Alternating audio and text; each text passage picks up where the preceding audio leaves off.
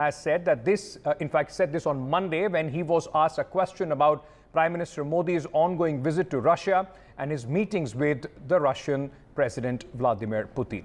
We would urge India, as we do any country when it engages with Russia, to make clear that any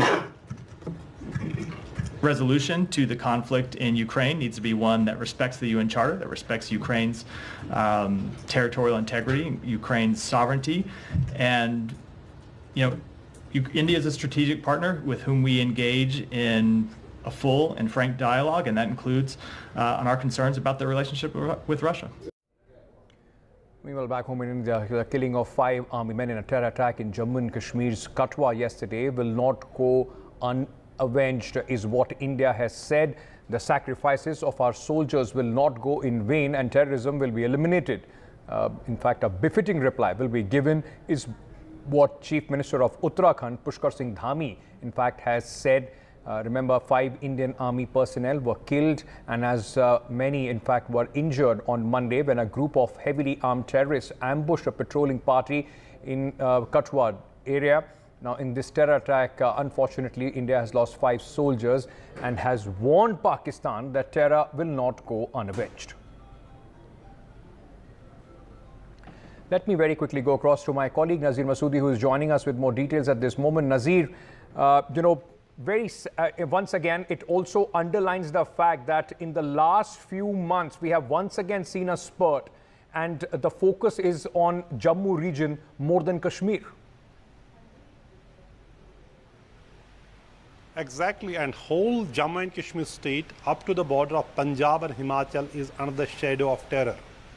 So militants carrying out daredevil major attacks on army. Army is repeatedly the specific target. In every attack, they are inflicting casualties. And yesterday's attack was much more serious. It appears to be the large group who had divided into 2 groups and attacked the army convoy. And if we see the 2 trucks which have come under the attack, they are at a distance of more than 500 meters from each other. So it is clear that 2 groups have targeted 2 military trucks carrying army personnel. Well, the army retaliated the fire, but the fact is that attackers, like in the past previous attacks, have managed to escape without suffering any casualty. That remains the biggest challenge for the armed forces in Jammu region, that in most of the attacks, attackers managed to escape, get away without suffering any casualties. In last 32 months in Jammu region alone, 44 army personnel have been killed, several of them officers.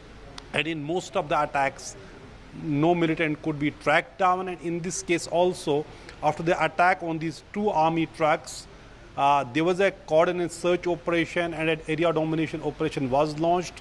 But so far, security forces appear to be clueless. And that is the bigger challenge, how the topography helps militants to carry out these attacks and then manage to escape and survive for a long, long time. We have seen it happening since October 2021. And since then, there's no stop in these attacks. While the government of India has clearly said they will avenge these attacks and the evil forces behind these attacks will be defeated, but Jammu region, which was free from militancy, free from terror, all these years has become the really main theatre of militancy in Jammu and Kashmir. So the theatre of militancy has clearly shifted from the plains of the valley to the mountains of Jammu. So it is not just restricted to Poonch, Rajouri, Pir Panjal region. It is in Doda, now right up to Kathua. And the army which has come under the attack this time belongs to the Western Command, not the Northern Command, because this area is the area of jurisdiction of the 9 Corps, which falls under the Western Command. Right. So really a challenge for the army and the government. Now the security agencies are now weighing how to respond to this situation, as Government of India has already said they will take revenge of these attacks. Thank you for joining us with all those details. My colleague Nazir Masoodi, in fact, joining us from Jammu and Kashmir to give us an update on what is happening as far as the situation with terror is concerned on the ground. Moving on now, 3 days on the hit and run accused on the Mumbai in Mumbai, in fact, the Neta's son is still missing after killing a woman. The police in Mumbai is unable to trace the accused.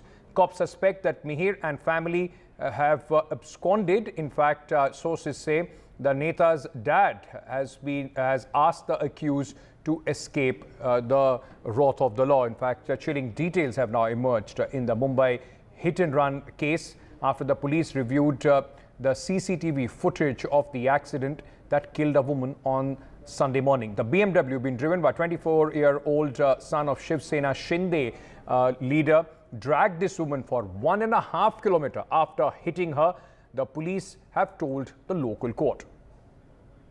आज court में 2 आरोपी court में arrest करके लाए गए, जिसमें से एक आरोपी जो थे accused number 1, that is mister Rajesh Shah, वो मिहिर शाह के डैडी हैं. उनको अरेस्ट करके कोर्ट में लाया गया था. और जो दूसरे थे, जो उनके ड्राइवर थे राज, उनको लाया गया था, राज ऋषि. उनको जुडिशियल कस्टडी दिया गया और उसके बाद हमने बेल फाइल की और बेल फाइल करके हमको कोर्ट ने 15,000 रुपये जामीन पे आज बेल ग्रांट किया हमारा. हम लोग गरीब है इसलिए ऐसा है क्या? सबके लिए सेम न्याय रखो. तुम गरीब और श्रीमंत के बीच में ऐसा न्याय मत रखो. हम लोग कैसे करेगा अभी बताओ? हमारा बच्चा ये ऐसा ही पड़ गया. अभी हमारा पूरा घर पूरा बिखर गया. वही हमारा मच्छी बेचता था, वही सब करता था. Certainly, several questions raised considering the fact that Mihir Shah, the main accused in the case, is still absconding. The police is not able to track him down even after 3 days of this horrific incident. In fact, many chilling details emerging yesterday. Of course, Mihir's father was granted bail. He was arrested by the police along with the driver sent to police custody. He will be produced again before the court today. In fact, in court yesterday, the police are talking about the details of the case, said that Mihir was in touch with his father post the accident. Multiple calls were made and perhaps the father has been trying to shield his son and he's not been cooperating with the investigations, and also saying that father had convinced the driver to switch seats with Mihir and also take blame for this entire incident. And what's even more horrific is that the police saying that there have been CCTV evidence that had come to fore which shows that Mihir had driven the car, hit the bike, hit the scooter, after which of course the woman falls down on the bonnet of the car. She was dragged for more than 1 kilometer, post which he switched the driver's seat. In fact, he switched his seat with the driver, and then backing up the car and once again running over this woman. So not helping her, not taking responsibility of the accident, leaving her to die on the road. This is what happened. So very, very disturbing details emerging of the sequence of events as far as that night is concerned. So at this point, it remains to be seen, when this arrest will take place. We did speak to the father of, the husband of the deceased, who, time and again had been stating that he doesn't believe the justice will be served.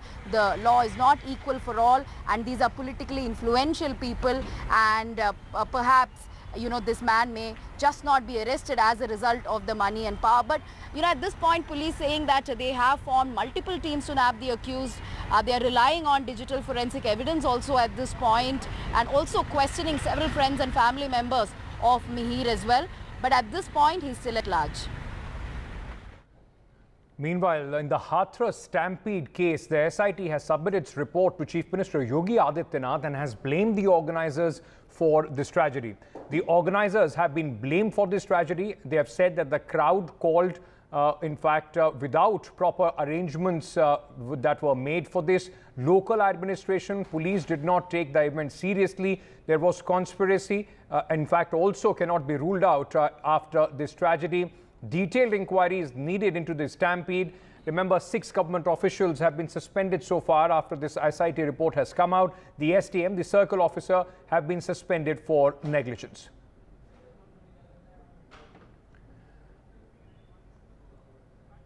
All right, at this moment, we are shifting focus back to Russia, where Prime Minister Narendra Modi continues his visit. This is the Prime Minister, in fact, visiting the war memorial of the soldiers who laid down their lives in the Second World War. This is in the heart of Moscow. Let's just listen in.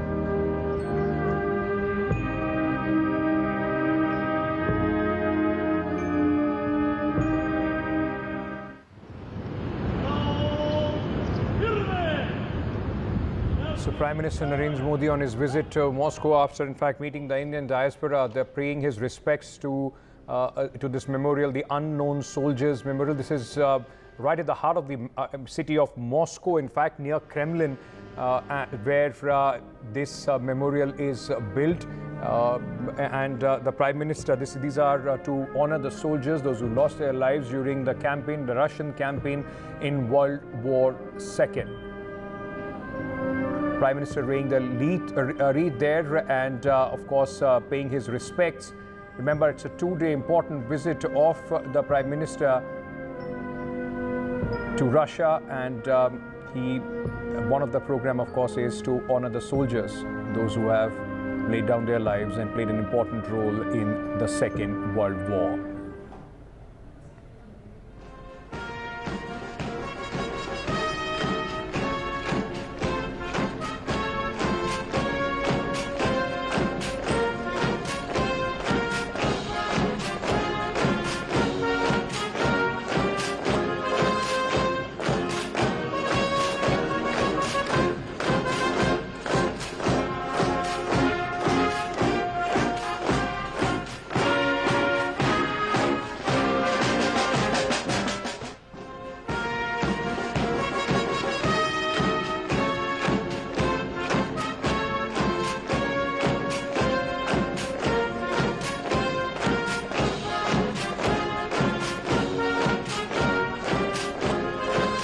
So Prime Minister at the tomb of the unknown soldiers in Moscow. You know, hundreds and thousands of Russian military men and women lost their lives during the campaign against Germany in World War II. Let me very quickly go across to my colleague Vasudha Venugopal, who is joining us at this moment with more details on this. Vasudha, a lot of ceremonial programs there, a gesture there by the Indian Prime Minister paying his respects to the fallen Russian soldiers in World War II. Absolutely. This is a very important location. In fact, it's also a poignant minute for the Prime Minister. This place, this tomb of the unknown soldier, is in memory of all those soldiers who died as part of Soviet Union in the Second World War. In fact, there were hundreds of them who died, and in fact, like experts say, this tomb is dedicated to the memory of the martyrs, and it basically says that your name is unknown, but your deeds are not unknown. So this is like the Rajghat that we have. That's what experts say. And in fact, there are also instances where couples after their wedding actually go there to pay their tribute.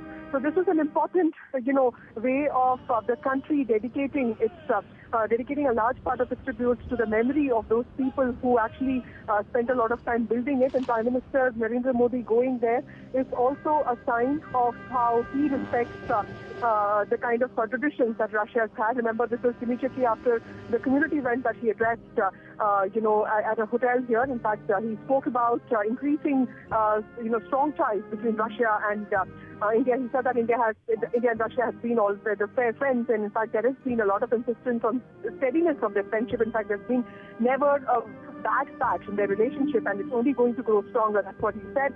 Also, specifically talking about some areas of his governance which are also going to gain a lot of momentum, and he also is believed to have talked about the war between Ukraine and Russia that has prolonged for over 2 years now. In fact, what we hear from sources is that India has specified that no solution comes from a battlefield, and India and Russia and Ukraine need to sit together and sort of, agree that dialogue and diplomacy is the only way forward. It's an action-packed day for the Prime Minister today. He goes from here.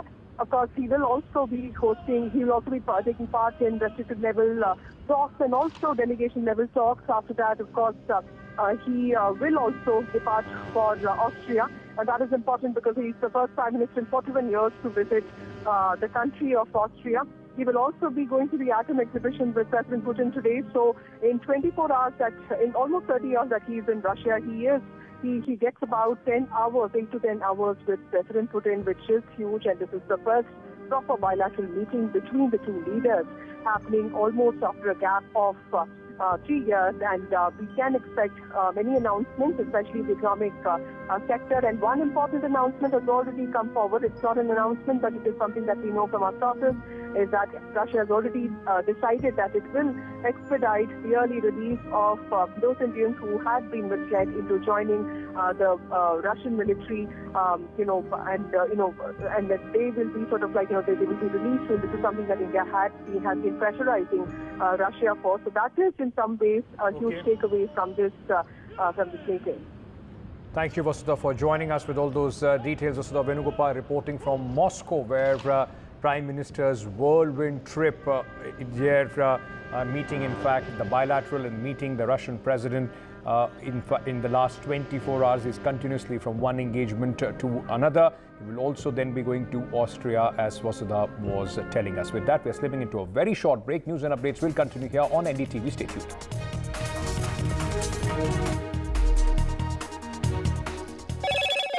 Hello, Moto. Motorola, India's best 5G smartphone brand.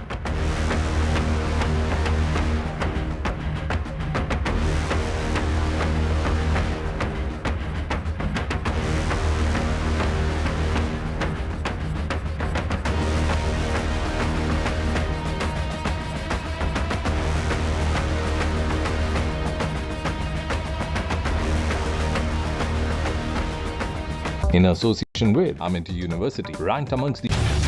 Get ready for the ride of your life.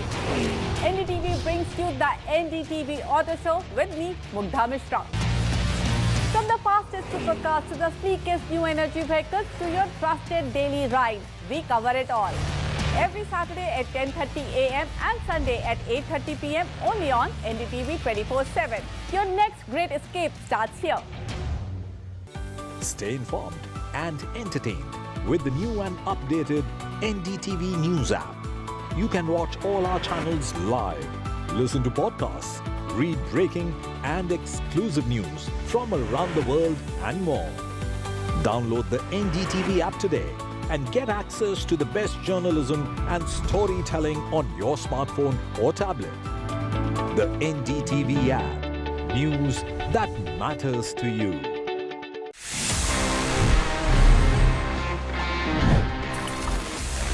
You know that the world's first smartwatch was like 1977 में develop कर लिया था. It was straight from HP. Yes, Hewlett Packard जो laptop आज desktop HP के, ये HP ने ही unveil किया था, and the model was HP01. It was quite amazing because it was this wrist gadget जहाँ पे एक कैलेंडर था, एक कैलकुलेटर था, साथ में clock, stopwatch, timer, alarm, and in fact a world clock as well. Well, this gadget was really powerful और इसमें 28 अलग-अलग buttons थे. Because that 28 buttons इतने से size में, well obviously उस time पे we didn't have touch screens. उस time पे I would say for engineers and for professionals it was such a boon. But then again this product failed because it was quite expensive, थोड़ा bulky था and maybe not that easy to use that. But मैं बोलूँगा it was the beginning of the era of smartwatches and eventually today you know how popular they are. जहाँ पे हर किसी से जब आप मिलते हो after the mobile phone the second purchase that you do as a gadget is definitely a smartwatch these days. Did you know this? If yes, amazing. If no, then please let me know. You know the address. It's tg@ndtv.com.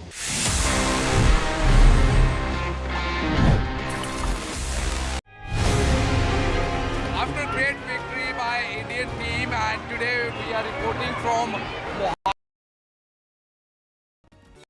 Stay informed and entertained. And let's take a look at what's happening around the world. Well, a children's hospital in Kiev has been hit after Russia launched a wave of missile strikes against people were killed and 140 people were injured in the strikes. President Volodymyr Zelensky's chief of staff said, but Russia denied targeting the hospital, saying it had been hit by fragments of a Ukrainian air defense missile, while Ukraine said it had found remnants of a Russian cruise missile. The US State Department has condemned Moscow's latest attack.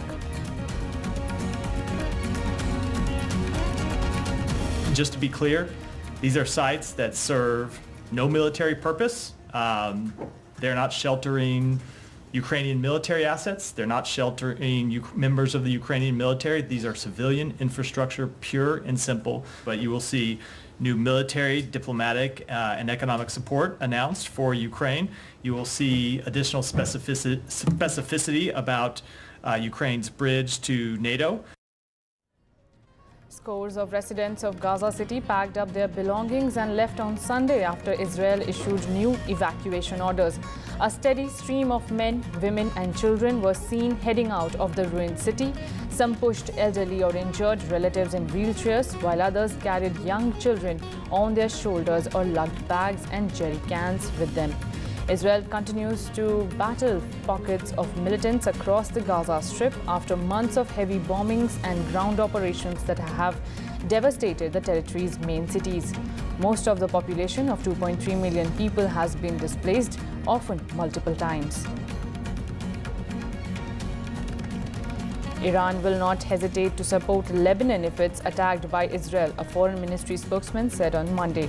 The comments come amid conflict between the Iranian-backed Hezbollah group in Lebanon and Israel. When necessary, Iran will not hesitate to support Lebanon and its security, said Nasser Kanani. The relatively low-level conflict erupted shortly after the outbreak of the war in Gaza. The group's leadership says it will stop its attacks once there is a ceasefire in Gaza, and that while it does not want war, it is ready for one. Kanani also condemned the reaction by the US to Iran's recent presidential elections, calling it politically motivated and meddling. Responding to the questions from the Associated Press, the US State Department called the Iranian election not free or fair and noted that a significant number of Iranians chose not to participate at all.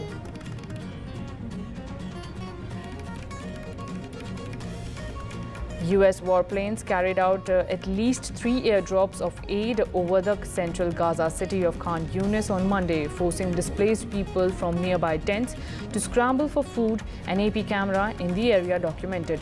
A water distribution truck, apparently funded by the United Arab Emirates, backed up into the tent area shortly thereafter, forcing the displaced residents to gather around it with bottles. Meanwhile, hostilities continue in the war-torn Palestinian enclave, with the Israeli military focusing its offensive on Gaza City in the north of the Strip and Rafah in its south. Israel launched the war in Gaza after Hamas's October 7 attack, in which militants stormed into southern Israel, killed some 1,200 people, mostly civilians, and abducted about 250. The bodies of 3 Palestinians were retrieved from an area close to a border crossing with Israel, health officials at a main hospital in southern Gaza said. The Nasser Hospital in the city of Khan Yunis confirmed that the bodies were recovered from Kerem Shalom crossing. A hospital statement said they were handcuffed. Buildings bearing the marks of the 9-month Israel-Hamas war sat on either side of the Israel-Gaza border on Monday as military vehicles were seen in southern Israel. This comes as talks on a ceasefire in the Gaza Strip are expected to resume this week. Several officials say the devastation caused by Israel's offensive has likely helped push Hamas to soften its demands.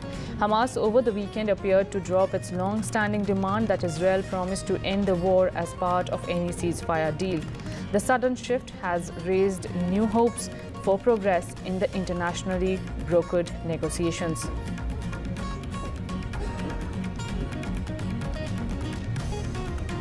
NATO leaders meet this week for a summit commemorating the 75th anniversary of the military alliance, which has never been larger and more focused. The US and NATO flags were hung out together outside the White House on Monday in Washington, and added construction was well underway at the Convention Center Welcome Hub. But NATO also is facing potentially existential threats from outside and within. Besides Russia's war in Ukraine, challenges posed by an increasingly aggressive China and the Israel-Hamas conflict in Gaza, some key members' commitment to defend their allies is coming under question. There's deep uncertainty over President Joe Biden's ability to beat his predecessor, NATO skeptic Donald Trump, in November to lead the most powerful member of the alliance. Last month was the hottest June on record, the EU's climate change monitoring service has said, continuing a streak of exceptional temperatures that some scientists said puts 2024 on track to be the world's hottest recorded year. Every month since June 2023, 13 months in a row has latest data suggest 2024 could outrank 2023 as the hottest year since records began after human-caused climate change and the El Nino natural weather phenomenon. Both pushed temperatures to record highs in the year so far, some scientists say.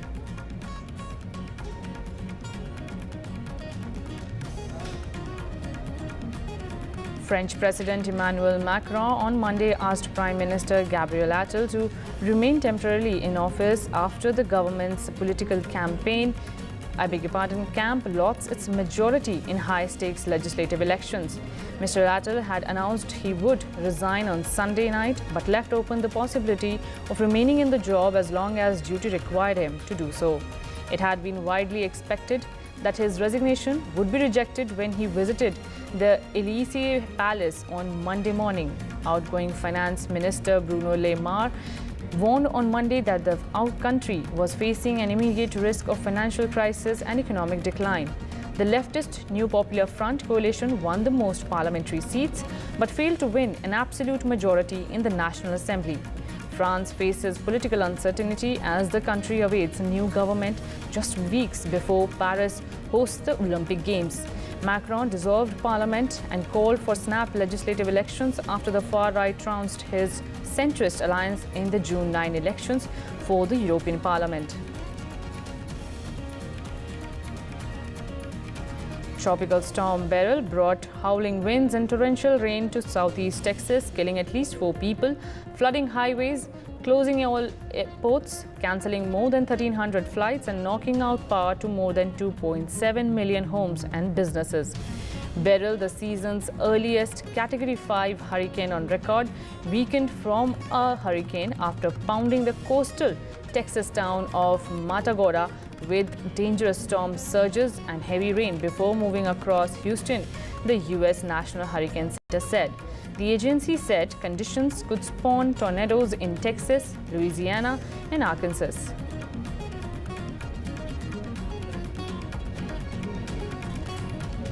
Thailand is doing away with the duty-free shopping at its international airports to boost tourism spending within the country.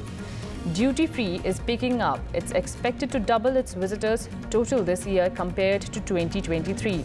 In a move to boost the economy, Thailand announced plans to close duty-free shops located in the arrival areas of its international airports.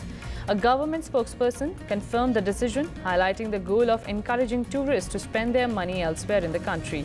Travelers have often complained that they were forced to sit on the floor due to a scarcity of seats caused by the extensive number of shops within the airport.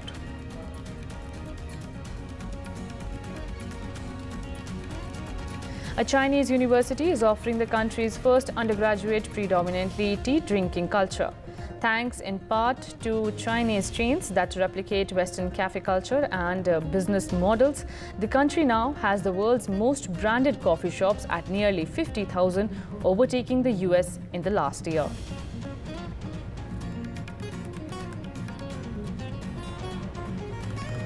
Scarlett Johansson and Channing Tatum premiered their new film, Fly Me to the Moon, in New York on Monday. In the film, Tatum plays a NASA flight director who clashes with Johansson, a marketing and advertising whiz, leading a production of a fake moon landing just in case NASA can't pull off the real thing. Tatum says while a moon landing may have been doctored in the film, he doesn't believe the conspiracy theories surrounding the Apollo 11 moon landing. Johansson, also a producer, says she originally had no plans to act in the film. It's crazy. I mean, you get to talk to actual people that were in the room when they were counting down, and like the, astronauts' sons, and you watch all the documentaries, and you just can't believe it. Have you ever? I mean, I'm sure you've been in like a car that's probably from the 60s, like 68. I have a 69 Camaro, like 68 Camaro, and when you look at the dashboard, you're just like, it's all analog. There's no automatic anything at all, other than the transmission, and that's it. And like you're just going, how did they go to the moon with just math and like strapping yourself to a giant rocket, and like it's crazy to think about. That's why obviously there's all this conspiracy of did they go, did they not go, but. And that's why we have the movie, obviously, because NASA was such a curtain that it wouldn't let you know what's going on behind the curtain. But that's what like leaves it open to kind of have your fictional historical sort of movie. But I personally think that they went. I talked to way too many people that were there and saw the undertaking in which it actually was. I don't think you faked that. I just don't believe it. It was not so this concept was. Was something that had been floating around in our production company. This idea, we have a company called These Pictures, and this idea of like, can you play with this conspiracy theory, that we had faked the moon landing, or that there was an alternate, plan. Is that there something we could play with there in like this rom-com? So could you do a two-hander based on this, sort of like a wacky idea, which we kind of throw around a lot of these sorts of ideas. And then Rose Gilroy came in, who's an incredible writer, obviously comes from an amazing family of screenwriters and directors, and she just like instantly got it. She has such an incredible ability to write this like witty, screwball back and forth like banter, and it was just an undeniably great script. It was so great that I had to be in it. I was not expecting to be in it, but I really could not let anybody else do the part. Netflix's Cobra Kai returns for its final season, but fans can wait to mourn as the season is broken up into 3 mini-seasons, with part 1 premiering on July 18. Each mini-season will feature 5 episodes, ending with a total of 15. While reflecting on the series' upcoming ending, actor Ralph Macchio, who starred in the original Karate Kid film, says the franchise is blessed in some way given the success of the 1984 film, its sequels, and the Cobra Kai series. The European premiere of Twisters took place in London on Monday night. The film is a follow-up to the 1996 summer blockbuster, which saw Helen Hunt and Bill Paxton chasing storms in Oklahoma. Twisters hits theaters on 19th July. I think, you're always excited by the title. It's one of my favorite movies as a kid. But then I think you get on the ground in Oklahoma and it's hot and they're throwing stuff at you and you're getting dragged across the fields. But look, this movie was really a dream to shoot because the cast and our director, Lee Isaac Chung, is just amazing. And I feel so lucky I'm at this point in my life where I get to return to worlds I've always wanted to occupy. So much of it was like, I was so curious to see how they were going to achieve it, and really surprised that actually most of it we filmed on location with practical stunts. We didn't really have much green screen. But yeah, I think the most challenging, it's hard to choose. There was one sequence that happens with a wedge tornado. I don't want to give too much away, but that involved a lot of technical moves and running and people being thrown in the air. It was definitely a wild ride. The newest Bachelorette on ABC is making history as the first Asian American lead in the history of the Bachelor franchise. Jen Tran, 26, is Vietnamese American woman and studying to be a physician's assistant. Historically, fewer roses on The Bachelor and The Bachelorette have gone to contestants of color. The roses that were handed out often came with plenty of thorns, including racist social media commentary. A New Mexico judge decided Monday that actor Alec Baldwin's role as co-producer isn't relevant to the involuntary manslaughter trial over a fatal shooting on the set of the Western film Rust. Judge Mary Marlowe Sommer ruled that evidence won't be allowed at trial about Baldwin's secondary role on the movie, siding with defense attorneys. Last week, the judge cleared the way for crucial firearms experts for the prosecution to testify about Baldwin's handling of the revolver and whether the gun was functioning properly prior to the fatal shooting. Prosecutors have argued that a state workplace safety investigation, which found serious violations on set, was incomplete, untrustworthy, and should be prohibited from the trial. Baldwin is charged with a single felony count of involuntary manslaughter, punishable by up to 18 months in prison if he is convicted. Hannah Reid, the armorer on set, was convicted of involuntary manslaughter in cinematographer Helena Hutchins' death and sentenced to 18 months in prison. She is appealing the conviction. In October 2021, Baldwin was rehearsing a cross-draw maneuver with the revolver when the gun went off, killing Hutchins and wounding director Joel Souza.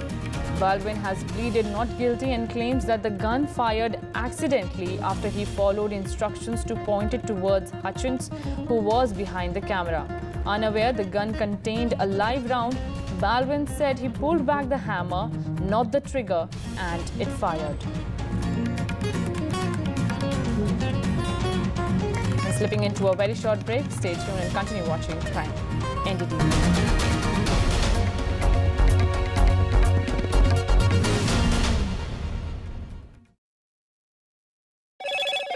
Hello, Moto. Motorola, India's best 5G smartphone brand.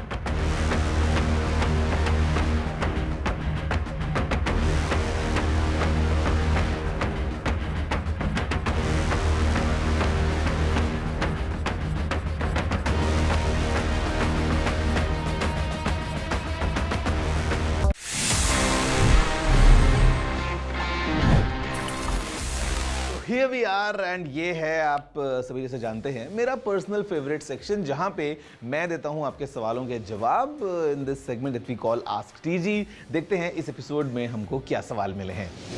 Hi TG, is the Insta360 X4 worth upgrading from the Insta360 X3 camera?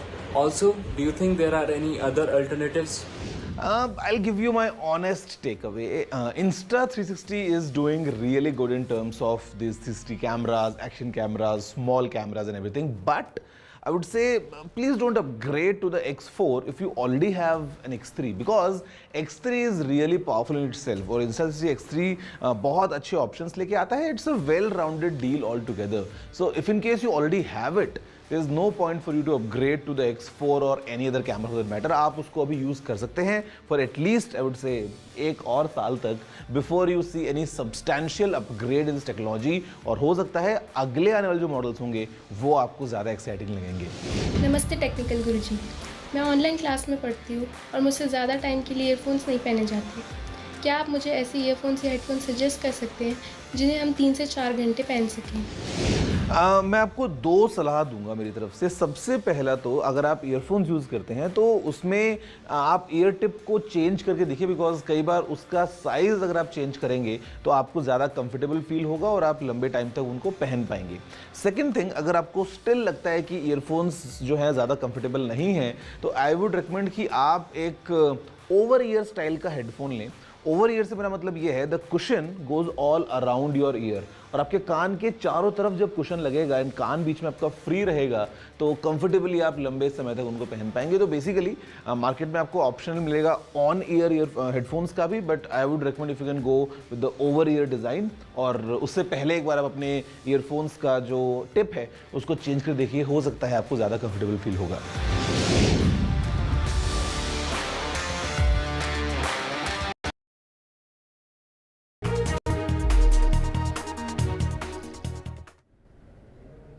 Now, a Delhi doctor has been arrested over kidney racket allegations. A private hospital doctor was arrested by the Delhi police. Police have said doctor was under suspension. He performed transplants at Noida hospital and the racket went across Bangladesh and India. Now, the Bangladeshi patients were lured to India by middlemen. Using fake documents, they were lured to come to India and then the kidney transplant was performed. Now, the doctor also engaged in fee-for-service basis, after which the kidney transplant racket was being done and performed at a private hospital in Noida. My colleague Mukesh Singh Sengar spoke to a DCP crime. Listen in. Sir कितने लोग arrest हुए हैं और क्या पूरा इनका ammo है? इसमें जो इंटरनेशनल रैकेट है इसमें हमने 7 लोग गिरफ्तार किए हैं, जिसमें कि बांग्लादेशी नेशनल्स हैं 3 जो कि मेन मास्टरमाइंड थे। वहाँ से किडनी पेशेंट को ढूंढना और यहाँ लेके आना और वहाँ से डोनर को भी ढूंढना और लेके आना, फिर उनके नकली कागजात वगैरह बनवा के उनको जेन्युइन रिश्तेदार दिखा के फिर उनका यहाँ ट्रांसप्लांट करवाना। और इसमें उनका एक इंटरप्रेटर था जो कि इंडियन था और उसके साथ साथ एक डॉक्टर और उनके 2 हॉस्पिटल स्टाफ, तो कुल 7 गिरफ्तार किए गए। सर इसका मास्टरमाइंड कौन है, उसकी क्या भूमिका है इस पूरे केस में? मास्टरमाइंड जो रसेल है वो बेसिकली वही था कि वो अपने दोस्त एक इफ्ती है जो कि बांग्लादेश में, उसके साथ वहीं पे आइडेंटिफिकेशन करता था दोनों की, पेशेंट और डोनर, फिर उनको यहाँ ला के रखना, उनके टेस्ट वगैरह करवाना, उनके कागजात बनवाना, वो सब नकली कागज़ बनाना, वो सब कार्रवाई यहाँ करते थे। सर ये लोगों को बांग्लादेश में आइडेंटिफाई कैसे करते थे कि इसको लेकर जाना है, इसको लेकर नहीं जाना है? वो पेशेंट तो जनरली डायलिसिस सेंटर वगैरह में पता लग जाता था किसकी हालत गंभीर है और ट्रांसप्लांट की ज़रूरत है, और डोनर जनरली वहाँ पे गरीब हैं लोग, कुछ उनको फिर ये प्रलोभन दे के लाते थे या फिर नौकरी का झांसा दे के लाते थे, फिर यहाँ पे आके उनको प्रलोभन दे के उनका ट्रांसप्लांट कराते थे। सर इन लोगों ने भारत ही क्यों चुना, भारत में ही क्यों है, इसके लिए इसका कारण क्या है? नहीं वो तो ये भारत तो क्योंकि इनके लिए बहुत कन्वीनियंट है, आना आते रहते हैं तो इस कारण हो सकता है, बाकी दिल्ली ही क्यों वो अभी जांच का विषय है, उसमें देखा जाएगा कुछ और नहीं। सर इस मामले में एक नामी हॉस्पिटल की डॉक्टर अरेस्ट हुई है, उसका क्या रोल है इस पूरे रैकेट में? उनकी पूरी इसमें इन्वॉल्वमेंट निकली थी शुरू से लेकर अंत तक, उनको पूरा पता रहता था कि ये नकली कागजात हैं या डोनर भी रिलेटिव नहीं है, और फिर वो कागजात बनवाने में भी उनको मोटिवेट करती रहती थी कि इसको कागज़ बनाओ और इसको ये करो, और फिर वो ट्रांसप्लांट तो करती थी। सर जो पैसा इसमें आता था, कितना पैसा ये किडनी ट्रांसप्लांट में लिया जाता था और किसको कितना पैसा मिलता था? एक केस में जनरली 20 से 25 लाख पेशेंट पे करता है, उसमें फिर केस वाइज वो अपना जिसका जितना रोल होता है उतना उसके हिसाब से उसको पे कर देते हैं। सर डॉक्टर कितना पैसा लेती थी एक केस का?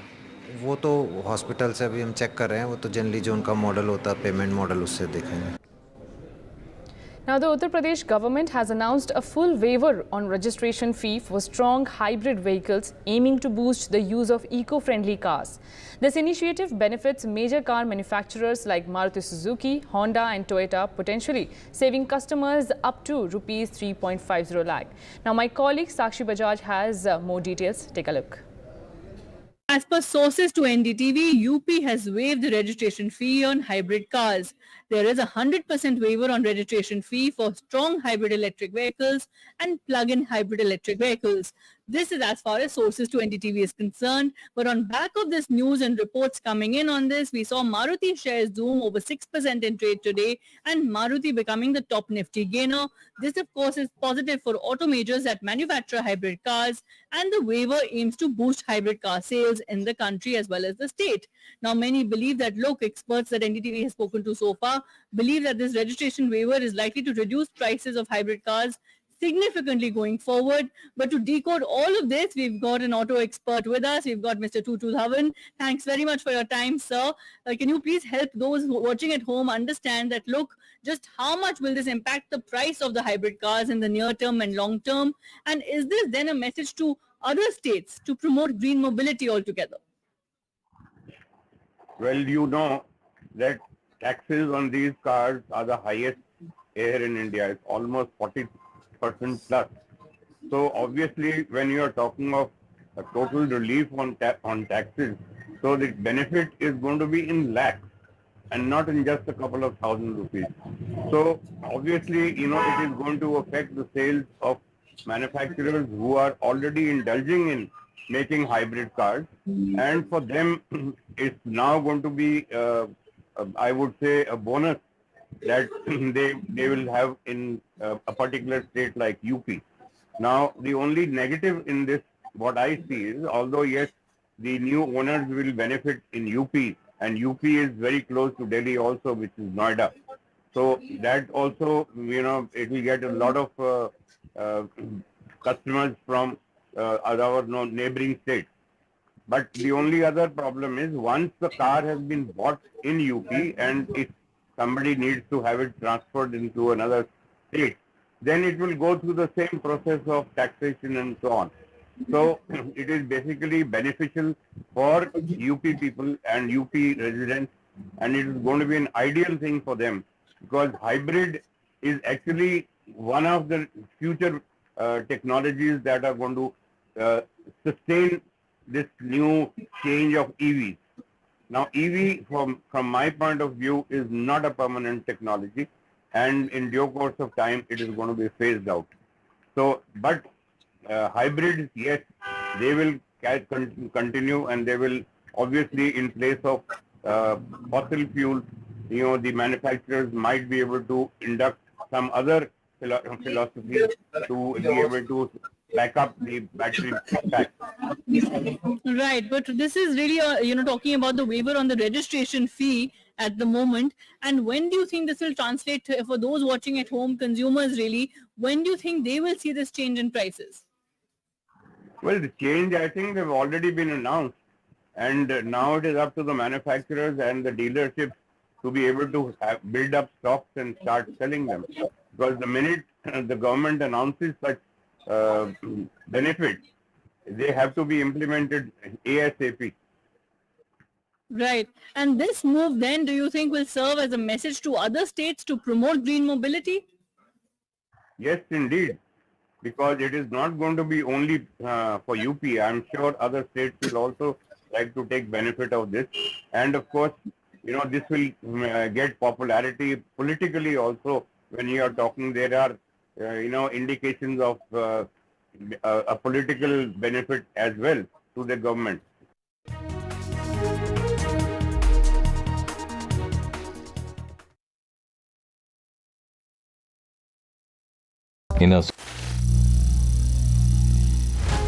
Some people say the metaverse will only be virtual.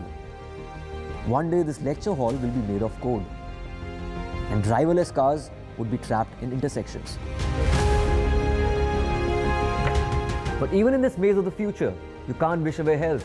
It's time to become more resilient.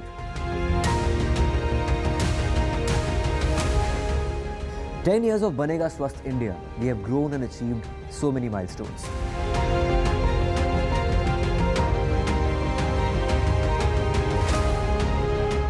And now I have a plan to beat the urgency, to stop breathing with difficulty, to relieve getting choked with inactivity.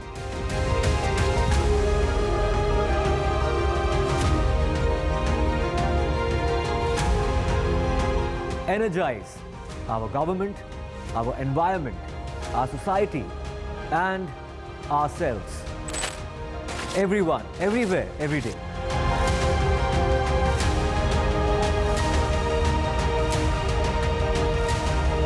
Banega Swasth India. One world hygiene. NDTV proudly upholds its legacy of trust and credibility. According to the prestigious Reuters Institute's Digital News Report 2024, NDTV is the top-most news platform in the country. Number one in both online and offline reach in India. Beating all its competition, NDTV stands for trust. The biggest democratic exercise in the world. Team NDTV covers it from ground zero. BJP really had to fight a tough election this time. Unprecedented exercise. Unmatched coverage. There is no dispute. जनता को decide करना है. From polling to counting, NDTV.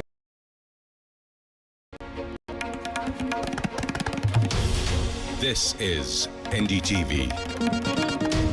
And you're watching NDTV 24/7. Hello, Moto.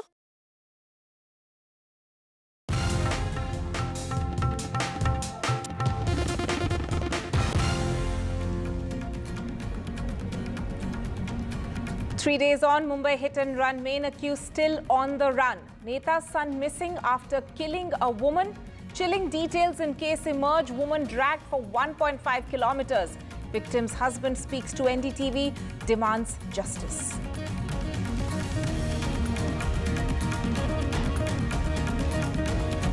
SIT report on Hathras cites mismanagement. 6 officials suspended for negligence after the report.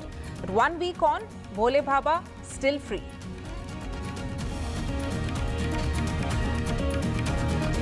All eyes on Prime Minister Modi and Vladimir Putin's bilateral today. Moscow visit day 2, diaspora diplomacy dialogue in focus. Prime Minister Modi says that the world is recognizing India's resurgence. India's most direct appeal to Russia in the Ukraine war. India reiterates its message, says respect territorial integrity, adds that dialogue and diplomacy is the only way forward.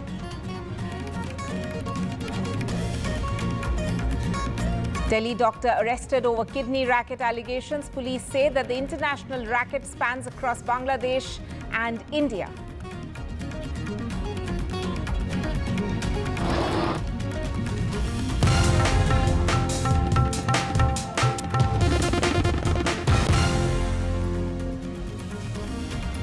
Our top focus is on the Mumbai hit-and-run case, and it's been 3 days. This is the 3rd day today, in fact, since the accused has been on the run. The Mumbai police have still not managed to arrest the main accused, who happens to be a Shinde Sena leader's son, Mihir Shah, who has been named as the person who was driving the car which hit that couple on a bike in Worli. The woman was dragged almost 1.5 kilometers. Those are the details which are emerging now. She was dragged for 1.5 kilometers and subsequently she died of her injuries. Now, the police claim that they have made around 10 teams, set up around 10 teams to hunt for the main accused, but they have still not managed to arrest him or nab him.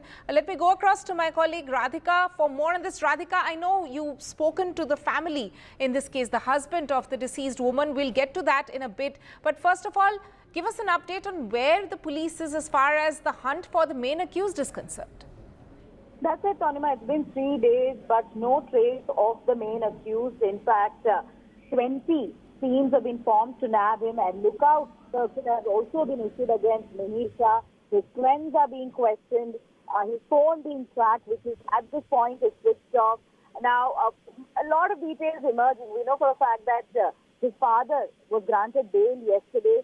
There were multiple, phone calls between father and son post the accident. Father was trying to, protect the son. He was asking him to escape from the particular spot. We also know for a fact that he also tried to convince the driver to take the blame for the incident, tried to switch seats with Mihir, with the driver, in fact, and then later, as far as the entire accident is concerned, yes, as you mentioned, he was dragged for more than a kilometer, after which he was run over once again by the driver.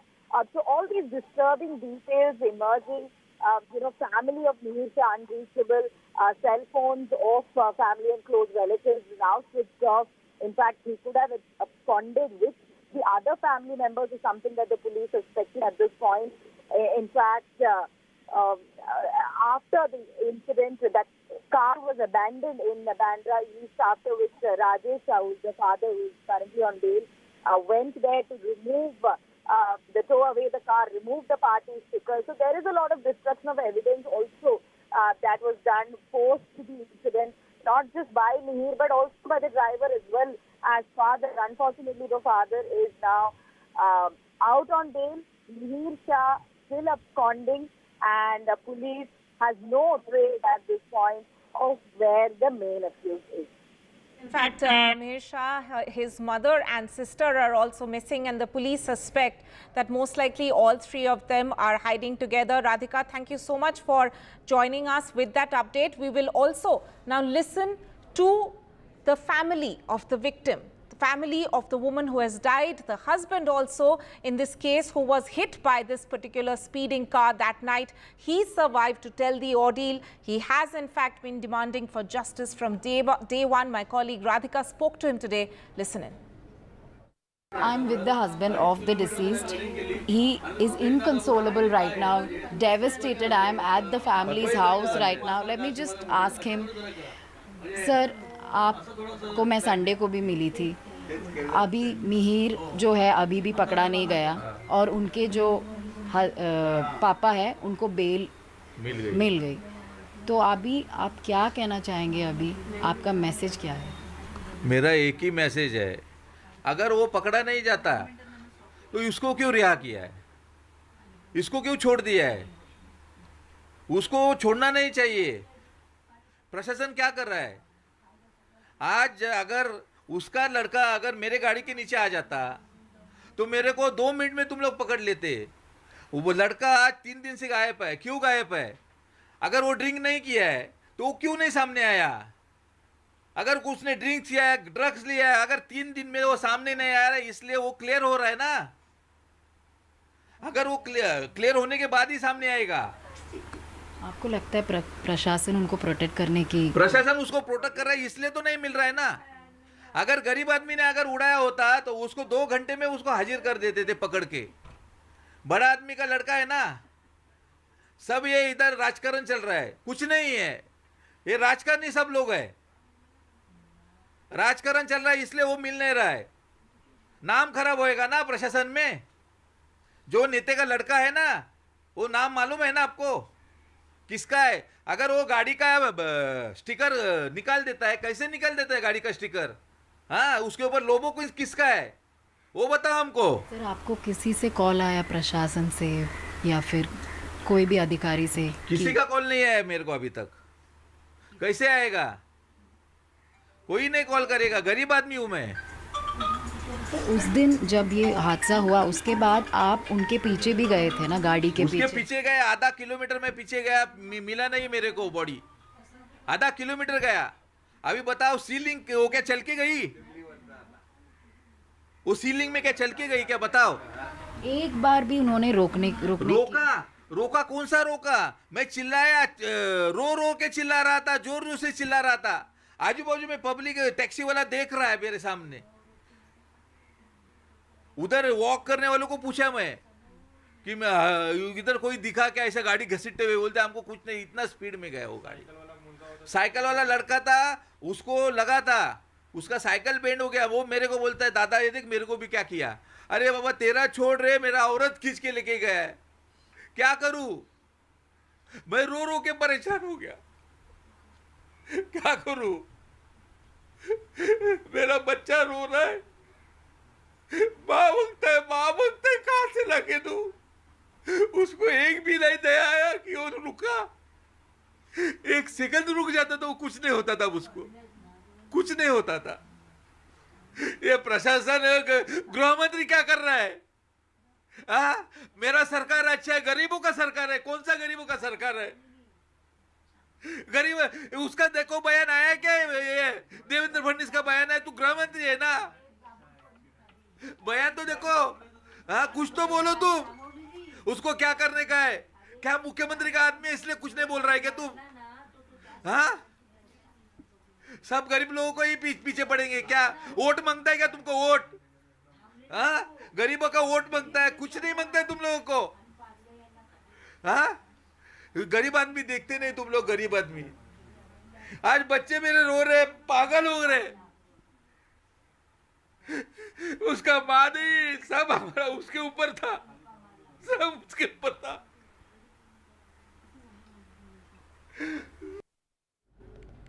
Right. Right, we'll of course keep tracking all the updates on that big story that we have been following on the channel, and as we said that it's been 3 days on, but there's still no sign of Mihir Shah, who's the main accused in that case.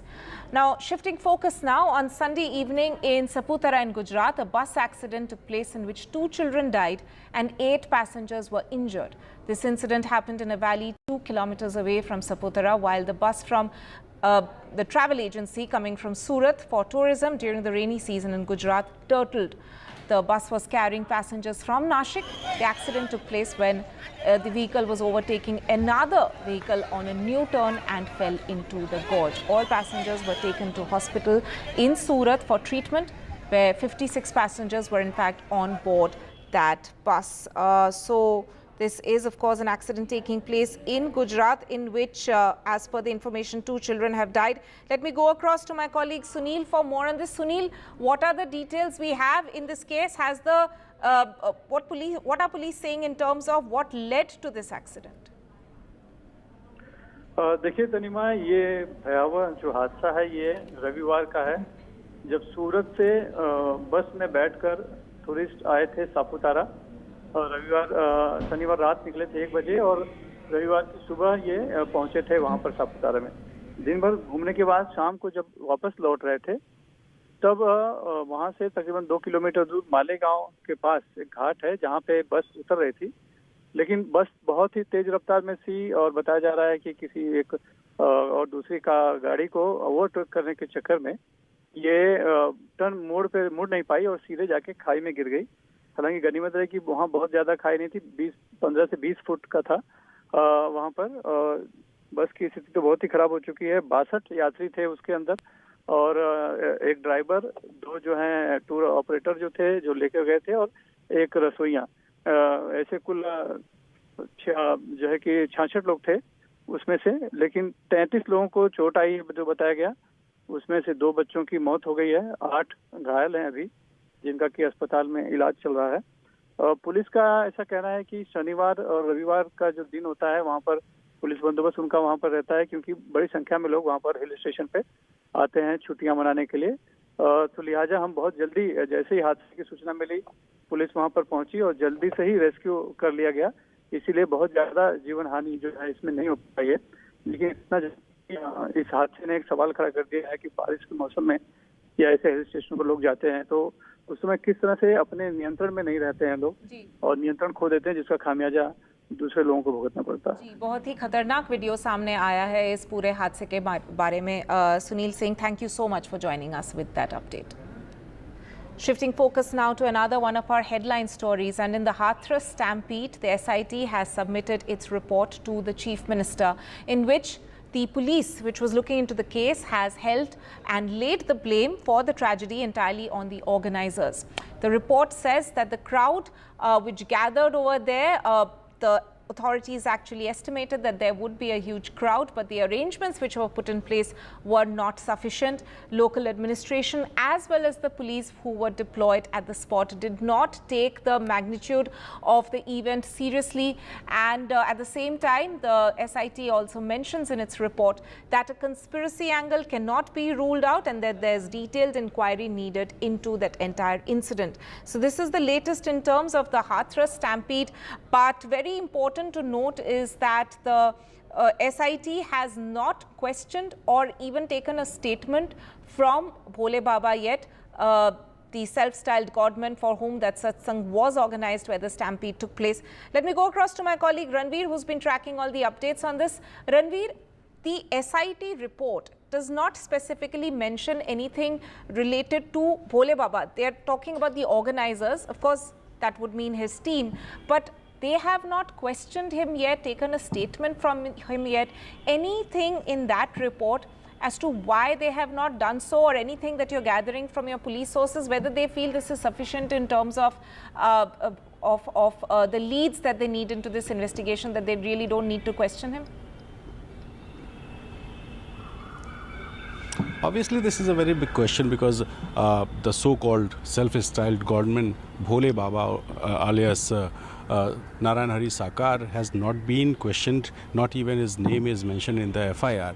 So this is a big question, but the SIT which submitted its report to CM office today, it clearly said that the tragedy occurred due to negligence of the organizers. They clearly said that there were some mismanagement and lapses, and that occurred this tragedy of a stampede which killed 121 people. The SIT formed by the Chief Minister Yogi Adityanath clearly said that local administration was also not very serious about this satsang, and that's why the SDM, without inspecting the satsang site, given the permission of gathering of 80,000 people, but the real gathering was more than 250,000. Also, the local police, they also they had not taken this incident seriously. So the SIT recommended suspension of 6 officials, and Yogi Adityanath government suspended all these 6, including the SDM, CO, SO, Tehsildar and 2 others. So 6 are suspended. The SIT also says that the conspiracy theory cannot be ruled out, and that's why they recommended an in-depth probe. So Yogi Adityanath, who formed a judicial commission also to find out the in-depth probe of this stampede incidents, he'll ask that the judicial commission will submit this report after 2 months, and they will give the exact reason why this incidents occurred which killed 121 people. So the SIT clearly said that the local administration was present, but they were negligent. They had not informed their top officials also, and the organizers misbehaved with local police who were there for security management and crowd management, but they misbehaved. The organizers misbehaved. So a preliminary report has been submitted to Chief Minister's office, and it is likely that Chief Minister will decide who is responsible and take some action. And the UP government is waiting for the Judicial Commission report, which will find its finding after 2 months of this incident. The big question, of course, is whether the next step in the investigation is questioning of the self-styled godman Bhole Baba or not. Ranveer, thank you so much for joining us with that. Shifting focus now to down south, and after the death of Tamil Nadu BSP chief K. Armstrong, who was hacked to death last week by a group of men, the BJP has now targeted the Tamil Nadu government. In fact, holding a press conference earlier today, the BJP said that the Tamil Nadu government has neglected cases against Dalits, and that there have been several atrocities and crimes against Dalits which have taken place in the state, for which the criminals have in fact not been arrested. Action has not been taken. In fact, in this case as well, BJP has sought an action taken report on this matter, and that they've also said that they will approach the National SC/ST Commission. The delegates is going to meet National SC Commission and National Human Rights Commission. The delegates headed by Sri V.P. Doraiswamy for the continuous atrocity against the Dalits in Tamil Nadu.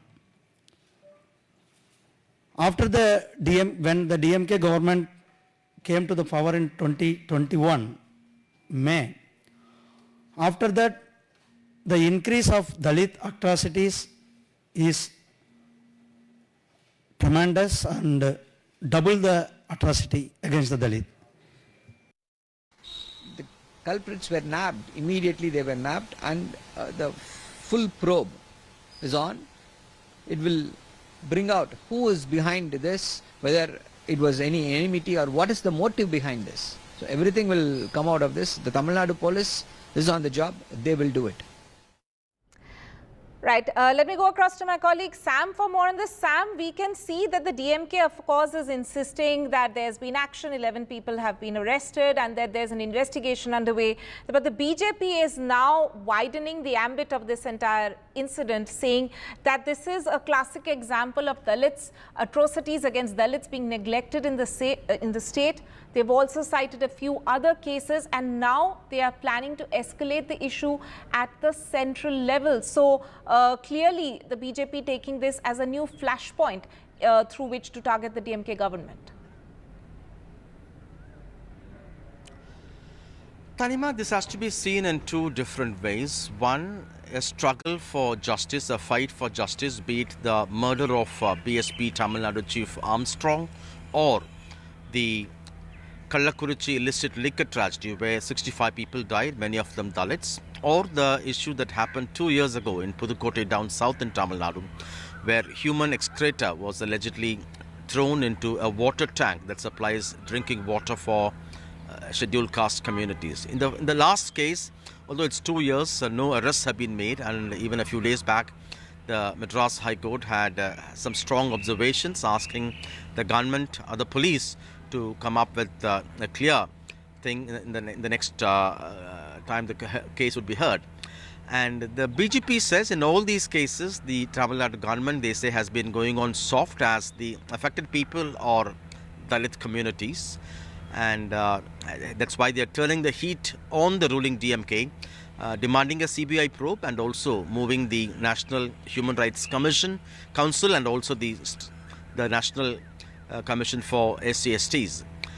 But the ruling DMK here says this issue is being politicized, while the human excreta case, they say genuinely it's difficult to pinpoint. There still special teams are working on that. In the case of the other two, they say action has been taken. In the case of the Kallakurichi tragedy, the SP and many police officers have been suspended. 21 people, including those who supplied, transported and traded, have been arrested. A one-man inquiry commission is also on the job, and the collector and the ADGP in charge of enforcement also have been transferred, and law will take its course, they say. In the case of the killing of the BSP Tamil Nadu Chief Armstrong, the police and the government claim that it's not a political murder, it's a murder what they call as revenge killing over the murder of a rowdy called Arkat Suresh last year. And this rowdy's family, they say, has been suspecting and harboring belief that it was Armstrong who engineered that. But the opposition, even the Congress, an ally of the ruling DMK, is not believing that, and they want this to be probed thoroughly, while the BJP and the AIADMK are demanding a CBI probe. So, in one sense, it is a fight for justice. In another sense, it's politics, as the BJP has suffered a huge defeat in the recent Lok Sabha elections, and they have been consistently trying to woo the SC/ST vote bank in Tamil Nadu, and the opposition looks at it this way. Right. Sam, thanks for putting the entire incident into perspective there. Now, a political war of words emerging between the BJP and the DMK there in Tamil Nadu over this very sensitive case. On that note, we'll be slipping into a short break. Stay tuned to NDTV.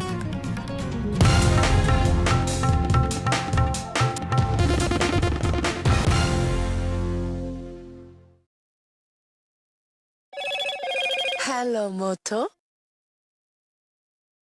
Motorola, India's best 5G smartphone brand.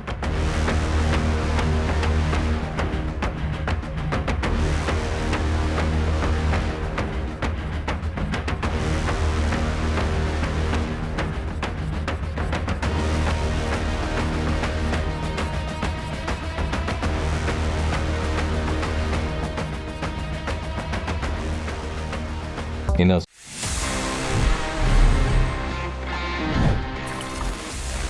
कैसे आप technology को use करते हुए अपने gadgets का potential और enhance कर सकते हो. And this time it's about AI, it's about Google's latest Gemini, because ये अभी इंडिया में आ चुका है and you should use that because it can do a lot. मतलब अगर आपको ईमेल लिखना है and you need some help composing that email, यहाँ पे just by using the help me write option आप ईमेल्स जेमिनाई से लिखवा सकते हैं. ये आपकी ईमेल्स को समराइज कर सकता है और आपके लिए बहुत सारे अच्छे तरीके से हेल्प कर सकता है all across scenarios, all thanks to the power of AI. तो जेमिनाई अभी इंडिया में अवेलेबल हो चुका है. Well, as of now it's only for the premium Google customers या फिर ये गूगल वर्क प्लेसेस में अवेलेबल है, but I am sure it's coming soon for everyone. और आप सभी जब इसको फोन में यूज करेंगे, you can utilise the full potential of Google's AI to make your life and your phones even smarter.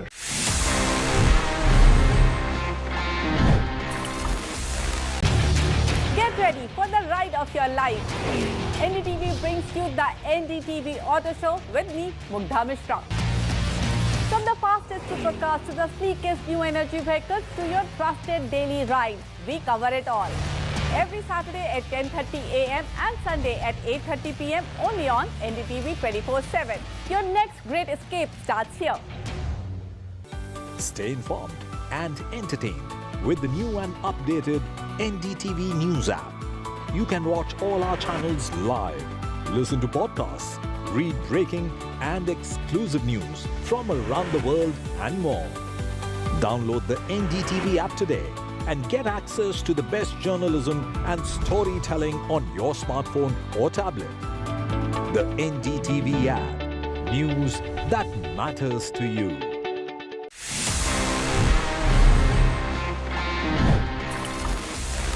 You know that the world's first smartwatch was like 1977 में develop कर लिया था.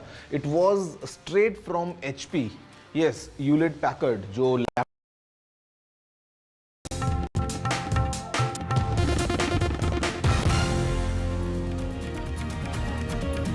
Welcome back. Now, in a significant order, the Supreme Court has said that sharing live location cannot be made a condition or a bail condition on paper for any accused who's got bail. The Supreme Court, batting for privacy, said that an accused's exact location cannot be tracked all the time. It is a matter of invasion of privacy, and that is an unconstitutional action. There should be no condition which violates the private life of an accused. In fact, this comes in at a time when earlier the courts have allowed a bail condition to track accused. Let's just take you through some of the key observations which have been made by the Supreme Court. The Supreme Court has said that sharing Google Map pins cannot be a bail condition. Courts can't frustrate the purpose of granting bail, and that the police cannot peep into the private life of an accused. So the Supreme Court has in fact backed privacy and said that sharing Google Map location of an accused while he's out on bail is unconstitutional. Shifting focus now, and there's protest underway over NEET exam mess in Chandigarh. It's the Youth Congress which is leading the protest there. My colleague Gurpreet reports. Student wing of Congress NSUIE, student holding a protest here. So these are the visuals which were showing from the ground. Water cannon is being used by the Chandigarh police to disperse all the NSUI student leaders from here, because they are holding a protest against this NEET examination, and they have been demanding immediately the resignation of our Education Minister, Dharmendra Pradhan. They say the way we are not able to get justice, and that is one of the main reasons why they are holding a protest. So these are the visuals which were showing from Chandigarh at this point of time, where we can see huge number of protesters. They have gathered here, and most of all the protesters, they belong to NSUI, a wing of Chandigarh. So these are the visuals we have seen. A leader was being detained by Chandigarh police so that they will be able to control law and order situation. A few minutes back, water cannon was being used by police to disperse all these protesters who were trying to cross over the barricade to move toward the Punjab Governor House, because they wanted to give a memorandum. They say we need justice in NEET examination, and that is the core issue why they were holding protests here in Chandigarh. And water cannon was being used by Chandigarh police to disperse all these protesters when they were trying to cross over the barricade. With Vijay Rajesh Kumar, this is Gurpreet Singh China for NDTV, Chandigarh. We'll be heading into a short break at this point. Don't go anywhere.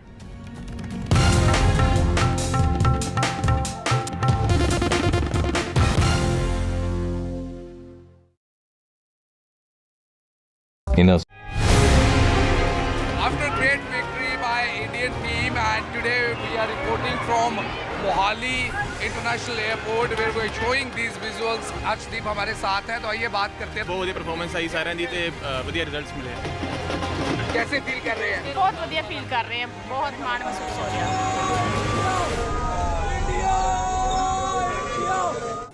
Stay informed and entertained with the new and updated NDTV News app.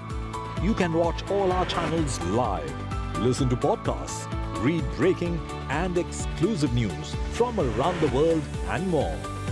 Download the NDTV app today and get access to the best journalism and storytelling on your smartphone or tablet. The NDTV app. News that matters to you.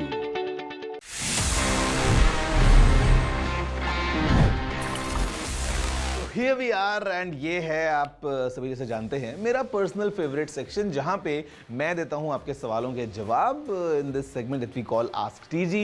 देखते हैं इस episode में हमको क्या सवाल मिले हैं। Hi TG, is the Insta360 X4 worth upgrading from the Insta360 X3 camera? Also, do you think there are any other alternatives? I'll give you my honest takeaway. Insta360 is doing really good in terms of these 360 cameras, action cameras, small cameras and everything. But I would say please don't upgrade to the X4 if you already have an X3 because X3 is really powerful in itself. और Insta360 X3 बहुत अच्छे options लेके आता है. It's a well-rounded deal altogether. So if in case you already have it, there is no point for you to upgrade to the X4 or any other camera for that matter. आप उसको अभी use कर सकते हैं for at least I would say एक और साल तक before you see any substantial upgrade in this technology. और हो सकता है अगले आने वाले जो मॉडल्स होंगे वो आपको ज़्यादा एक्साइटिंग लगेंगे। नमस्ते टेक्निकल गुरुजी, मैं ऑनलाइन क्लास में पढ़ती हूँ और मुझसे ज़्यादा टाइम के लिए ईयरफोन्स नहीं पहने जाते।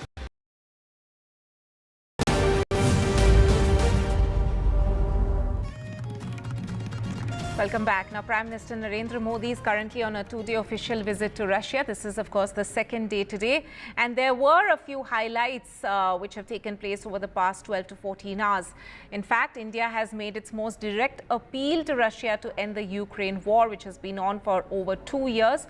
During an informal interaction with President Putin at the latter's official residence in Moscow, Prime Minister Modi told him that no solution can be found on the battleground.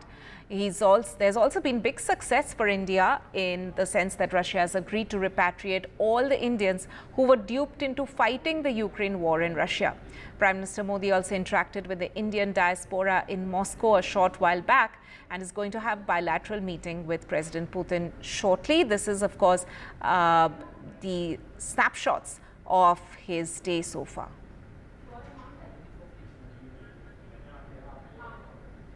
Global prosperity को नई ऊर्जा देने के लिए भारत और रूस कंधे से कंधा मिलाकर चल रहे हैं।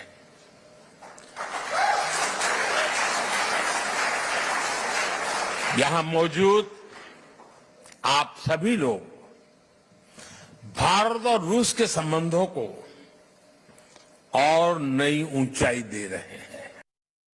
आज का भारत जो लक्ष्य ठान लेता है वो पूरा करके ही रहता है। भारत की युवा शक्ति का यही आत्मविश्वास भारत की असली पूंजी है और यही युवा शक्ति भारत को 21वीं सदी की नई ऊंचाइयों पर पहुंचाने का सबसे बड़ा सामर्थ्य दिखाती है।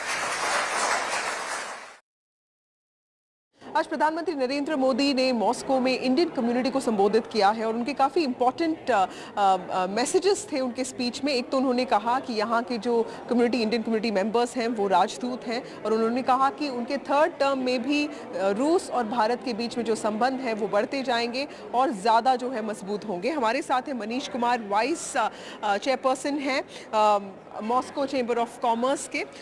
सर ये बताइए कि थैंक यू हमसे बात करने के लिए। प्रधानमंत्री का जो स्पीच था उसमें बिजनेसमैन के लिए, इंडियन कम्युनिटी के लिए आपको क्या दिखाई पड़ा?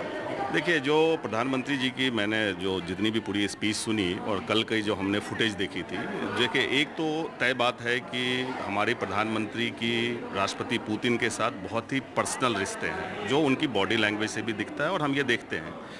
बट हमारे व्यापार में जो है ना ये चीज़ें दिखती नहीं है, क्योंकि हमारी दोस्ती बहुत अच्छी है, बट व्यापार जो है अभी क्या है कि जो जियोपॉलिटिकल सिचुएशन है उसके हिसाब से हिंदुस्तान अभी ऑयल एंड गैस खरीद रहा है, तो उसके हिसाब से $46 बिलियन का हमारा व्यापार है।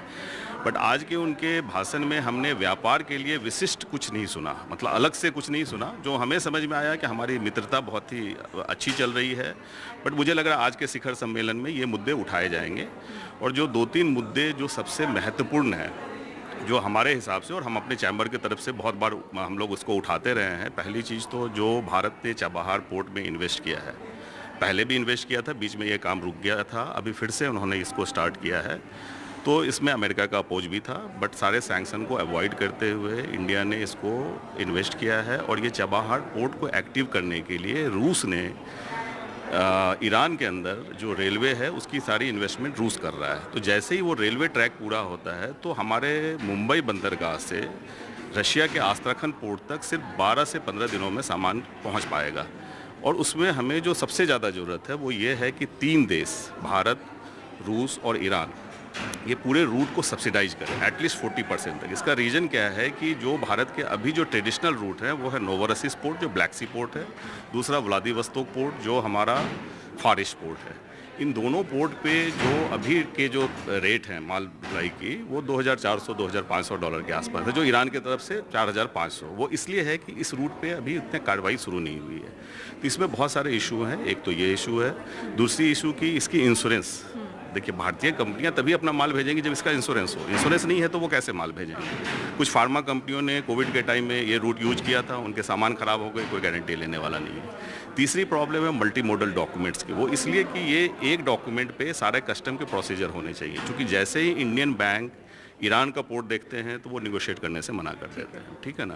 तो ये 3 इशू हो गए जो सबसे। यहाँ पे जो पेमेंट्स का जो इशू है उसके अब बारे मैं में उसी मुद्दे पे आ रहा हूँ। जो सबसे बड़ा मुद्दा जो अभी आज के डेट में जो ज्वलंत मुद्दा है, देखिए लॉजिस्टिक तो एक है ही है, सबसे जो ज्वलंत मुद्दा है वो ये कि जो 2-3 रूस के बड़े बैंक इंडिया में काम कर रहे हैं वो रुपीज़ में, वो फुल्ली आरबीआई के लाइसेंस के अंडर में काम कर रहे हैं, वो पूरे पैसे रुपीज़ में ट्रांसफ़र करते हैं। उसके बावजूद भी आरबीआई की कोई नोटिफिकेशन नहीं है, इसके बावजूद भी इंडियन बैंक रूसी बैंक के रुपये नहीं लेना चाहते हैं। रीज़न ये है कि रूसी बैंक एसडीएन लिस्ट में है, अमेरिकन लिस्ट में, बट इनसे हमें कोई प्रभाव नहीं पड़ना चाहिए। देखिए तो पर इसमें सरकार क्या कर सकती है वो भी। हाँ। वही उसी पॉइंट पे आ रहा हूँ। देखिए अभी जब ईरान से हम लोग ऑयल खरीदते थे तो हमने यूको बैंक को अप्रूव किया था इस टाइप के सैंक्शन वाले सारे ट्रांजैक्शन करने के लिए। सेम तरीके से हम लोग आज की डेट में भारतीय सरकार रूसी सरकार के साथ मिलकर इंडिया के किसी 1 या 2 बैंक को अप्रूव करे जो इस टाइप के ट्रांजैक्शन को अपने थ्रू करे। जो कि हमें व्यापार में क्या इशू आती है कि रशियन कंपनी जब पेमेंट करती है तो हमारे बैंक्स मना कर देते हैं। लेट्स से आईडीबीआई बैंक, हमारे खुद की कंपनी के अकाउंट है, उन्होंने मना कर दिया, नहीं जी हम आपकी ये क्लियर नहीं करेंगे। देखिए एक्सपोर्ट के बाद एक फॉर्मेलिटी होती है, बैंक में we have to clear the BRC, bank realisation certificate, they are not clearing it. Just simple, no log, nothing written, simply we will not do it because it is coming from the Russian bank. देखिए आप कितनी भी व्यापार की बात कर लें, शिखर सम्मेलन कर ले, लेकिन व्यापार तो हमें ही करना है ना, जो व्यापारी लोग हैं उन्हें ही करना है। अगर उनको ये सुविधा नहीं मिलेगी तो वो व्यापार नहीं कर पाएंगे। सर ये रूपी रूबल ट्रेड के बारे में भी जो बात हो रही है उसमें क्या हिकअप्स आ रहे हैं?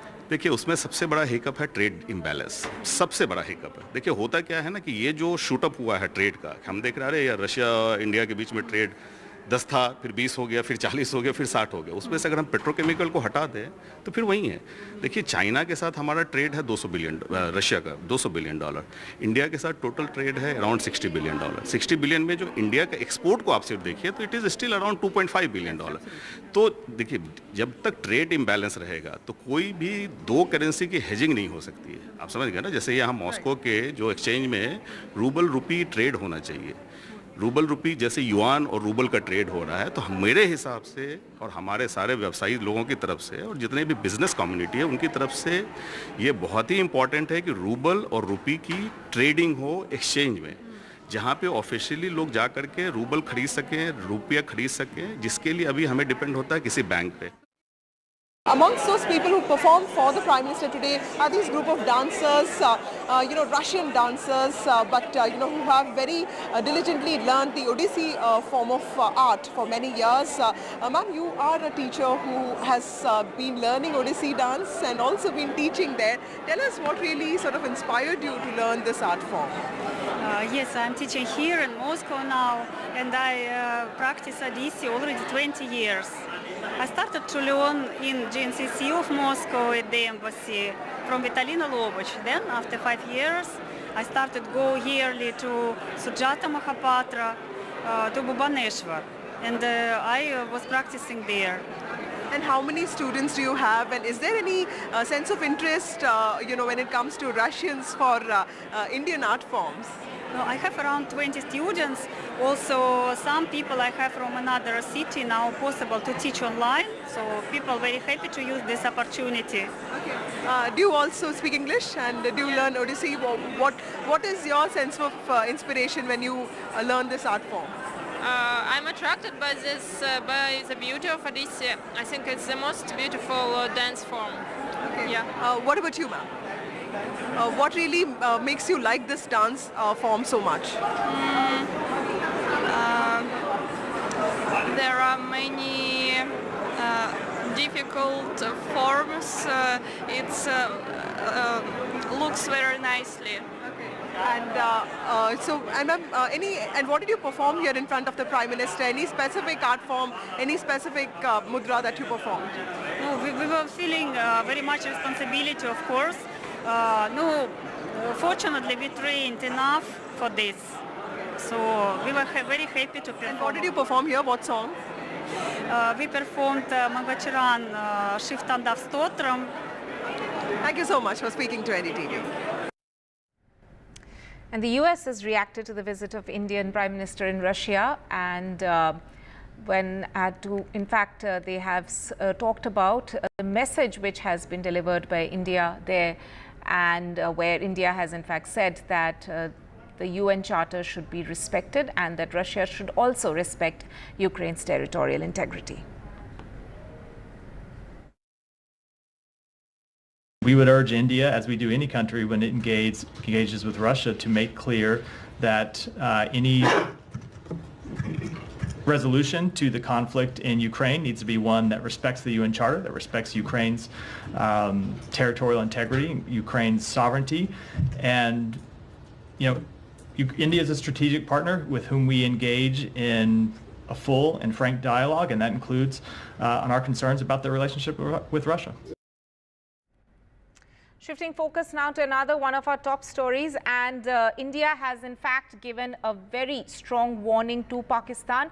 This coming after the Kathua ambush in which 5 army men had in fact been killed after army vehicles had in fact been attacked. We'll get back to that story, but for now we'll have to cut across to UBT Sena leader Aditya Thackeray.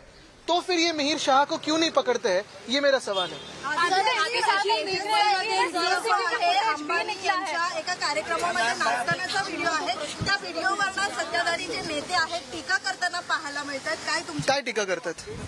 Ashish शेलारांनी देखील tweet केलेलं आहे त्यावर. बघा, त्यांना मी पहिलं पण सांगितलं psychological मदतची गरज आहे, म्हणून त्यांच्याबद्दल मी जास्ती बोलत नाही. खूप परिणाम होतो त्यांच्यावर, कारण भाजपमध्येच लक्ष नाही देतात त्यांच्याकडे, तर मी काय बोलू शकतो. पण दुसरी गोष्ट म्हणजे जे आपण सांगितलं ते आमचा परिवारच आहे.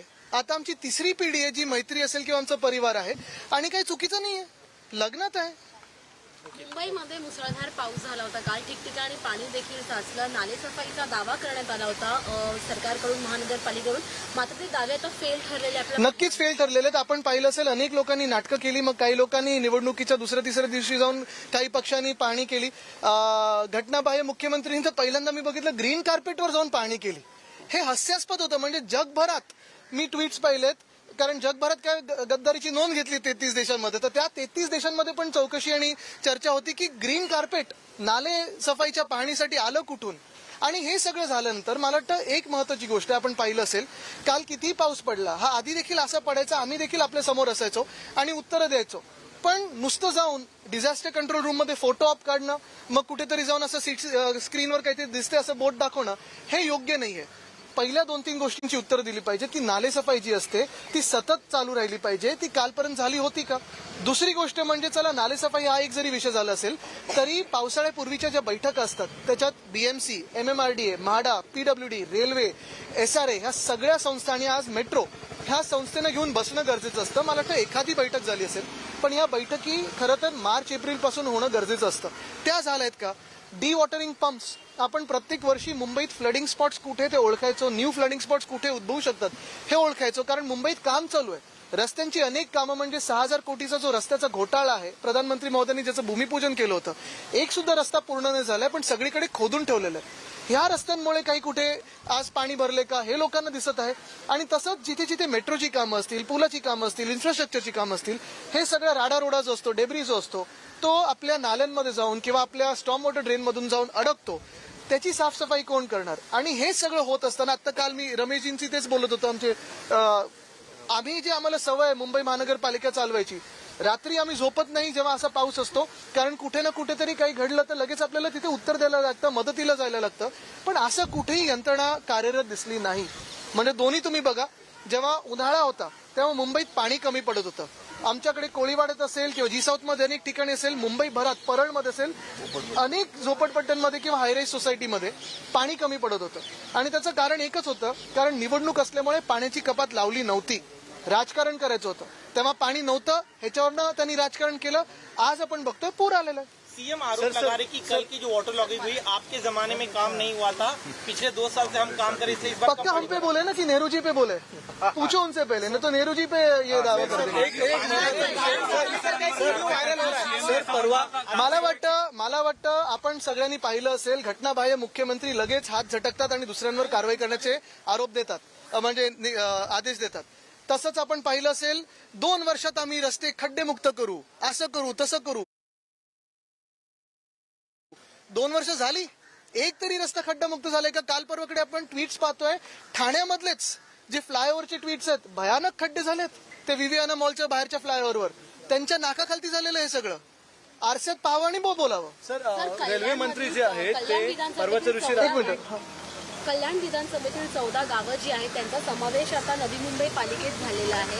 राजू पाटील यांनी मागणी केली होती, माझा तो समावेश झालाय. कसं पाहताय? मला वाटतं अनेक ठिकाणी ही समावेश होत असतो. नागरीकरण शहरीकरण वाढत असतं पण स्थानिकांचा आवाज काय ते ऐकून घेणं गरजेचं असतं. आणि समावेश झाल्यानंतर जेव्हा तुम्ही टॅक्स शहराचे लावता तेव्हा तशी तुम्ही सुविधा पण देणं गरजेचं असतं. 11 जागा आहेत, 12 उमेदवार आहेत, पडणार कोण याची सर्वत्र चर्चा हॉटेल पॉलिटिक्स रंगणार आहे. ठीक आहे सर, एक शेवटचं काल ज्यावेळी पर्वतच्या दिवशी रेल्वे डुबलेली होती, काल दिवसभर रेल्वे विस्कळीत होती, त्याचवेळी रेल्वे मंत्री हे मुंबईत होते पण खूप कमी लोकांना या संदर्भात माहिती होती. भाजपच्या काही ऑनलाईन ज्या टीम आहेत IT सेल त्यांच्याबरोबर त्यांची बैठक झाली पण आता आपण शेवटपर्यंत मुंबईच्या लोकलची बरोबर आहे कारण ते कवच मध्येच राहिलेले ते जे सांगत होते की गेले 2 वर्षात आणि खास करून गेले 1-1.5 वर्षामध्ये रेल्वेचे ऍक्सिडेंट्स देशभरात वाढत चालले आणि हे वाढल्यानंतर काही ठिकाणी फोटो ऑपसाठी सरकार जातं, मंत्री जातात, फोटो काढतात पण एकंदर रेल्वे ऍक्सिडेंट झाल्यानंतर जबाबदारी कोणी घेतली आणि अशाच रेल्वे मंत्र्यांवर जे फेलियर आहेत पूर्णपणे त्यांना आता महाराष्ट्राच्या राजकारणाची जबाबदारी म्हणजे राजकारण म्हणजे भाजपच्या निवडणुकीची जबाबदारी. ठीक आहे ते फेलियर आहेत कदाचित राजकारणात पण कसं होईल पण पर्यावरण मंत्री असतील केंद्रीय किंवा केंद्रीय रेल मंत्री असतील 2 एवढ्या मोठ्या जबाबदार लोकांवर तुम्ही जगातला सर्वात मोठा पक्ष असून राजकारणासाठी दुसरे कोणी प्रभारी म्हणून मिळत नाहीत का आपल्याला? हा लोकांनी हा जनतेने विचारण्यासारखा प्रश्न आहे. आज पण आपण पहा राहुल गांधीजी गेले मणिपूरला, आसाममध्ये, उद्या कुठेतरी ते देशभरात फिरतायत पण आपल्या बाकीचं सरकार जे आहे ते परदेशी फिरतंय. and you're sending the railway minister here instead of letting him handle the railway issues.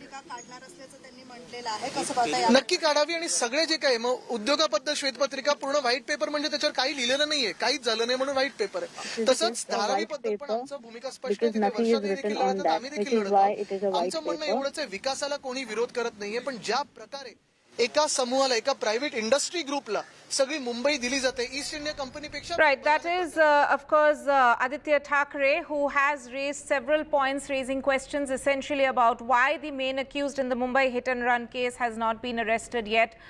We've seen the Chief Minister Eknath Shinde earlier of course saying that no matter whoever is involved in this particular case, that there will be action taken against them. Remember that in this incident, of course, the main accused is the son of a Shinde Sena leader. Let me go across to my colleague Radhika, who will summarize the main points which have been raised by Aditya Thackeray. Radhika, we can see the opposition, of course, gunning for the Maharashtra government. It's been 3 days, and the main accused, who is the son of a noted politician in Maharashtra, he is on the run. His rest of the family is on the run. And the Mumbai police is left with no answer. So what exactly is the opposition now asking the Maharashtra government? Right, we will try and reconnect with Radhika for more on this, but we can in fact see that Aditya Thackeray there, the Uddhav Sena leader, raising several questions and asking as to why the accused has not been caught till now. Radhika, take us through, summarize the main points which have been raised by Aditya Thackeray today.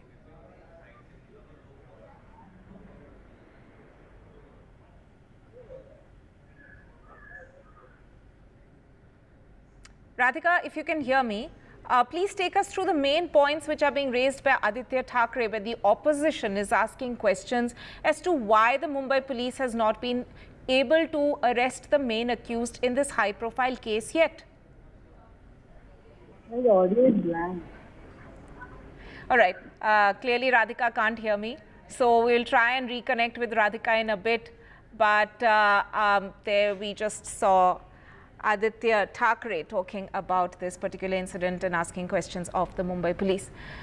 Shifting focus now to another one of our top stories, and the killing of 5 army men in a terror attack in Jammu and Kashmir's Kathua will not go unavenged. Those are the words which have been used by the Defence Secretary today while expressing condolences to the family members of those 5 soldiers. Sending a strong message in the aftermath of the attack, the Defence Secretary said, and I quote, "The selfless service to the nation will always be remembered, and their sacrifices will not go unavenged, and India will defeat the evil forces behind the attack," unquote. The remarks were shared by the Defence Ministry in a post on X. So the mortal remains of the soldiers have in fact been moved out of Jammu and Kashmir. This is, of course, an encounter which took place in Kathua, district of Jammu, yesterday. And this was an attack, an ambush on the army vehicles. 5 soldiers been killed in the Kathua attack, and we can of course see that a very strong message has been given out by India to terror backers Pakistan. We'll be taking a very short break at this point. Stay tuned to NDTV.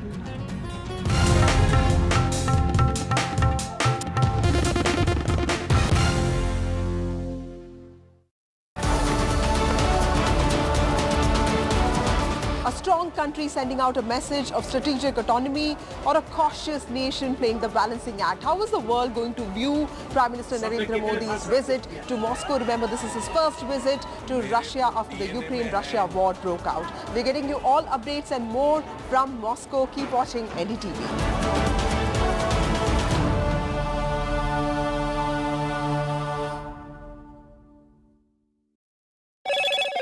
Hello, Moto.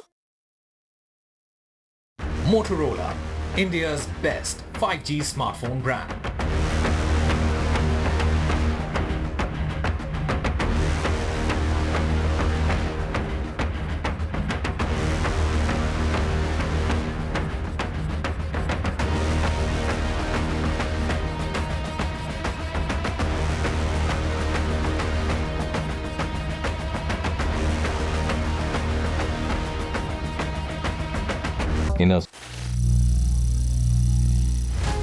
Some people say the metaverse will only be virtual. One day this lecture hall will be made of code, and driverless cars would be trapped in intersections. But even in this maze of the future, you can't wish away health. It's time to become more resilient.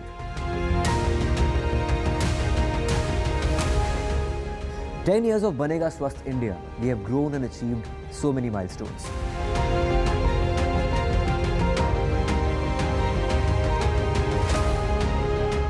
And now I have a plan to beat the urgency, to stop breathing with difficulty, to relieve getting choked with inactivity.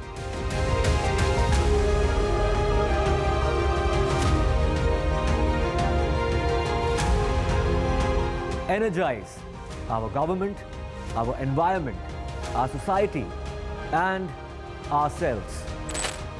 Everyone, everywhere, every day.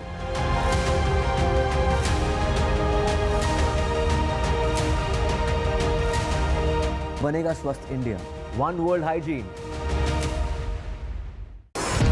NDTV proudly upholds its legacy of trust and credibility.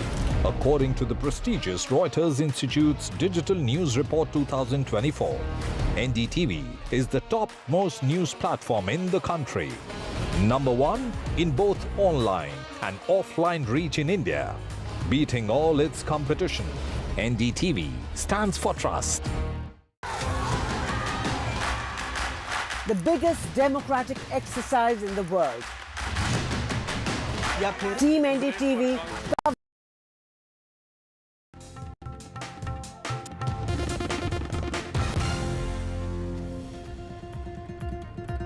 Welcome back. Now, paralyzed at the age of 5 due to medical negligence, it was Kamlesh Patel's passion for dance that kept him going.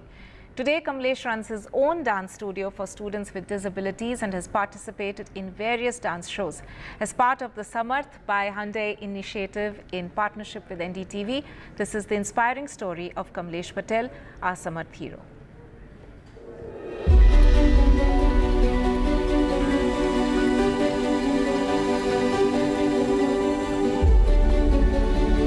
मेरे बचपन में 5 साल की उम्र में मुझे polio हो चुका था। भगवान ने तो मेरे पैर ले लिए, लेकिन भगवान ने मुझे सबसे बड़ा मेरा कॉन्फिडेंस और विल पावर दिया है।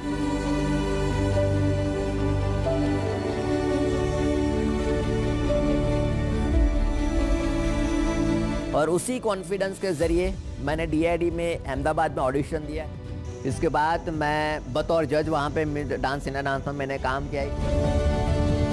और किसी ने कहा है ना कि वक्त को बदलने के लिए जिंदगी दोबारा नहीं मिलती, लेकिन वक्त दोबारा जरूर मिलता है जिंदगी को बदलने के लिए।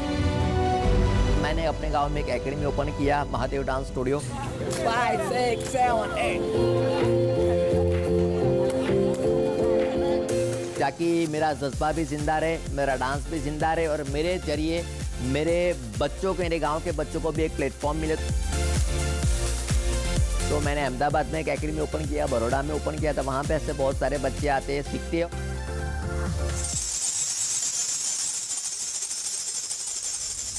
मेरी आवाज़ जो लोगों तक पहुँचानी है, वही एक डांस, एक ही फील्ड के डांस के माध्यम से मैं लोगों तक पहुँचूंगा। अपने डांस को आगे लेके जाऊंगा और दुनिया को एक मैसेज दे पाऊंगा कि nothing is impossible, everything is possible. I am समर्थ।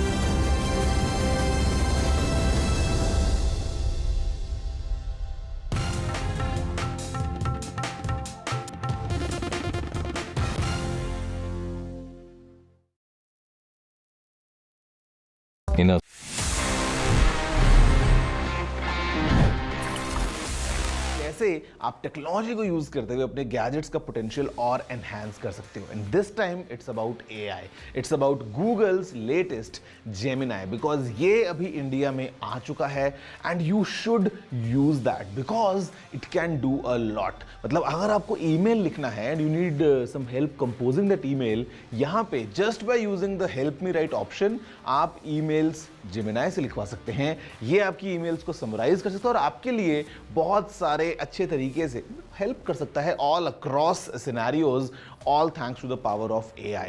तो जेमिनाई अभी इंडिया में अवेलेबल हो चुका है। Well as of now it's only for the premium Google customers या फिर ये गूगल वर्क प्लेसेस में अवेलेबल है, but I am sure it's coming soon for everyone. और आप सभी जब इसको फोन में यूज करेंगे, you can utilise the full potential of Google's AI to make your life and your phones even smarter.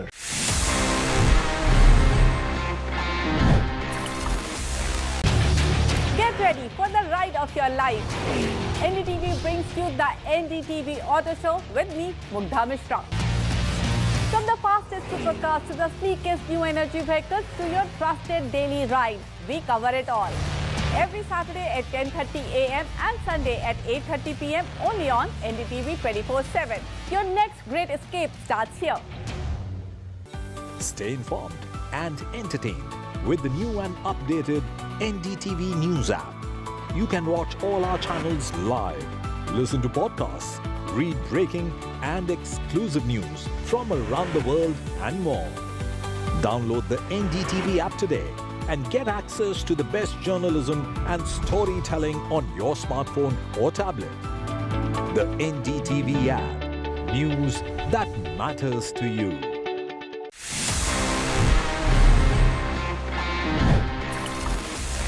Do you know that the world's first smartwatch was like 1977 में develop कर लिया था. It was straight from HP. Yes, Hewlett Packard जो laptop आज दिखता है HP के, ये HP ने ही अनवील किया था.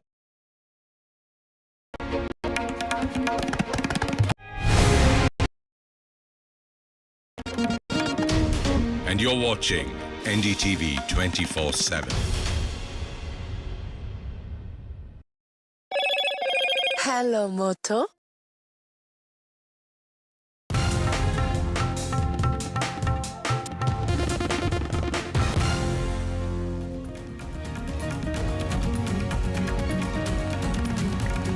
On in the Mumbai hit and run case, the main accused is still on the run. The Neta's son is missing after killing the woman, and the Neta on the other hand has been given bail today. Chilling details emerge in the case. The woman was dragged for 1.5 kilometers. The victim's husband now has spoken to NDTV in an exclusive interview. He's demanded justice. The Hathras stampede report cites mismanagement. 6 officials have now been suspended for negligence. This after 7 organizers were arrested, but 1 week on, Bole Baba is still free. All eyes on the Modi-Putin bilateral later today. Moscow visit day 2, diaspora, diplomacy and dialogue. Prime Minister Modi said the world is recognizing India's resurgence.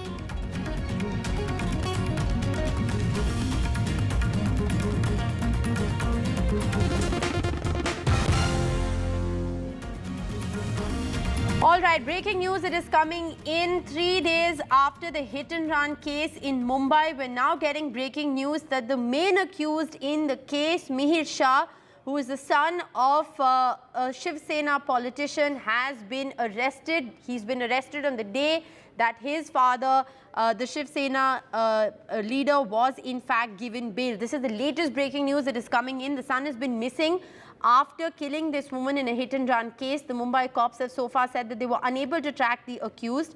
They suspected that Mihir and the family have absconded. Now we're getting breaking news that the hit-and-run main accused, Mihir Shah, has in fact been arrested. On the same day, remember, that his father, who was arrested in the case while they still hunted for him, has been given bail. Aditya Thackeray just a short while ago hit out at the Maharashtra government. There's been a lot of politics over this incident. He slammed the Maharashtra government, saying that the chief minister just went there for a photo op. Now we're given to understand that the accused, the main accused in this case, has been arrested. Radhika joins us with the very latest on this breaking news. Radhika, what more can you tell us? That's right. That's the latest development, breaking update that Mihir Shah has finally been arrested by the Worli police. In fact, this is 3 days after the incident that he's been arrested. We are yet to ascertain details about where he was arrested from. Of course, he's been arrested for under charges of culpable homicide not amounting to murder and several other sections as well, including destruction of evidence. But the breaking update that we are getting is that Mihir Shah, who was absconding for the last 3 days, who was allegedly behind the steering wheel, leading to the death of a 45-year-old woman as a result of him ramming into that particular bike which he was a pillion rider on. He has been arrested at this point. So that's the latest development. Of course, his father was arrested and later granted bail. The driver also arrested. He'll be produced before the court once again today. But the latest breaking update that we are getting is that Mihir Shah he's been arrested from Virar. That's the update that we're getting, that he was in fact arrested from Virar, which is close to Mumbai. It is in the suburbs of Mumbai. So Mihir Shah was in fact picked up by the police from Virar. That's the latest development we are getting. So at this point, of course, he will be questioned. He will be produced before the court as well. Will that happen today? Will that happen tomorrow in order to seek remand, to seek custody? That is something that we'll have to wait and watch for. But under what circumstances he was arrested? Where was he hiding in Virar? All that is something we'll know in in some time from now. The other big development, of course, is the fact that he's been arrested on the very same day that his father was actually given bail, and there were all kinds of stories, Radhika, about how it was the father. He called the father. He was the one who said that he should in fact flee, and it's taken 3 days of relentless media coverage and several questions and the family's cry for justice for him to be arrested. But it remains to be seen now what happens. The story is not over just yet. That's why story is not over. Of course, a lot of shocking revelations coming forward. In fact, of course, the father was arrested and then let out on bail yesterday. However, police making certain disclosures before the court, including the fact that father was, trying to convince the driver to take responsibility, to take blame for the accident. Also that, he was, convincing them to exchange seats, and also about the whole entire CCTV details which the police had told the court that the body was dragged, the woman was dragged for 1.5 kilometers, after which the person who was behind the wheels, which is Mihir Shah, exchanged seats with driver and then once again ran over the woman, not stopping, letting the woman die on the road in Worli. So these are some shocking details that emerged. The fact that there was destruction of evidence post that they tried to take off the Sena sticker, tried to also take off the number plate, took the number plate in fact, and several other disclosures also coming through. But I'm at the moment standing outside that particular pub where he was drinking just before hours before the incident, and this is Global Tapas Bar in Juhu, where Mihir Shah was with his set of friends. Now this has been shut by the excise department. This has been sealed by the excise department as a result of certain irregularities they've found. Of course, it's usually when incidents like this happen that action is taken. This is something we saw in Pune Porsche case as well. Soon after that hit and run case, the accident case, several pubs and establishments were shut, action taken, bulldozer action also taken in Pune. Something similar happening here, where this massive pub being shut by the authorities here, by the excise department here in Juhu, as a result of a few irregularities. To take you through sequence of events, on Saturday night, Mihir Shah was with his friends here at about 1:30 a.m. in the wee hours is when he left. He dropped off his friends, and then it was just him and the driver. He was behind the wheels. After coming under the influence of alcohol, he started driving the car in high speed, which is when he rammed into that scooter. Of course, I did speak to the husband as well, who was riding the scooter. He was in a helpless situation. Of course, post the accident, the husband did try to stop the car. He was in fact chasing the car when she was being dragged, by that BMW for kilometers, and, he couldn't really get any sort of help there. The husband there, of course, giving us details of what exactly transpired, also seeking justice. I mean, the good news is that Mihir Shah has finally been arrested, because today he was questioning the police as to why he was not arrested, why action is not being taken. Is the establishment, is the administration trying to protect him, is something that he had, said, and, the fact that he was upset, disappointed and crying on camera as well as to what happened on that fateful night. But now some action being taken 3 days after the incident. Mihir Shah being arrested now, when we will be produced before the court either today or tomorrow. What will happen once he's produced before the court? What kind of evidence will be produced in order to seek custody? That remains to be seen, and more revelations definitely going to come forward as he will be interrogated by Radhika, the big question here, of course, is that while 3 days later, after relentless coverage and questions that are being asked, and now this becoming a political issue with the fact that his father is a Shiv Sena leader, the opposition's up the ante, he's been arrested. But like we've seen in previous cases, does arrest necessarily mean that justice will be served? All of those are big questions that need to be answered. Only when there is a solid conviction against him will we actually believe that justice has been served. But well, in a first at least, he has been arrested. The main accused, he is Mihir Shah on your screens, who was driving that vehicle which killed that woman in Worli. This incident happened 3 days ago. He's been on the run. He's finally been arrested. We're going to continuously track all the details and developments of this big story and the investigation now that happens going forward as far as the Mumbai hit and run case is concerned. Will justice be served, of course, remains to be the big question. Let's now shift our focus to the other big development that we are tracking. Well, it is India's most direct appeal to Russia, perhaps, and it's a big day for India-Russia diplomacy. We are, in fact, seeing at the moment Prime Minister Narendra Modi meeting with President Putin. This is the bilateral that is taking place between the two leaders. All eyes, remember, on the key bilateral meet. This is as part of Prime Minister's 2-day visit to Moscow. There's been diplomacy, dialogue, and of course an outreach to the diaspora as far as the Prime Minister is concerned. Let's go right across to NDTV's Vasudha Venugopal reporting live from Moscow at the moment. Vasudha, we're seeing those visuals on our screens at the moment of Prime Minister Modi and President Putin sitting side by side. This is the bilateral that we'd been waiting for. Break it down for us. How significant have these 48 hours been?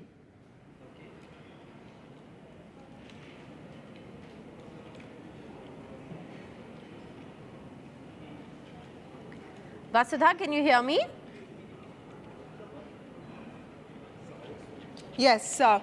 So basically, we have to understand that this is the most important and I think the first proper bilateral meeting that is happening between President Putin and Prime Minister Narendra Modi after a gap of almost 2 years. And this is happening within hours of Prime Minister Narendra Modi, being part of this private dinner that was hosted by President Putin in his official residence. That was a rare and unusual gesture. And in that meeting, I'm told that Prime Minister Narendra Modi and President Putin have had a variety of conversations. Of course, it was not an official meeting, but at that meeting, Prime Minister Narendra Modi has also raised the topic of Ukraine-Russia war. Remember, this is the first time that Prime Minister Narendra Modi is visiting Russia after the war began. And this is a continuation of those meetings. Economic agenda is going to be the most important, highlight of these meetings. We can actually expect some announcements in that sector. In fact, a final presser is going to be held in a short while from now after these meetings, and in which we will get to know what the final outcomes of this bilateral meeting has been.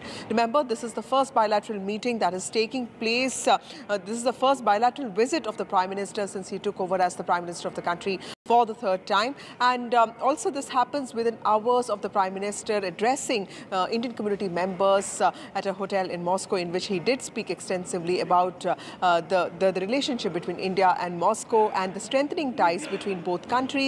He in fact said that that is only going to grow. He also said that, Russia is an all-weather friend of India, a country that has been through India through its testing times. And two important developments here. One, of course, like I mentioned, Prime Minister Narendra Modi did talk about the war and the need for dialogue and diplomacy to be brought back into the spotlight and for the war to end. And the second most important thing is that Russia has decided to expedite the early release of, Indians who were compelled or in some ways misled into fighting, in the front lines of the Russia-Ukraine war. In fact, many of them, there are about 35 to 50 such people. 4 of them, unfortunately, have died and 10 of them have been brought back to India. So India has been very clear that this is, a security question. This is a very important thing for India, and Indian delegation has been, Indian ministry officials have been raising this. And now the good news is that the Russian government could be acting on it very fast. So that is a major development. Other than that, trade, economy, and also 2 major economic corridors that are coming up. In fact, Prime Minister also announced that 2 consulates are going to come up in Russia, specifically, in the city of Kazan, which will also, intensify and accelerate accelerate the trade relations between India and Russia. But of course, defense ties are also important at the same time. Tech transfer and space collaboration. And in a few hours, in a few minutes from now, we could be expecting some announcements specifically in the sector of economy between Russia and India. Remember, this is a time when a lot of countries are reassessing their alignment with different other countries. They're making new allies. We know that India has also intensified its ties with the West, specifically with the United States of America. And on the other hand, China and Russia ties are also growing deeper. So this is India playing the balancing act with a lot of tact. And that is something that we saw in the last 2 days. Within hours from now, the Prime Minister will also leave for Austria. And in some ways, he'll also be the first minister to visit Austria in the last 41 years. So this is the foreign policy shaping under Modi 3.0 with a bold statement with his first visit to Russia, which also shows that the country is making a statement of strategic autonomy. All right. Well, it's very interesting that you said that, New Delhi is essentially going to seek to ensure that Russia's proximity with China is not something that is going to be a thorn in the relationship. But, India's proximity to the West is also something that could perhaps be considered a thorn. But I also want to ask you very specifically, given the fact that Prime Minister also laid a wreath to one of the unnamed soldiers there, this is the first meeting between Prime Minister Modi and President Putin, Vasudha, that's happening in the light of the Ukraine war. How has India tread that path?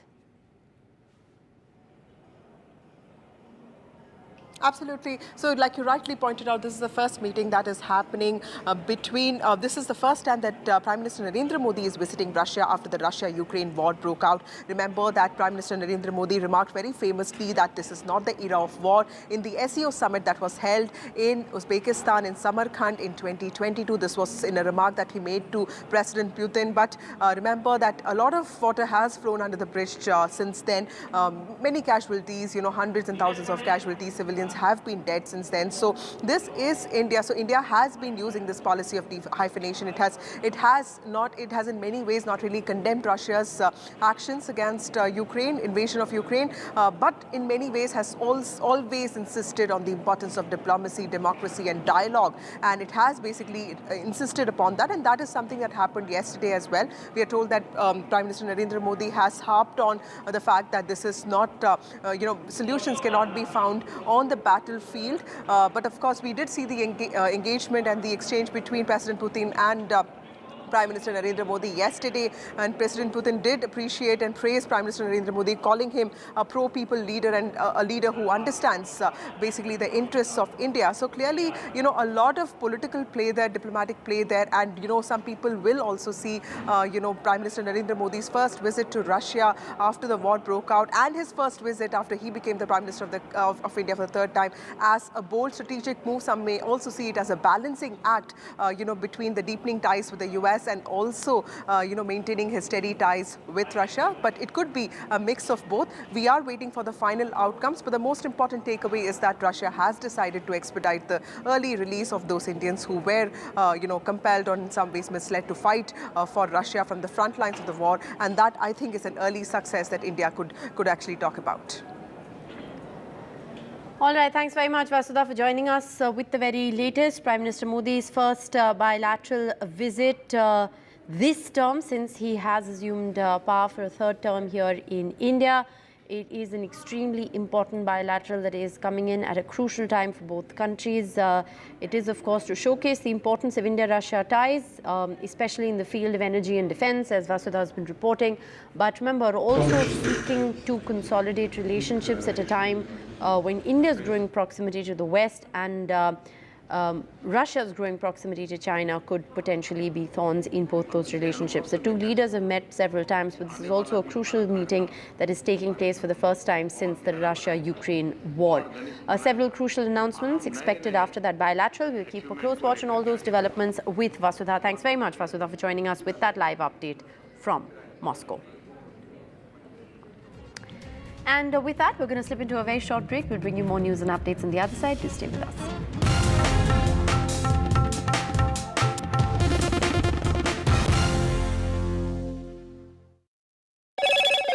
Hello, Moto. Motorola, India's best 5G smartphone brand.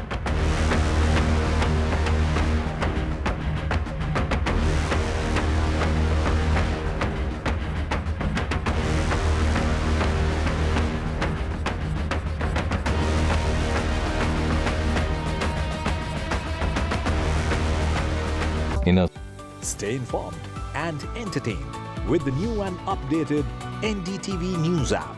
You can watch all our channels live, listen to podcasts, read breaking and exclusive news from around the world and more. Download the NDTV app today and get access to the best journalism and storytelling on your smartphone or tablet. The NDTV app. News that matters to you.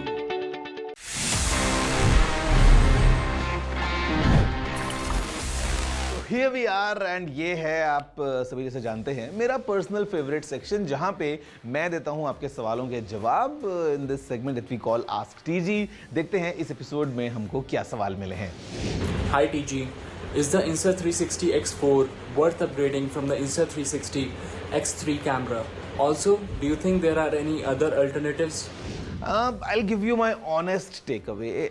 Insta360 is doing really good in terms of these 360 cameras, action cameras, small cameras and everything. But I would say please don't upgrade to the X4 if you already have an X3 because X3 is really powerful in itself और Insta360 X3 बहुत अच्छे options लेके आता है. It's a well-rounded deal altogether. So if in case you already have it, there is no point for you to upgrade to the X4 or any other camera for that matter. आप उसको अभी use कर सकते हैं for at least I would say एक और साल तक before you see any substantial upgrade in this technology और हो सकता है अगले आने वाले जो मॉडल्स होंगे वो आपको ज़्यादा एक्साइटिंग लगेंगे। नमस्ते टेक्निकल गुरुजी, मैं ऑनलाइन क्लास में पढ़ती हूँ और मुझसे ज़्यादा टाइम के लिए ईयरफोन्स नहीं पहने जाते। क्या आप मुझे ऐसे ईयरफोन्स या हेडफोन सजेस्ट कर सकते हैं जिन्हें हम 3 से 4 घंटे पहन सकें?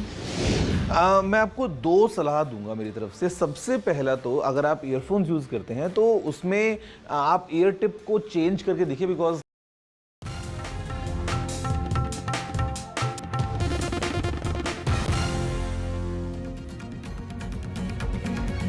Meanwhile, let's get to the latest update in the Hathras stampede. 1 week on, the SIT has submitted a report to Chief Minister Yogi Adityanath, and according to the report, those responsible for the tragedy again are the organizers. This, remember, is the blame that was rested with the organizers, even as far as the FIR was concerned. The report says that the crowd was called, but the arrangements were not made in accordance with the numbers that showed up.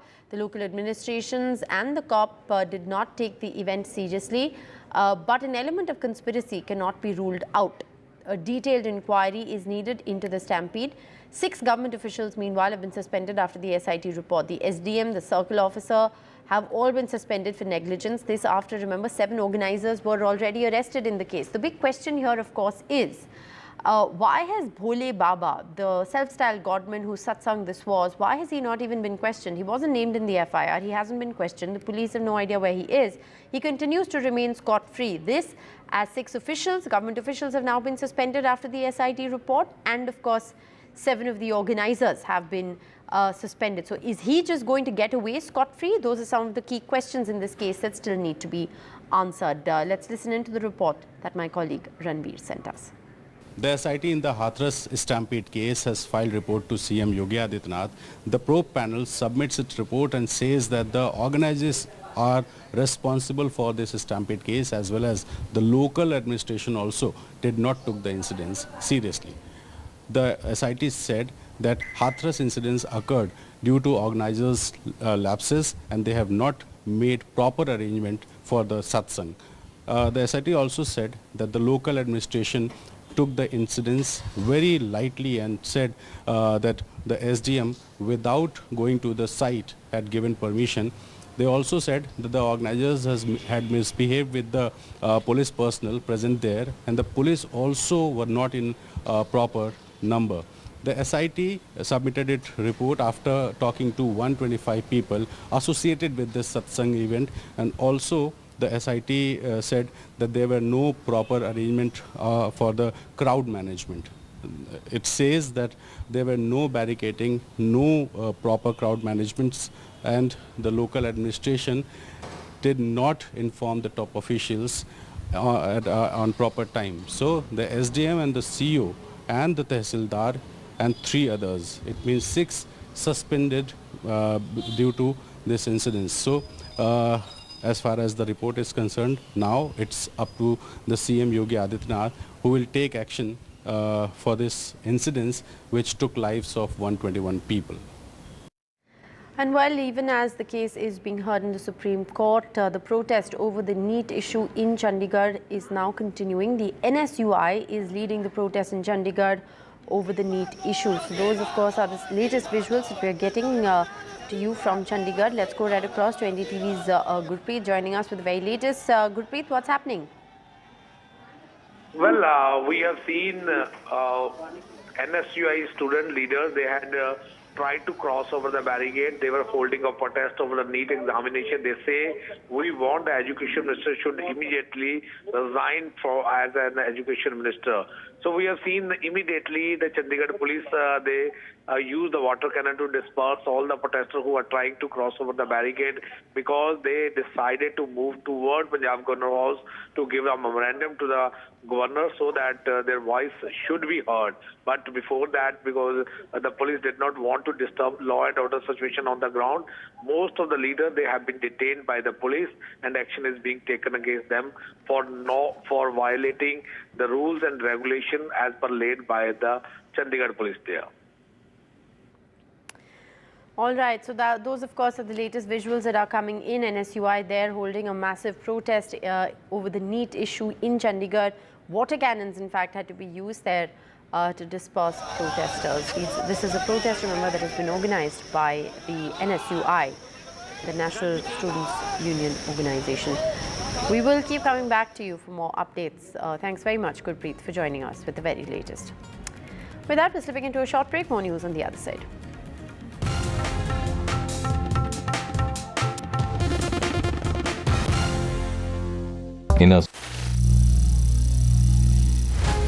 Some people say the metaverse will only be virtual. One day this lecture hall will be made of code, and driverless cars would be trapped in intersections. But even in this maze of the future, you can't wish away health. It's time to become more resilient.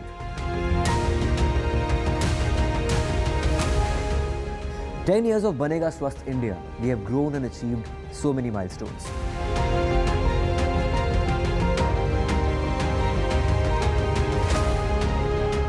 And now I have a plan to beat the urgency, to stop breathing with difficulty, to relieve getting choked with inactivity.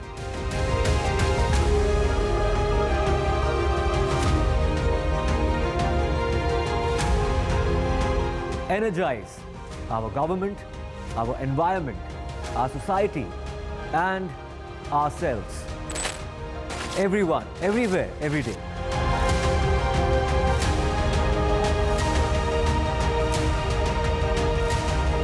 Banega Swasth India. One world hygiene. NDTV proudly upholds its legacy of trust and credibility. According to the prestigious Reuters Institute's Digital News Report 2024, NDTV is the topmost news platform in the country. Number one in both online and offline reach in India. Beating all its competition, NDTV stands for trust. The biggest democratic exercise in the world. Team NDTV covers it from ground zero. BJP really had to fight a tough election this time. Unprecedented exercise. Unmatched coverage. There is no dispute. जनता को decide करना है. From polling to counting, NDTV brought you the most trustworthy news and updates.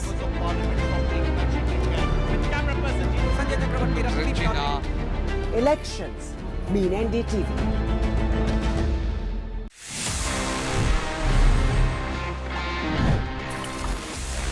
कैसे आप technology को use करते हुए अपने gadgets का पोटेंशियल और एनहांस कर सकते हो. And this time it's about AI. It's about Google's latest Gemini, because ये अभी इंडिया में आ चुका है and you should use that because it can do a lot. मतलब अगर आपको ईमेल लिखना है and you need some help composing that email, यहाँ पे just by using the help me write option आप ईमेल्स जेमिनाई से लिखवा सकते हैं. ये आपकी ईमेल्स को समराइज कर सकता है और आपके लिए बहुत सारे अच्छे तरीके से हेल्प कर सकता है. All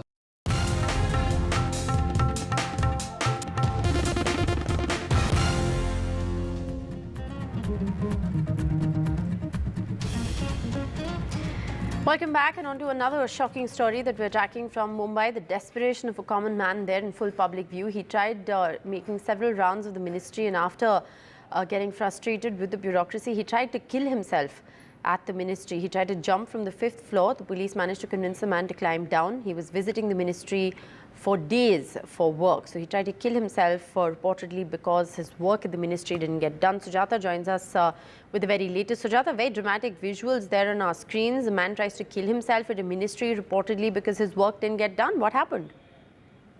Well, certainly, and we see that a case has been registered Mantralaya this afternoon while at the Vidhan Sabha, the monsoon ceremony. Today at the Mantralaya, a man around 30 visits the Mantralaya, and also he climbs up to the 5th floor to kill himself and tried attempting suicide. However, he was saved from the other people around him, and now he has been detained to further question about what were his exact intentions, and also considering these incidents which are not new in the Mantralaya or the Vidhan Sabha premises, where often during these sessions it has been seen and noticed that there are people from certain community or fractions who come there to put forth their demands, and then to get it completed, they do try attempting suicide or try to harm themselves. And this time it was this man. However, as per police sources, we'll gather that because of him being jobless, he was visiting the Mantralaya since quite a few days now, and today, while it was one of the other days when he visited the Mantralaya premises, he climbed up to the 5th floor all of a sudden and then tried jumping from there. However, he was detained as soon as that, and also the nets that have been put forth in the Mantralaya premises helped in saving his which would eventually lead, even if he jumped, he would it was the Mantralaya authorities who have now detained him, and further questioning is on. Over to you. All right, thanks very much for joining us with that extremely dramatic there. Man tries to kill himself at a ministry reportedly after he got frustrated that his work didn't get done. Now, a case has in fact been registered in this regard. Now, on Sunday evening in Satpura in Gujarat, a bus accident took place in which 2 children reportedly died and 8 passengers were injured. This is an incident that has taken place at a valley 2 kilometers away from Saputara, I beg your pardon, where the bus from Papa Sitaram travel coming from Surat during the rain reportedly overturned because of the rain. The bus was carrying passengers from Nasik. The accident took place when the bus was overtaking another vehicle on a turn and fell into the gorge. All the passengers were rushed to Surat for treatment.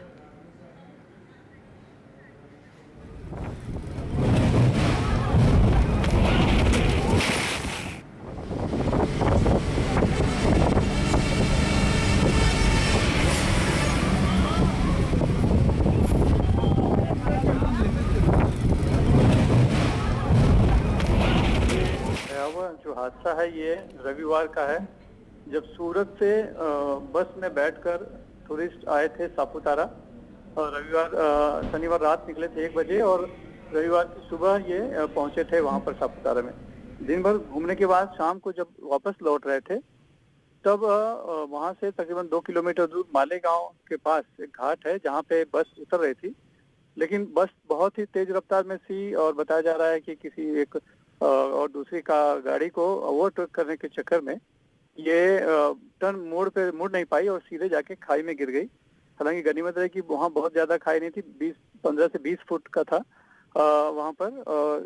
बस की स्थिति तो बहुत ही खराब हो चुकी है। 62 यात्री थे उसके अंदर और एक ड्राइवर, 2 जो हैं टूर ऑपरेटर जो थे जो लेकर गए थे और एक रसोइया, ऐसे कुल जो है कि 66 लोग थे उसमें से, लेकिन 33 लोगों को चोट आई जो बताया गया।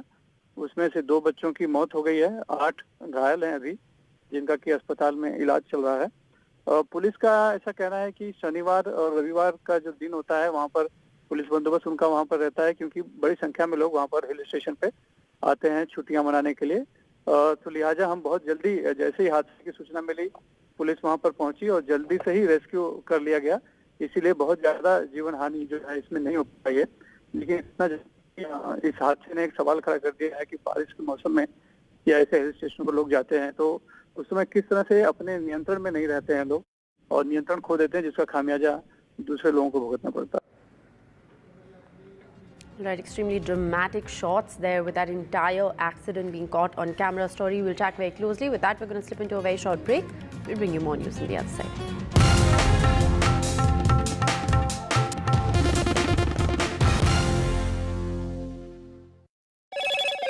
Hello, Moto. Motorola, India's best 5G smartphone brand.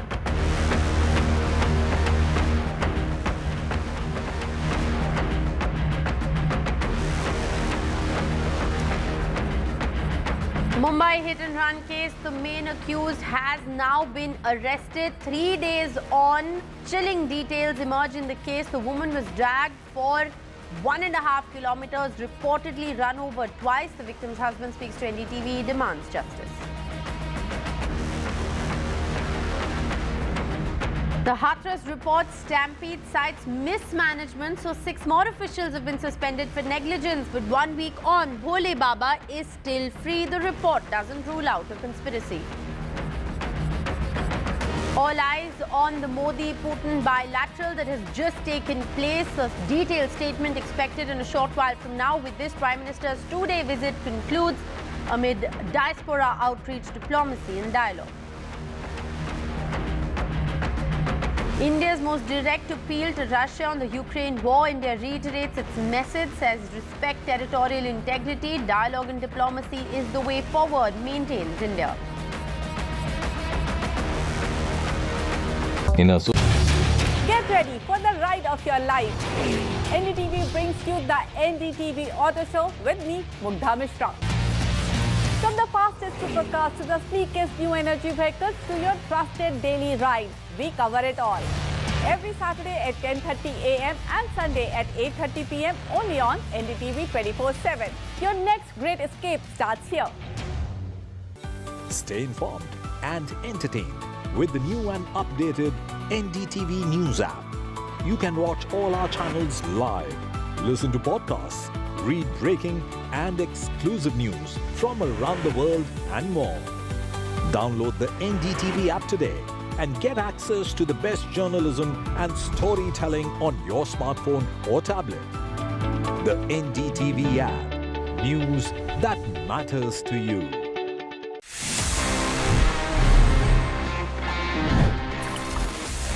Do you know that the world's first smartwatch was like 1977 में डेवलप कर लिया था. It was straight from HP. Yes, Hewlett Packard जो लैपटॉप आज दिखता है HP के, ये HP ने ही अनवील किया था and the model was HP01. It was quite amazing because it was this wrist gadget जहाँ पे एक कैलेंडर था, एक कैलकुलेटर था, साथ में clock, stopwatch, timer, alarm and in fact a world clock as well. Well, this gadget was really powerful और इसमें 28 अलग-अलग buttons थे. 28 buttons इतने से size में, well obviously उस time पे we didn't have touch screens. उस time पे I would say for engineers and for professionals it was such a boon. But then again this product failed because it was quite expensive, थोड़ा bulky था and maybe not that easy to use that. But मैं बोलूँगा it was the beginning of the era of smartwatches and eventually today you know how popular they are. जहाँ पे हर किसी से जब आप मिलते हो, after the mobile phone, the second purchase that you do as a gadget is definitely a smartwatch these days. Did you know this? If yes, amazing. If not, then please let me know. You know the address. It's tg@ndtv.com.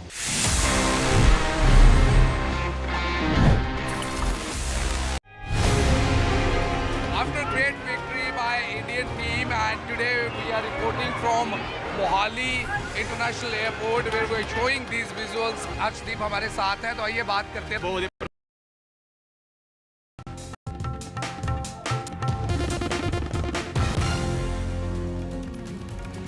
Welcome back. The big story we're tracking 3 days on in the Mumbai hit and run. The accused has finally been arrested. The Neta's son, who was missing for the last 3 days, has been arrested from a flat in Virar. This as chilling details emerged. The woman was dragged for 1.5 kilometers, reportedly hit twice. The victim's husband also spoke with NDTV. He's demanded justice. This is the big story that we are tracking here on NDTV. It's going to be very interesting to see how this story plays out now. The driver has also been arrested and sent into police custody. But the big development, of course, is that the accused has been arrested in this case. Let's go right across to Radhika. She's joining us live at the moment from a bar in Jammu, where actually the accused was caught on camera where he was drinking.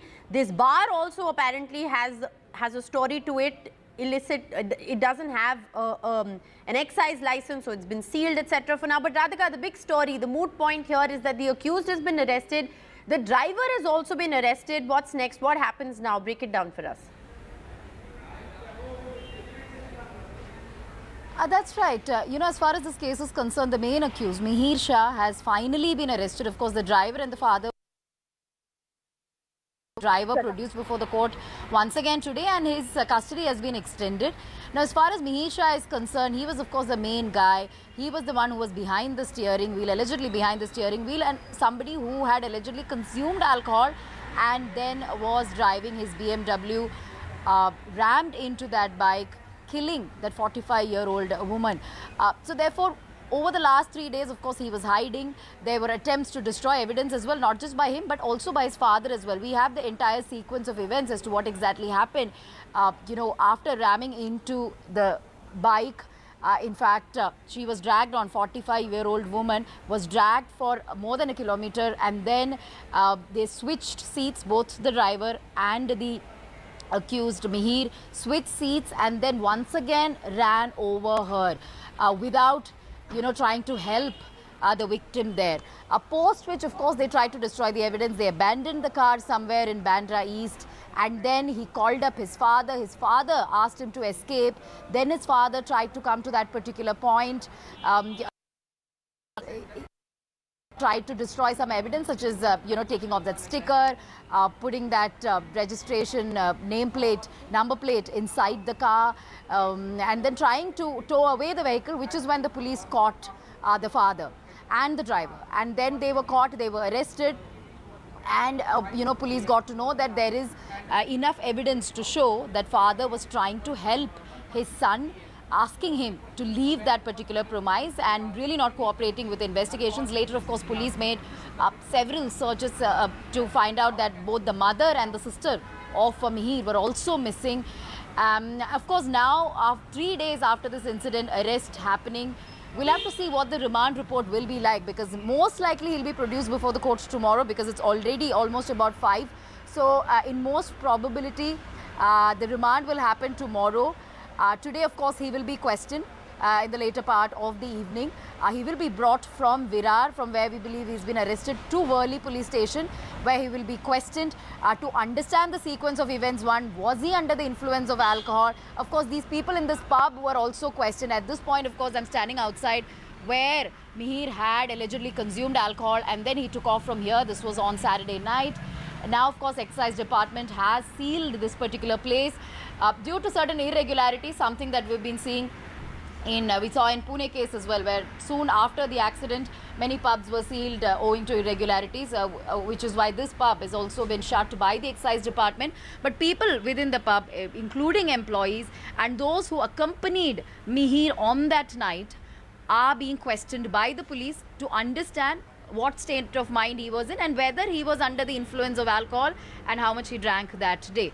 So that is imperative. So his questioning is definitely going to be imperative to understand the circumstances leading to that accident, how much alcohol he perhaps consumed. Of course, medical, test that will be carried out may not have traces of alcohol, since it's already been 3 days after the incident. But, police will have to rely on other evidence such as CCTV footage and, of course, witness accounts to establish whether he drank, he was under the influence of alcohol on that night, and whether at all he was behind the wheels as being alleged. But many witness accounts saying that he was the one who was driving in high speed, who knocked down the woman and killed her. All right. So while, of course, many say that he was the one who was driving. What you're also saying is the driver has also been sent into police custody till July the 11th. Radhika, what you were also reporting earlier, which is literally like a, like an MO on the way these cases always play out, is that the family tried to reportedly pin the blame on the driver. Certainly, that's another interesting development that happened yesterday when the police told the court that there was an attempt made by the family, which is the father of Mihir, who is a Shiv Sena member, who is a Shiv Sena functionary, to pin the blame on the driver. This was informed to the court that there was an attempt made by the family members to convince the driver to take responsibility of this. Of course, on that night, it was, in fact, as per witness accounts and as per police, it was Mihir who was behind the steering wheel, who was driving the car in high speed. The driver was seated next to him. However, after Mihir knocked down that scooter, he in fact dragged her for more than a kilometer, and then they switched seats, and then the driver came to the driver's seat and once again without helping her, which is why the driver has also been arrested. The fact that he tried to destroy evidence, the fact that he did not stop there, the fact was he was aiding this man Mihir Shah to commit this crime and allegedly commit this crime and then sort of run away, escape from there. So driver's role is also imperative. Now that all the prime accused have been arrested, we will further get details on the circumstances leading to it, what state of mind Mihir was in, and how much alcohol he perhaps may have consumed on that night. All right. Well, it's going to be extremely interesting to see how this case plays out now, because what we've seen happen, Radhika, is that 3 days later, an arrest has been made after much media scrutiny and the opposition upping the ante against the Shinde Sena there in Maharashtra. It remains to be seen whether a watertight case is now made against Mihir Shah and whether justice is actually served in this case. We will, of course, keep tracking the details of the story with you. Radhika earlier also spoke with the husband of the woman who lost her life, who is, of course, inconsolable and has appealed for justice to be served in this case. So those are the heartrending visuals of the family of the woman who died in this. While we continue to demand justice and we continue to track the investigation, let's not forget that there is a very real human cost to these cases.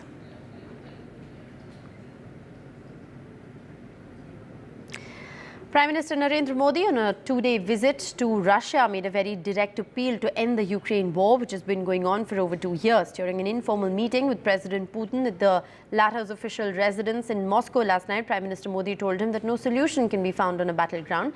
There has also been a big success for India as far as this entire diplomatic exercise is concerned, as Russia has agreed to repatriate all Indians who were duped into fighting the Ukraine war in Russia. Prime Minister Modi has also interacted with the Indian diaspora in Moscow, and he has also had that bilateral meeting with President Putin just a short while ago. It remains to be seen what really comes out of that bilateral. We'll, of course, track the details of that very closely, but this is the 22nd India-Russia bilateral summit, a clear sign of deepening ties between the two countries. And correcting trade imbalances, defense, nuclear energy, energy cooperation, push for multipolarity are the big themes as far as the bilateral is concerned. Prime Minister Modi's first bilateral meeting with President Putin after he assumes office, and also the first after the Russia-Ukraine war started. Let's listen in to the reactions. Global prosperity को नई ऊर्जा देने के लिए भारत और रूस कंधे से कंधा मिलाकर चल रहे हैं।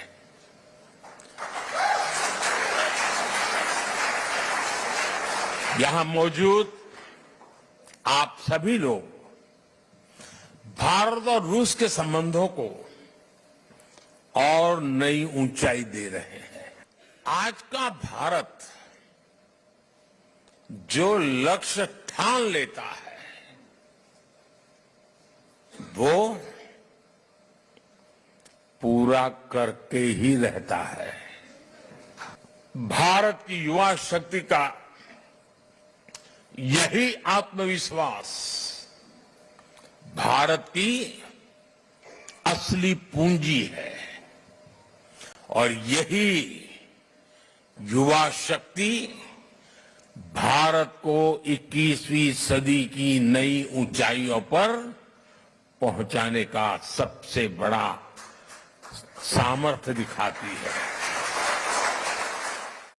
Amongst those people who performed for the Prime Minister today are these group of dancers, Russian dancers, but who have very diligently learned the Odissi form of art for many years. Ma'am, you are a teacher who has been learning Odissi dance and also been teaching there. Tell us what really sort of inspired you to learn this art form. Yes, I'm teaching here in Moscow now, and I practice Odissi already 20 years. I started to learn in GNCC of Moscow at the embassy from Vitalina Loboch. Then, after 5 years, I started go yearly to Sujata Mahapatra, to Bhubaneswar, and I was practicing there.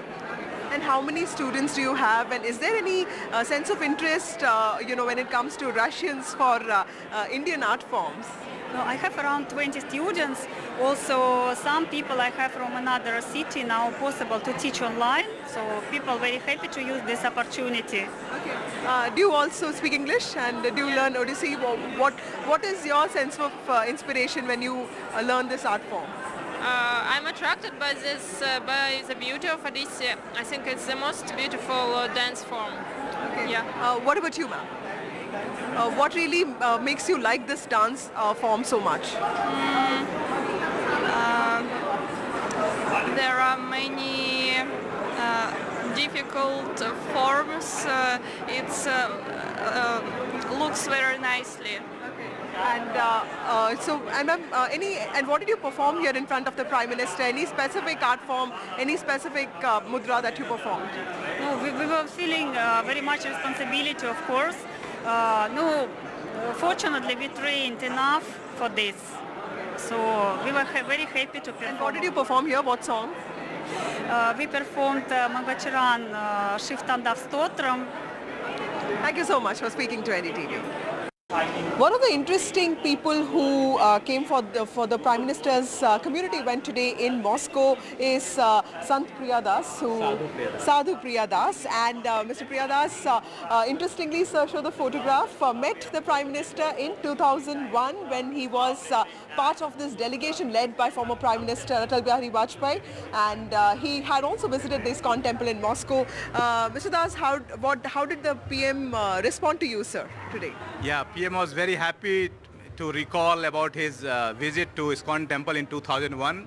That time he was accompanying Prime Minister Vajpayee. He was part of the delegation, and he found the time and he visited our temple in Moscow where he performed the puja, and he spent almost an hour with us, and he was inquiring about our activities in Russia, and he appreciated a lot about what ISKCON is doing in this country. And today when I told him about that visit, he was very happy, and he asked me a copy of this photograph.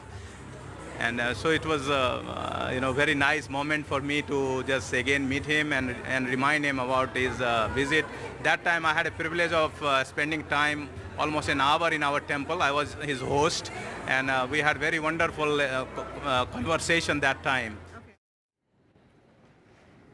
All right, so this of course is the latest development that we are in fact tracking. Prime Minister Modi of course also met with the Indian diaspora there, and he of course has raised issues about Indians in the Russian army. Sources say that Russia has agreed to discharge Indians from the army.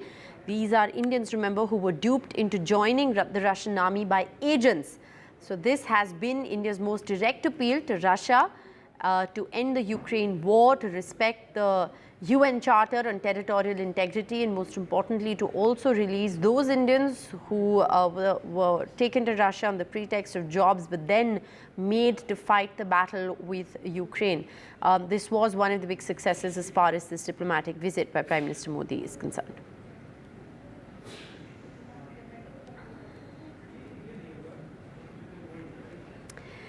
And the United States has reacted to this visit of Indian Prime Minister Narendra Modi to Russia. In fact, they have reacted to the visit to say that he should communicate the message to follow the UN Charter and also asked Russia to respect Ukraine's territorial integrity. India, remember, is a strategic partner with whom it engages in a full and frank dialogue, the United States said, as it urged New Delhi to make clear to Russia that any resolution to the conflict in Ukraine must respect the UN Charter, Ukraine's territorial integrity and sovereignty. The State Department spokesperson Matthew Miller said this on Monday when he was asked about Prime Minister Narendra Modi's ongoing visit to Russia and his meetings with the president. We would urge India, as we do any country when it engages with Russia, to make clear that any resolution to the conflict in Ukraine needs to be one that respects the UN Charter, that respects Ukraine's territorial integrity, Ukraine's sovereignty. And, India is a strategic partner with whom we engage in a full and frank dialogue, and that includes on our concerns about the relationship with Russia. All right, the killing of 5 army men in a terror attack in Jammu and Kashmir's Kathua yesterday will not go unrevenged. The sacrifices of our soldiers will not be in vain and terrorism will be eliminated. This was the reply that was given by the Chief Minister of Uttarakhand, Pushkar Singh Dhami. 5 army personnel, remember, were killed and many were injured on Monday when a group of heavily armed terrorists ambushed a patrolling party near the Badnota area in Kathua. It has been one of the worst terror attacks we've reported on, and a sharp reaction there coming in from India as well. Nazir joins us with the very latest. So Nazir, 5 soldiers have died in this fierce encounter. What we're given to understand, however, is that there's been a very strong reaction as far as India is concerned. Well, India has made it very clear that this attack will be avenged. There will be revenge, and the evil forces behind this attack will be defeated. In fact, our Defence Ministry was actually expressing the same sentiment which Prime Minister had during his visit to Srinagar on Yoga Day on 21st of June, when he talked about the terror attacks and said that they will be defeated, all those who, and strict action will be taken against them, without naming Pakistan. And though Defence Ministry has not named Pakistan, but the message is very clear, loud and clear. Having said that, this attack is much more serious than any other attack in the past. In last 32 months, in Jammu region, which was free from militancy till few years back, 44 army soldiers, including officers, have been killed in multiple deadly attacks. What is a big worry that in almost every attack, militants have managed to escape without suffering any casualty of their own. And this time, yesterday's attack, it has happened at 2 locations. When this attack took place, 2 trucks have been targeted. And there's a distance of around 500 meters between the 2 trucks which have come under heavy firing. First with the rifle grenades, and then heavy firing by M4 rifles. Bullet-piercing, steel core bullets have been bulletproof piercing steel core bullets have been used in this attack, which militants have been used, particularly in Jammu region. So the bigger challenge now today, J&K's Director General of Police, R.R. Swain, held a meeting with senior officials of the police and army in Kathua to review the situation and formalize the response. Though the coordinated search operation has been launched, but it appears that the security apparatus are still clueless and militants have managed to escape. It is a serious challenge for the security agencies, not only to track down these attackers who army has said are highly trained, but how to free Jammu from militancy and these growing attacks remains a big, All right. Well, challenge. Nazir, many questions there remain unanswered. We'll keep coming back to you for more updates. Thanks very much for joining our short break here. We'll bring you more news on the other side.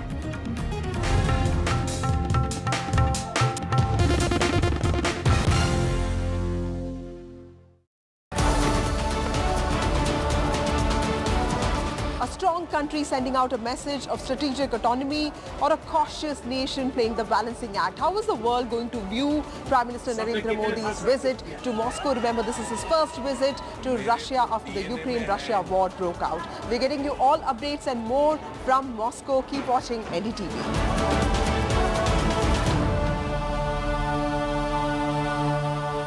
In a Stay informed and entertained with the new and updated NDTV News app. You can watch all our channels live, listen to podcasts, read breaking and exclusive news from around the world and more. Download the NDTV app today and get access to the best journalism and storytelling on your smartphone or tablet. The NDTV app. News that matters to you.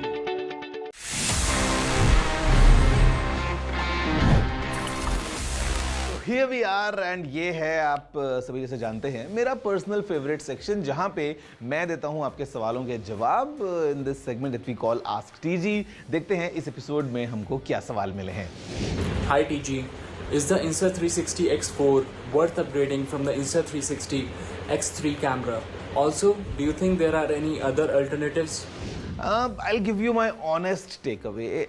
Insta360 is doing really good in terms of these 360 cameras, action cameras, small cameras and everything. But I would say please don't upgrade to the X4 if you already have an X3 because X3 is really powerful in itself. और Insta360 X3 बहुत अच्छे options लेके आता है. It's a well-rounded deal altogether. So if in case you already have it, there's no point for you to upgrade to the X4 or any other camera for that matter. आप उसको अभी use कर सकते हैं for at least.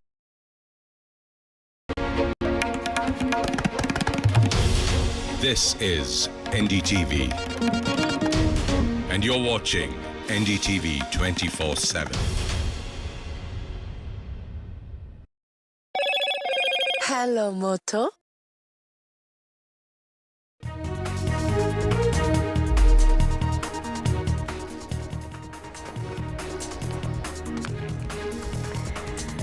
Mumbai hit-and-run accused Mihir Shah has been arrested after 72 hours. The main accused, Mihir's mother and sister, have also been taken into custody. So has the driver. Excise Department, meanwhile, has acted against the pub at which Mihir Shah was allegedly drinking. It's been sealed. After Ukraine tough talk by Prime Minister Modi, it is a thank you, Putin heartfelt message. Russia helped avert a fuel fertilizer crisis in India, says Prime Minister Modi, as he reiterates that solutions aren't possible in the battlefield. Dialogue is the only path to peace.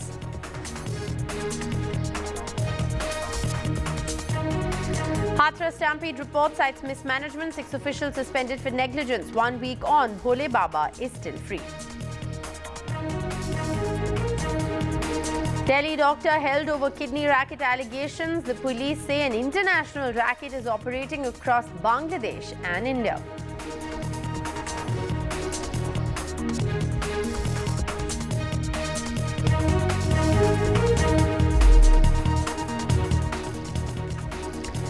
Good evening and welcome. You're watching NDTV 24/7. I'm Rishika Barua. The big breaking story we're tracking is from Mumbai, where the main accused in the Mumbai hit-and-run case, Mihir Shah, who is the son of a Shiv Sena leader, has finally been arrested after 3 days.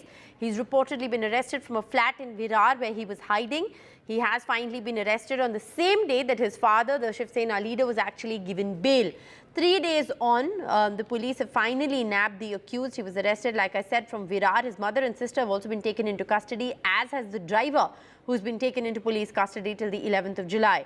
So, like I said, the mother and 2 sisters of Mihir, who were also missing, were taken into the custody by the Mumbai crime branch from Shahpur. They will also be handed over to the Worli police in a short while from now. Radhika is joining us live with the latest. Radhika, before we get into the nitty-gritties of what's happening as far as the investigation is concerned, there are some big questions that need to be answered. 3 days after this accident took place, the main accused in this case has been arrested from a flat in Virar. What happens next? You know what happens next? Of course, this man, 24-year-old man, will be produced before the court, most likely tomorrow. Our police will be seeking maximum remand of the accused, considering he was hiding for 3 days. A lot of evidence need to be collected in order to establish whether he was in fact drunk on that particular day, under what mental state he was on that day, And how did this whole accident take place, in the sense that what were the sequence of events leading to the accident? Because this is something that only he will be able to say. Of course, the driver's account is there, but that has to match with this individual's account as well, as per driver and as per the cops, of course, and as per several other witnesses, including the husband of the deceased. It was this 24-year-old man who was behind the steering wheel when the accident happened. And later, of course, there was a switching of seats that happened, post which, of course, multiple other developments also taking place. Radhika, do stay on I'm just trying to read some more details as far stay as on this. with us. We have Mr. PK Jain, the former additional DGP of Maharashtra, who's joining us for a quick comment. Sir, your reaction to the fact that the main accused, Mihir Shah, has been arrested 3 days after this accident took place from a flat in Virar.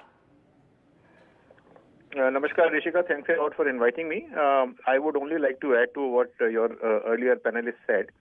See, in this case, the accused has now been arrested. He will be produced before the court. And in my opinion, the section will be changed from 105 to 103, which is a case of murder. Because the evidence that I learned, which has come into the hands of the police, is that they had disentangled the body of the lady. And then the driver, when they changed seats, the driver ran over that woman again. So, to my mind, section 103 will be applied, and maximum custody will be asked for, and the evidence, some evidence is already with the police, and the rest of the evidence they will be able to connect only when they take. But that's the big question, Mr. Jain, isn't it? At the moment, the question is on evidence, because 3 days on, while he has been arrested, now will they be able to establish drunken driving? Will the forensics actually be able to establish anything? Will there be enough evidence to mount a strong case against Mihir Shah? See, as far as drunken driving is concerned, the evidence of consumption of alcohol would probably vanish. But there will be a whole lot of other evidence, which is in terms of the witnesses from the bar where he was drinking, and the driver, and the husband of the deceased. That evidence, plus the technical evidence, which they will be collecting from the bar where he was consuming alcohol. All those things will be produced in evidence. So, if at all a direct evidence is not available, all these other evidences will be available. All right, so you're saying direct evidence or tracking blood alcohol 3 days later is going to be near impossible. May not be possible. It will be only if at all they get, or it will be very, very minor traces. Does that weaken the case, sir? Does that weaken the case against him? No, it does not. As I said, it does not weaken the case, because the evidence, other evidence where he was consuming alcohol, there would be some CCTVs there. I don't know whether the driver will continue to be an accused or he will be made a government witness, prosecution witness. So all those developments will take place only when the investigation proceeds. All right. Well, thanks very much for joining us, Mr. PK Jain. He is, of course, a former police official, who understands the way these cases are framed. He's the additional DGP of Maharashtra, joining us for a quick comment on this particular case. Let me go right back to Radhika. Radhika, it was a very important point that was made there by Mr. PK Jain, talking about how crucial it is that Mihir Shah has actually been arrested 3 days later, because it's going to be near impossible now to establish that he was drinking and driving, because it's going to be impossible to establish from his blood alcohol or from the blood test or any forensics that he was drunk. That's right. It's happening 3 days after the incident. So therefore, it is going to be difficult for them to establish whether he was drunk at all. Even if he was drunk, as far as the blood alcohol level present in the blood is concerned, blood alcohol level is concerned, it may be difficult for the police to prove that with the medical evidence. But we'll have to wait and see how the police will try to, prove that he was in fact drunk. In the case of Pune, they had CCTV evidence also to establish that he was indeed consuming alcohol. There were bills that were produced before the Juvenile Justice Board there, and there were also witnesses and eyewitnesses. So in this case, perhaps, if not for the medical test, they may have to rely on CCTV evidence from the pub, witness statements perhaps from the employees of this particular pub where I'm standing, and also perhaps his friends who were accompanying him to understand how much alcohol he had that day. So it is going to be difficult for the police, considering the time that has gone past, as far as the arrest is concerned. most likely he will be produced before the court tomorrow. And another interesting development that we are also seeing is that 12 other people have also been detained by the police. And these are people who were aiding Mihir Shah. In fact, these were Radhika, in fact, I wanted to come to you on that because Radhika has just sent us more information that it's not just Mihir Shah, his sisters, his mother, but in fact 12 people have been arrested for allegedly aiding and abetting the accused in this case. Radhika, what more details can you share with us about that at this point?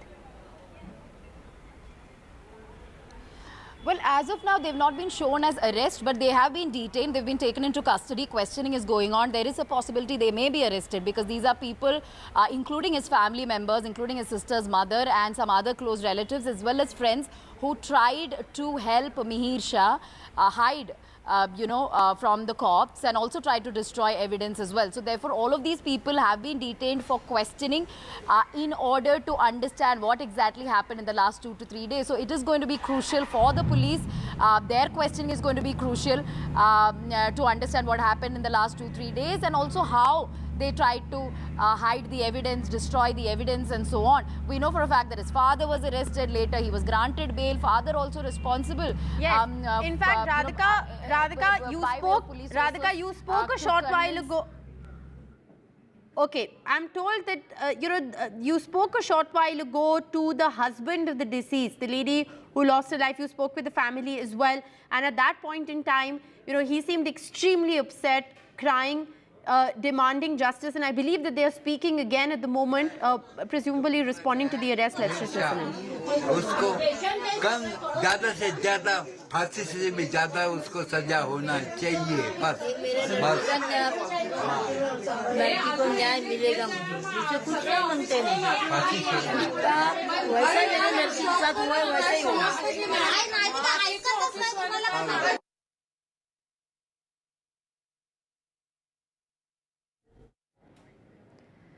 All right, let's go right back to Radhika. Radhika, it was an extremely emotional interview when you spoke with the husband sitting alongside his daughter. They were holding that picture up of his wife and the girl's mother. She's, of course, the woman who lost her life in this hit-and-run case. So while we continue to track the investigation, let's not forget that here's an entire family whose life has been destroyed forever. And the damage there is going to be irreparable. And when they spoke with you, this arrest hadn't happened. So at that point, they were extremely upset and angry. And one sincerely hopes now with the arrests that have been made, whether it's Mihir Shah or the 12 others who are helping him, with all of them being arrested, we hope that a watertight case can be made. But like we were just saying, 3 days on, very difficult to detect blood alcohol levels. So the forensics weaken as far as the case against Mihir Shah is concerned. Certainly forensic weakens as far as Mihir Shah case is concerned because this is a hit and run case. They have to rely on several materials. Of course, witness account is something they've relied on. But, fortunately, the police say they have a very important CCTV evidence which proves that it was indeed a hit and run case whereby Mihir was the one who was behind the steering wheel. In fact, this is what the cops told the court yesterday, that they have CCTV evidence to establish that Mihir, in fact, dragged the woman for more than a kilometer and then switched seats with the driver. The driver came back to the driver's position and then ran over her again instead of helping the victim, instead of checking whether she was fine or taking her to the hospital. So therefore she was left to bleed and die on the road. This is something that was captured on CCTV. So therefore that is a very, very crucial piece of evidence to establish hit and run case, an accident case, and deliberate attempt. As far as this entire sequence of events are concerned, entire accident is concerned. But whether he was under the influence of alcohol, was he drunk, that is something perhaps police may be able to establish only by way of witnesses, CCTV evidence, by talking to people in the pub and so on, because as you mentioned, blood alcohol level may be hard to prove since 3 days have passed. Well, absolutely. That's what the experts are also saying. We spoke with the former additional DGP of Maharashtra and he said exactly that 3 days on, it's going to be extremely hard to establish forensics in this particular case. Radhika, do stay on with us. Like I said, the family of the victim in this case has reacted, I think, to the arrest. Let's just try and play up that reaction for our viewers. काका काय सांगाल, आरोपीला अटक झाली आहे, आता अटकेनंतर पुढील तुमची कारवाई काय व्हावी अशी अपेक्षा आहे? बोल तू. त्याला फाशीची शिक्षा झाली पाहिजे. त्याला फाशीची शिक्षा झाली पाहिजे. हा ऍक्सिडेंट नाही आहे, दिस इज अ मर्डर. त्याला फाशीची शिक्षा झाली पाहिजे. आम्हाला एवढंच पाहिजे आहे. तो सुटला नाही पाहिजे, चुकून पण नाही. सर प्रदीप सर, जैसा कि आपने बाइट किया था, आपने बताया अपना, लेकिन अभी खबर ये आ रही है कि जो आरोपी है मेन मिहिर शाह, उसको मुंबई पुलिस ने पकड़ा, ऐसी खबर आ रही है. कैसे देखते हैं आप, क्या मांग करते हैं सरकार? अभी देखो 3 दिन के बाद वो पकड़ा जाता है, इसका मतलब क्या है? अगर वो अल्कोहलिक नहीं था, अगर वो नशा नहीं किया, अगर वो दारू नहीं पिया है, अगर वो ड्रग्स नहीं किया, तो वो छुपा क्यों? मेरा मेन पॉइंट क्या है, वो छुपा क्यों? तुमने अगर गुनाह नहीं किया तो छुपा क्यों? 3 दिन गायब क्यों हो गया? हाँ, तुम रास्ते में गाड़ी छोड़ के, उसका नंबर प्लेट तोड़ के तुम गायब हो जाता है. हाँ, घर पे नहीं जाता है, कहाँ जाता है, किधर जाता है? तुम छुपता क्यों रहा है? अगर तू गुनाह नहीं किया ना, सच्चे दिल से गुनाह नहीं किया, तो तू छुपा क्यों है? हमको बताओ ना. अभी देखो 3 दिन के बाद उसके शरीर में तो अल्कोहल नहीं रहेगा. अब उसके पास 20 वकील रहेंगे. हम गरीब आदमी, हमको कौन न्याय देगा? हमको न्याय देने वाला कौन है, बताओ आप. हाँ, आज वो क्या जेल में गया, परसों कोर्ट में हाजिर करेंगे, उसके बाद में उसको बेल मिलेगा, वो छूट गया. उसके बाद में केस चलता जाएगा, चलता जाएगा, कोई नहीं है, सब ठंडा हो जाएगा. क्या करेगा हम लोग? किधर से हम लोग पैसा लाएगा, किधर से वकील करेगा, बताओ. कौन है हमारे लिए वाली? हमारा संभालने वाला कौन है? ये नेता लोग को कुछ नहीं, उसका ही लीडर का ये है बेटा. वो क्या बड़ा आदमी है? वो ऐसा 20 आदमी खरीद सकता है, पूरा ये खरीद सकता है वो पूरा. हम लोग के पूछे कौन है? कभी आया देवेंद्र फडणवीस बोलने के लिए आया इधर कि क्या हो गया है? कभी एकनाथ शिंदे आया घर पे कि इसका ऐसा कैसा हो गया, इसके पीछे क्या है? अजित पवार आया? तुम लोग कुर्सी के लालच में है ना, सब अंधे हो गए, अंधे कुर्सी के लालच में. तुम्हारे लिए कुर्सी सब है, पब्लिक नहीं है. पब्लिक के लिए सिर्फ तुम लोग वोट की भीख मांगने के लिए आते, बाद में पब्लिक को भूल जाते सब लोग. पब्लिक है ना, कचरा है, कचरा तुम्हारे लिए. कूड़ा रहता है ना, कूड़ा है, कचरा है. सिर्फ बोलते हैं हम लोग गरीबों के लिए करते, गरीबों के लिए करते. क्या किया तुम लोग गरीबों के लिए, बताओ ना. आज तुमने जो योजना निकाली, लाडली योजना, आपकी लाडली बहन आज मर गई है, उसको खींच के लेंगे गया, कोई उसको समझने वाला नहीं. मेरे सामने खींच के लेके गया और बोलते हैं वो रिवर्स में डाला. अगर रिवर्स में डालता तो वो बच नहीं जाती, क्या बताओ? हाँ, रिवर्स में डालती तो वो बच नहीं जाती. हर न्यूज पे अलग अलग आ रहा है. हाँ, उसका न्यूज, उसके पास पैसा, उसके लिए DRP ले लो, सब ले लो, उसके पास बहुत पैसा है. जाओ न्यूज वाले सब लोग उसके इधर जाओ, उसका ले लो इंटरव्यू, उसको छुट्टा करो तुम लोग. कायद्यापुढे सर्वांना समानतेचा अधिकार आहे. What you want, like the accused got arrested by Mumbai police. Tell the doctor what you want. I want him that we should get justice. My mother should get justice. I want him to get this hanging. Like she is in really bad pain. उसको बहुत लगा है. I saw her with my eye. The hospital, I saw her. She's in really bad pain. I want her justice. उसके पीछे कुछ नहीं बचा. उसके पीछे कुछ नहीं बचा. उसको खींच के लेके गया ना, कुछ नहीं बचा उसके पीछे. कैसे खींच के लेके गया साला वो? उसको थोड़ा भी दया नहीं आया साला.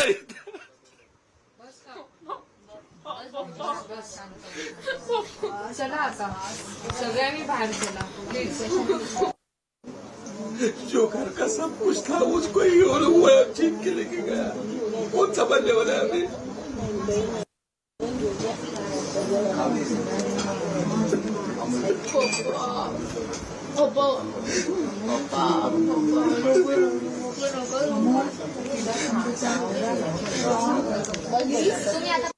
गया है जो पकड़ा गया है मिहिर शाह, उसको कम ज्यादा से ज्यादा फांसी से भी ज्यादा उसको सजा होना चाहिए। बस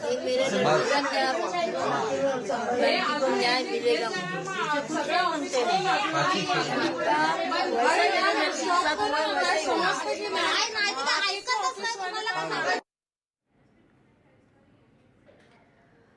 All right. Well, an extremely emotional family there, recounting that horror. They've been very brave to face the media and answer questions, but they've demanded justice. What the husband of the deceased has said is that he doesn't think the story ends with the arrest. He believes that the accused, given the fact that he has political connections, probably be freed in a few days from now. That's how typically the story plays out. We'll track the investigation very closely, but let's just listen in once again to that family's appeal.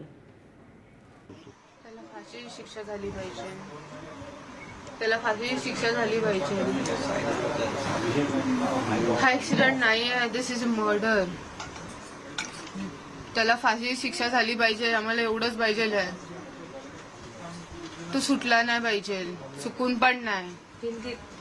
Sir Pradeep sir, जैसा कि आपने bite किया था, आपने बताया लेकिन अभी खबर ये आ रही है कि जो आरोपी है मेन मिहिर शाह, उसको मुंबई पुलिस ने पकड़ा, ऐसी खबर आ रही है. कैसे देखते हैं आप ये घटना को और क्या मांग करते हैं सरकार? अभी देखो 3 दिन के बाद वो पकड़ा जाता है, इसका मतलब क्या है? अगर वो अल्कोहलिक नहीं था, अगर वो नशा नहीं किया, अगर वो दारू नहीं पिया है, अगर वो ड्रग्स नहीं किया, तो वो छुपा क्यों? मेरा मेन पॉइंट क्या है, वो छुपा क्यों? तुमने अगर गुनाह नहीं किया तो छुपा क्यों? 3 दिन गायब क्यों हो गया? हाँ, तुम रास्ते में गाड़ी छोड़ के, उसका नंबर प्लेट तोड़ के तुम गायब हो जाता है. हाँ, घर पे नहीं जाता है, कहाँ जाता है, किधर जाता है? तुम छुपता क्यों रहा? अगर तू गुनाह नहीं किया ना, सच्चे दिल से गुनाह नहीं किया, तो तू छुपा क्यों है? हमको बताओ ना. अभी देखो 3 दिन के बाद उसके शरीर में तो अल्कोहल नहीं रहेगा. अब उसके पास 20 वकील रहेंगे. हम गरीब आदमी, हमको कौन न्याय देगा? हमको न्याय देने वाला कौन है, बताओ आप. हाँ, आज वो क्या जेल में गया, परसों कोर्ट में हाजिर करेंगे, उसके बाद में उसको बेल मिलेगा, वो छूट गया. उसके बाद में केस चलता जाएगा, चलता जाएगा, कोई नहीं है, सब ठंडा हो जाएगा. क्या करेगा हम लोग? किधर से हम लोग पैसा लाएगा, किधर से वकील करेगा, बताओ. कौन है हमारे लिए वाली? हमारा संभालने वाला कौन है? ये नेता लोग को कुछ नहीं, उसका ही लीडर का ये है बेटा. वो क्या बड़ा आदमी है? वो ऐसा 20 आदमी खरीद सकता है, पूरा ये खरीद सकता है वो पूरा. हम लोग के पूछे कौन है? कभी आया देवेंद्र फडणवीस बोलने के लिए आया इधर कि क्या हो गया है? कभी एकनाथ शिंदे आया घर पे कि इसका ऐसा कैसा हो गया, इसके पीछे क्या है? अजित पवार आया? तुम लोग कुर्सी के लालच में है ना, सब अंधे हो गए, अंधे कुर्सी के लालच में. तुम्हारे लिए कुर्सी सब है, पब्लिक नहीं है. पब्लिक के लिए सिर्फ तुम लोग वोट की भीख मांगने के लिए आते, बाद में पब्लिक को भूल जाते सब लोग. पब्लिक है ना, कचरा है, कचरा तुम्हारे लिए. कूड़ा रहता है ना, कूड़ा है, कचरा है. सिर्फ बोलते हैं हम लोग गरीबों के लिए करते, गरीबों के लिए करते. क्या किया तुम लोग गरीबों के लिए, बताओ ना. आज तुमने जो योजना निकाली, लाडली योजना, आपकी लाडली बहन आज मर गई है, उसको खींच के लेंगे गया, कोई उसको संभालने वाला नहीं. मेरे सामने खींच के लेके गया और बोलते हैं वो रिवर्स में डाला. अगर रिवर्स में डालता तो वो बच नहीं जाती, क्या बताओ? हाँ, रिवर्स में डालती तो वो बच नहीं जाती. हर न्यूज पे अलग अलग आ रहा है. हाँ, उसका न्यूज, उसके पास पैसा, उसके लिए DRP ले लो, सब ले लो, उसके पास बहुत पैसा है. जाओ न्यूज वाले सब लोग उसके इधर जाओ, उसका ले लो इंटरव्यू, उसको छुट्टा करो तुम लोग. कायद्यापुढे सर्वांना समानतेचा अधिकार आहे. What you want, like the accused got arrested by Mumbai police. As a doctor, what you want? I want him that he should get We should get justice. My mother should get justice. I want him to get this hanging. Like, she is in really bad pain. उसको बहुत लगा है. I saw her with my eye. The hospital, I saw her. She's in really bad pain. I want her justice. उसके पीछे कुछ नहीं बचा. उसके पीछे कुछ नहीं बचा. उसको खींच के लेके गया ना. कुछ नहीं बचा उसके पीछे. कैसे खींच के लेके गया साला वो. उसको थोड़ा भी दया नहीं आया. साला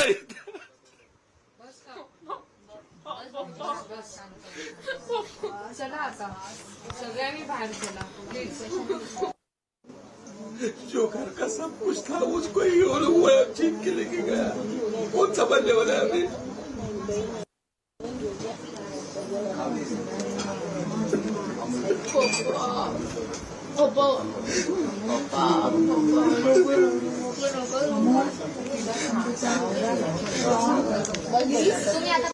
गया है जो पकड़ा गया है हमेशा उसको कम ज्यादा से ज्यादा फांसी से भी ज्यादा उसको सजा होना चाहिए. बस न्याय मिलेगा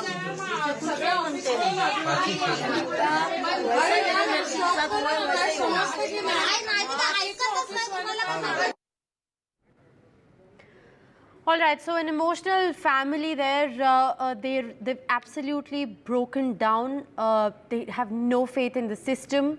They say that politicians only come and ask for votes, but there is no value to human life. They've also questioned why the arrest took place after 3 days. They've questioned why the Shiv Sena leader's son was in hiding for 3 days. If he hadn't done any drugs, or if he wasn't under the influence of alcohol, the family has questioned why he was in hiding for 3 days. Why was the number plate of the car broken if it wasn't a bid to shield him? So several tough questions there being asked by the family that is completely broken down after the death of the woman.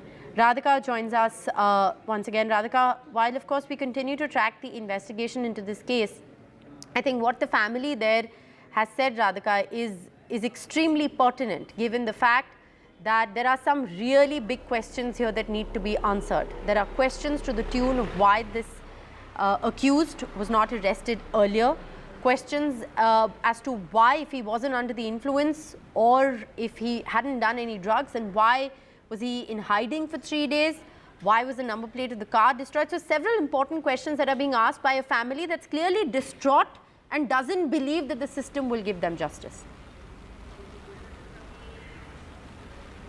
That's right, very heart-wrenching reactions. Their family, of course, devastated. I did meet the husband twice, in fact, on Sunday as well as today.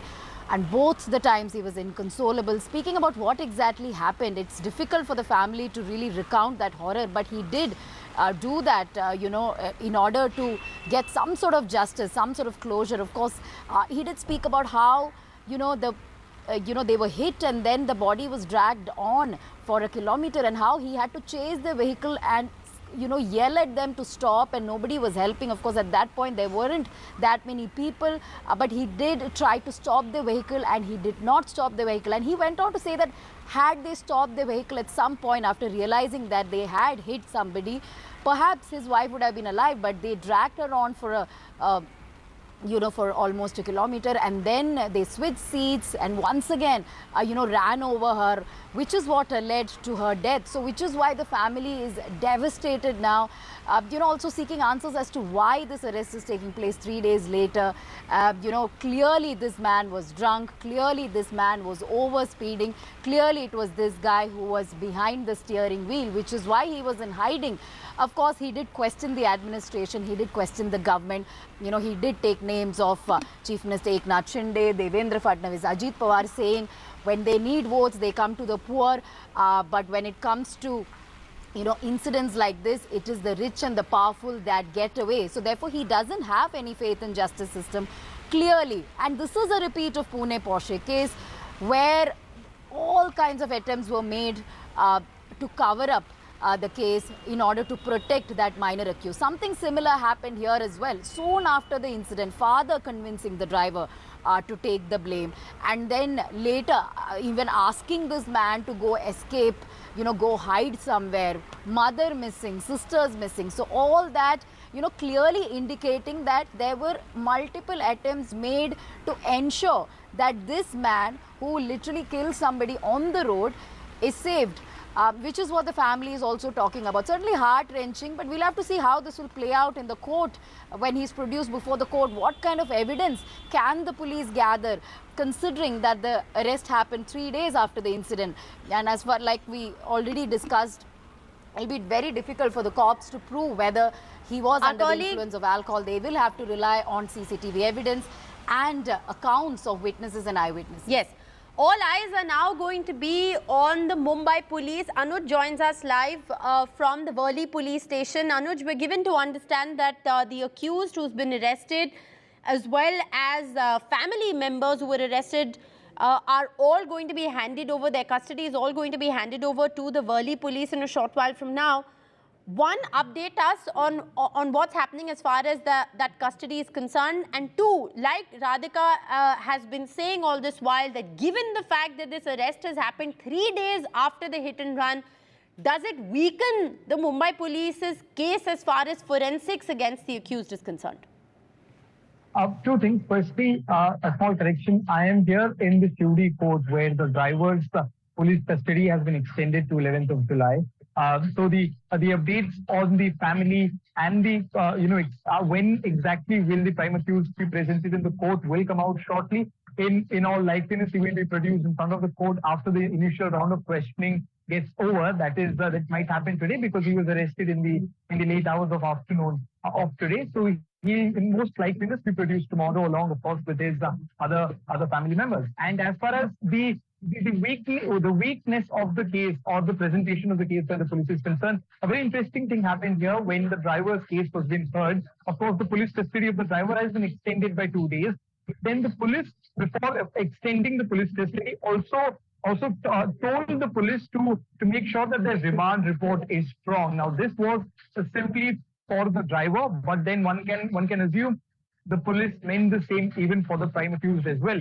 There were several reasons for remand mentioned in the remand report, but the police was the court was of the opinion that the remand report needs to be stronger, and the fact that there is a public public anger against this individual. Of course, it has its own role to play in the media and the outside world, but then they suggested the police to make it stronger and to make sure that all the claims made by whoever is involved in the case and whoever has been investigated by the police are verified time and again. But a very important update or a very important point that the police hold is that there's been several claims made, and the police, of course, as far as the driver is concerned, are still doing the investigation. That makes that probably took the case in their favor, where the judge allowed the police custody for 2 more days for the driver. So he'll be questioned further, whatever claims he has made. Yes, so Anuj, it also now remains to be seen whether the driver turns approver in this case. Yes. That is an important point to be taken into consideration by the police, and the police actually presented all of these things in front of the court and then asked for a little more time for the investigation, which according to them is quite clear at the moment. Which brings me back to the point that it's not just the main accused Mihir Shah, but 12 accomplices who have been arrested. So are they also going to be produced in the same court? The updates on it will follow mostly by tonight. But what we know as of now is that the prime accused Mihir Shah in all likeliness be presented tomorrow. But all 13 of them, including of course Mihir Shah and his 12 associates, will be questioned tonight. So the proceedings of tonight become important in that regard, because that will form the basis of the evidences that will be produced in front of the court, either tomorrow or of course later by the police. And the initial round of investigation becomes important in that regard. All right, very important points being made there. The prime accused, along with the 12 accomplices, likely to be produced before a court tomorrow. They will, of course, be questioned today. That's what Anuj is reporting at the moment. Do we have any clarity whatsoever, Anuj, on their whereabouts? They are currently here in the Worli police station. Okay. The questioning will take place there, and then, of course, they'll be produced in the court tomorrow. Right. Let's, Anuj, stay on with us. Let's also go back to Radhika. Anuj, of course, is at the court where the driver is going to be produced in a short while from now. The driver becomes, Radhika, the driver becomes very, very important in this case, given the fact that he was believed to have been sitting alongside Mihir Shah while he was driving. Like you reported earlier as well, there were reports that they allegedly tried to pin the blame on the driver. This is literally like how a script plays out in cases like this. With the rich and the powerful trying to blame a driver, perhaps bribe him with money. If he turns approver, that would mean that a watertight case against Mihir Shah is possible. Well, that is a possibility. Now, as far as driver is concerned, he was already produced before the court and his custody has been extended till 11th of July. So that has happened, and of course the police are trying to bring forth certain evidence. And as Anuj had been pointing out, the police also telling the court that not just this man, not just Mihir, but even the driver was under the influence of alcohol. So therefore, this case getting more complicated. We'll have to see, whether the driver will turn an approver in the case. All that remains to be seen. But as far as those 12 people are concerned, they've all been detained. They're yet to be arrested. It's just Mihir Shah who has been arrested. The rest of them have been detained for questioning, and most likelihood they will also be arrested simply because they were instrumental in trying to protect the accused. They helped him hide.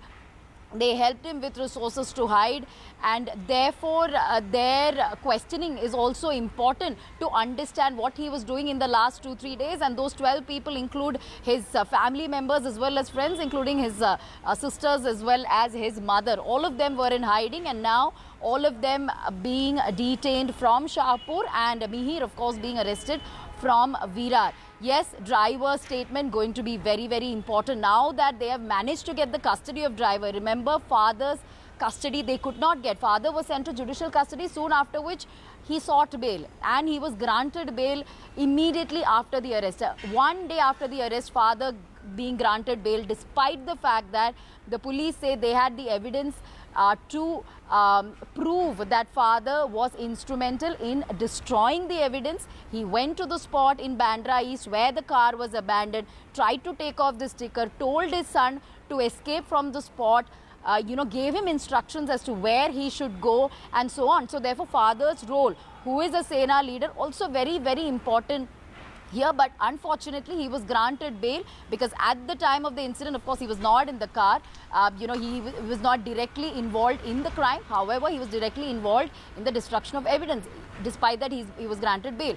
Now, remains to be seen how they will take this case forward, considering we have the driver who will be very, very important in establishing the sequence of events that day, where he was seated, where Mihir was seated, was he in the driver's seat throughout, when did he take control of the seat? If he was the driver, he was the designated person for that car. So why did Mihir take control?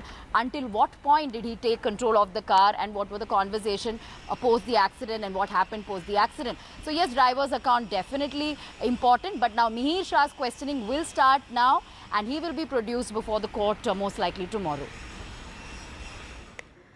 All right. Well, thank you very much, Anuj and Radhika, for joining us with the very latest on this story. It's going to be a top focus for us here on NDTV. Many questions still loom large. The family is skeptical on whether justice will be served, given the fact that the accused has political connections. And, the family, even after the arrest, has raised several questions. Can the Mumbai police now make a watertight case against Mihir Shah 3 days after his arrest? Given the fact that blood alcohol levels may not be able to be established by forensics, will other evidence therefore hold legal scrutiny? All of those are big questions that need to be answered. It's going to be a top focus story, like I said. Short break here. We'll bring you more on the other side.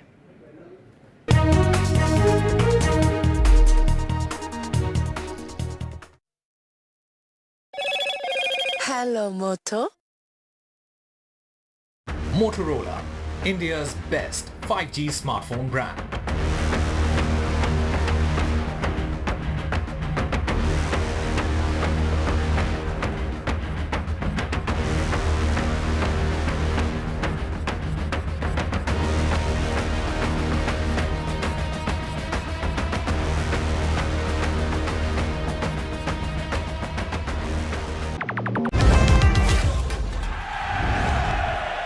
Get the magic of the best working for you now. Link your payment cards once, collect rewards forever.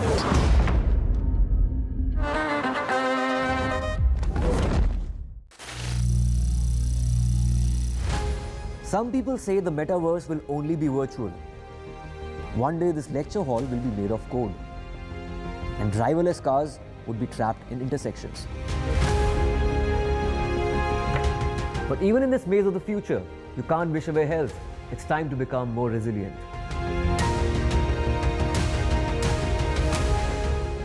"10 years of Banega Swasth India, we have grown and achieved so many milestones.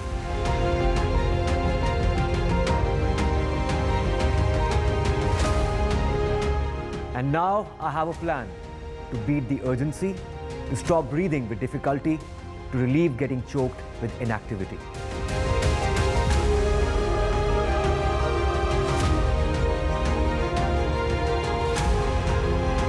Energize our government, our environment, our society, and ourselves. Everyone, everywhere, every day.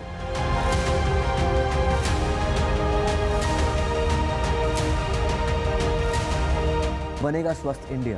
One world hygiene. NDTV proudly upholds its legacy of trust and credibility. According to the prestigious Reuters Institute's Digital News Report 2024, NDTV is the top-most news platform in the country. #1 in both online and offline reach in India. Beating all its competition, NDTV stands for trust. The biggest democratic exercise in the world. Team NDTV covers it from ground zero. BJP really had to fight a tough election this time.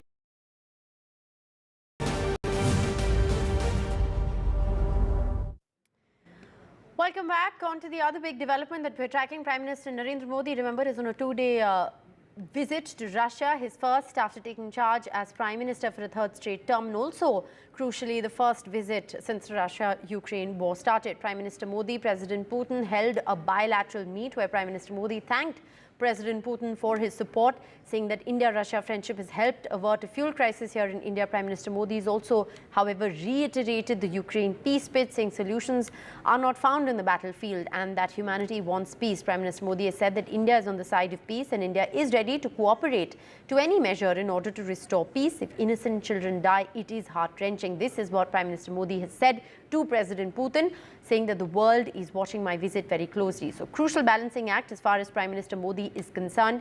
It's a historic visit for India-Russia ties. Prime Minister Modi also interacted with Indian diaspora in Moscow and held that crucial bilateral with President Putin. It's going to be very interesting to see what really came out of it. The big focus areas were, of course, defense and energy cooperation. Let's listen in to the reactions. जी और मेरे मित्र, मैं आपका इस भव्य स्वागत के लिए, सम्मान के लिए हृदय से बहुत बहुत आभार व्यक्त करता हूं। चुनाव में अभूतपूर्व विजय भारत में हमें मिला और उसके बाद आपने जो शुभकामनाएं दी उसके लिए भी मैं आपका बहुत बहुत आभार व्यक्त करता हूं। मार्च महीने में आपका भी चुनाव में भव्य विजय हुआ।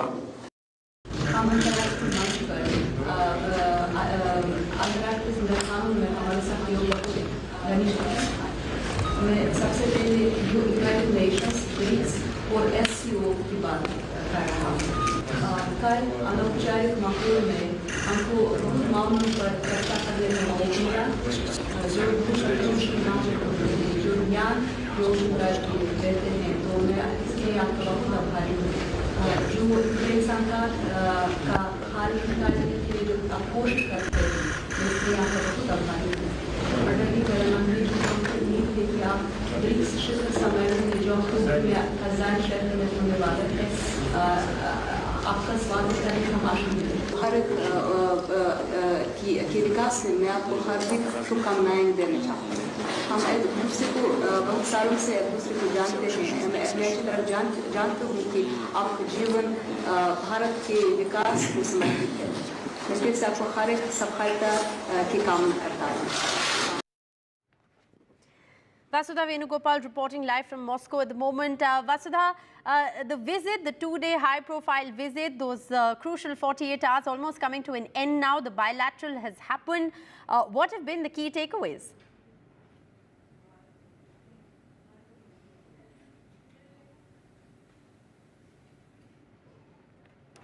All right, we're going to try and re-establish that audio line with Vasudha in just a moment. Vasudha, of course, reporting live from Moscow at the moment. We'll just quickly try and re-establish that audio line with Vasudha. It's going to be very interesting to see what the big outcomes, takeaways of this crucial bilateral visit are. This is Prime Minister Modi's first bilateral visit after taking office, and it was to Russia. Many believe it establishes how important Russia is as far as a bilateral partner for India is concerned. It showcases the importance of ties between the two countries, especially when it comes to energy and defense. Those were the two themes that dominated discussions. We're also learning, of course, that the two leaders have spoken extensively on Ukraine, and Prime Minister Modi reportedly thanked President Putin for averting a fuel crisis. I believe we have Vasudha back with us. Vasudha, if you can hear me, what's been the big takeaway?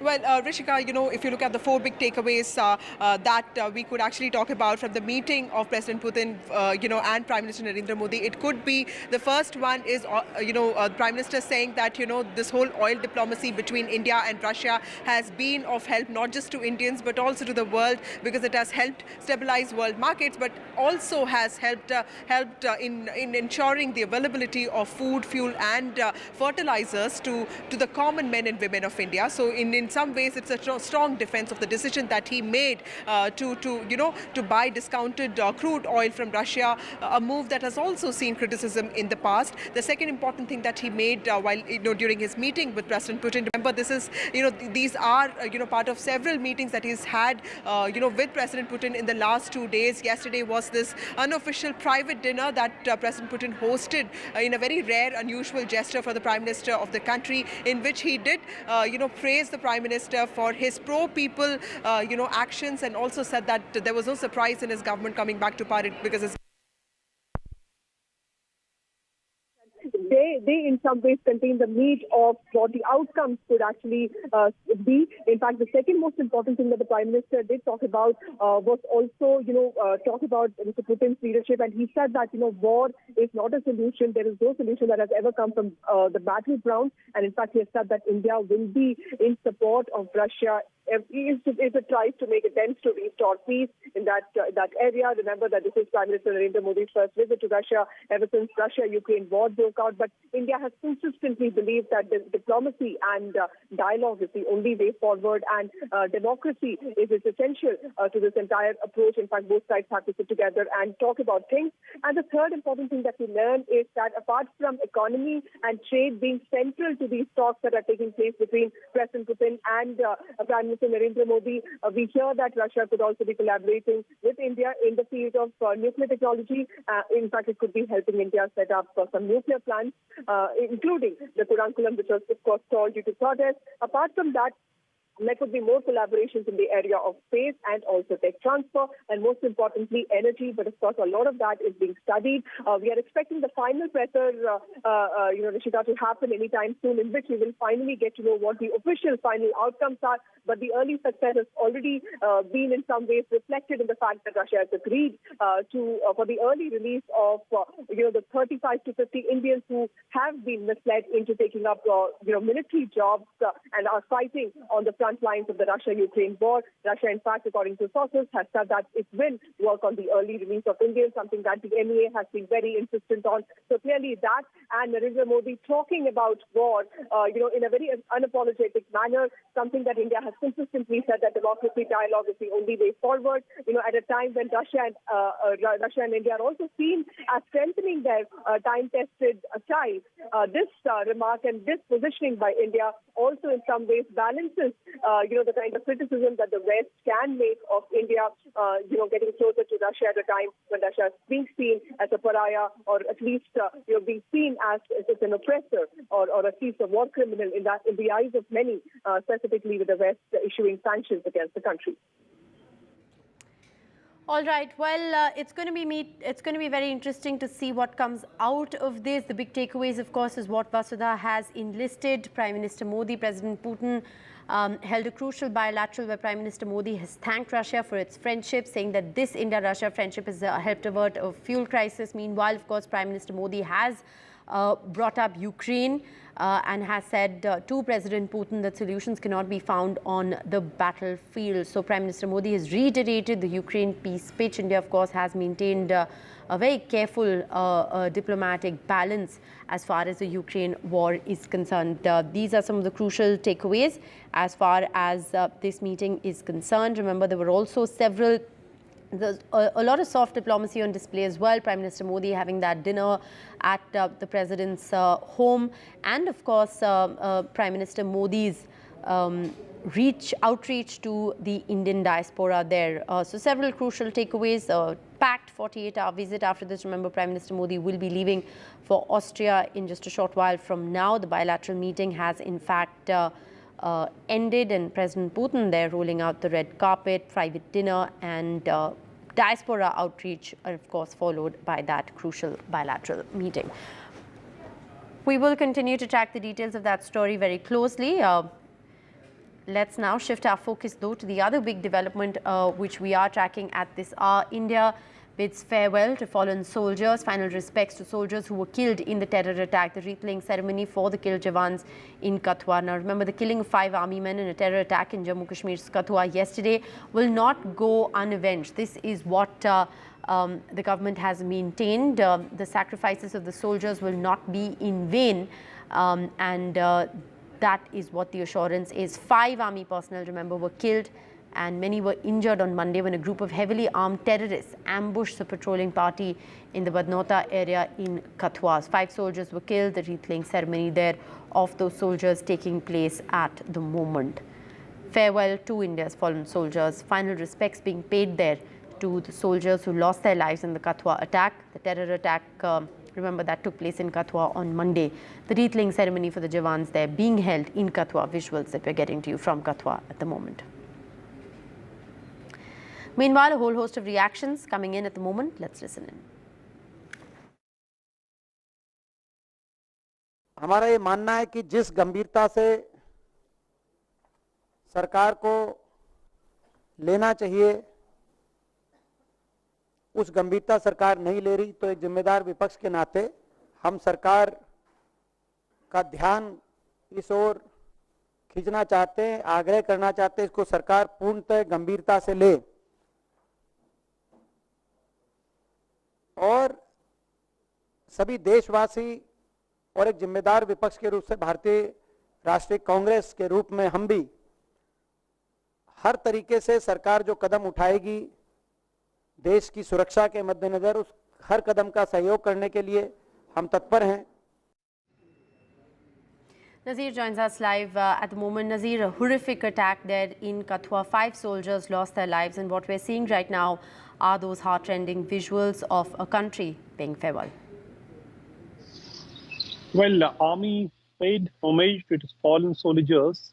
5 soldiers, including a JCO, who were killed in what was the biggest attack in the recent times in Jammu region. It appears to be a well-coordinated and attack by militants at 2 locations in Badnota area of Kathua district.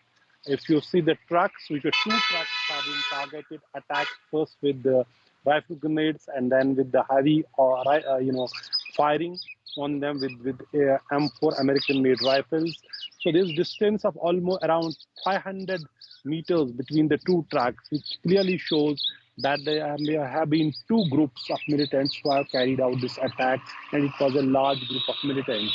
Today, JNK's Director General of Police R.R. Fan visited Kathua and held a meeting with senior army and the police officers to formalize the response, as India has clearly said that this attack, the sacrifice of soldiers, will not go unavenged. And the evil forces behind this attack will be defeated. And the army in Pathankot, Army's 9 Corps, GOC of 9 Corps, paid homage to the fallen soldiers, as you can see in the visuals. This area comes under jurisdiction of 9 Corps, which comes under Western Command, not the Northern Command, which actually looks after Jammu and Kashmir and the Ladakh. So it is clearly an attempt to bog down army in this conflict, in this militancy, and in areas which were considered free from militancy all these years. So now the India has sent a clear message, though without naming Pakistan, that there will be a revenge, and these killings will be, revenge, and the evil forces behind these attacks will be defeated. Same thing almost was said by the Prime Minister during his visit last month to Srinagar when he talked about terror incidents in Jammu and Kashmir. This is part of the series of attacks in Jammu region, which was free from militancy. In last 32 months, 44 soldiers of army have lost their lives in the line of duty in multiple attacks by militants. What is bigger worry that in almost every attack, militants managed to escape without suffering any casualty of their own. Same thing happened during Monday's attack. After carrying out attack on army vehicles, 2 trucks, they managed to escape even as a major, counter-militancy, coordinated search and area domination operation has been launched by the security forces. But this is a very tough area, hilly area, mountainous, forest area. It's not easy to track down attackers who have always evaded arrest or tracking down in last 2 years, particularly in Poonch Rajouri region. Now this militancy has spread to the Kathua right up to the Punjab border, so has become a big challenge for the security force and the government in Jammu and Kashmir. All right, thanks very much, Nazir, for joining us with all that latest information. With that, we're going to slip into a very short break. We'll bring you more news on the other side.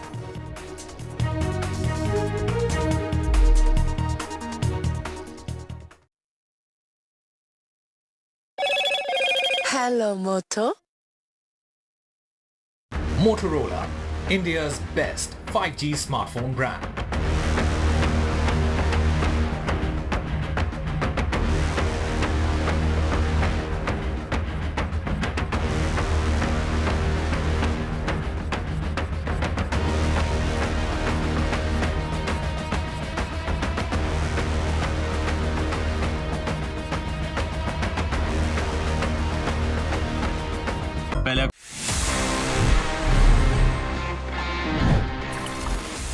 कैसे आप technology को use करते हुए अपने gadgets का potential और enhance कर सकते हो. And this time it's about AI.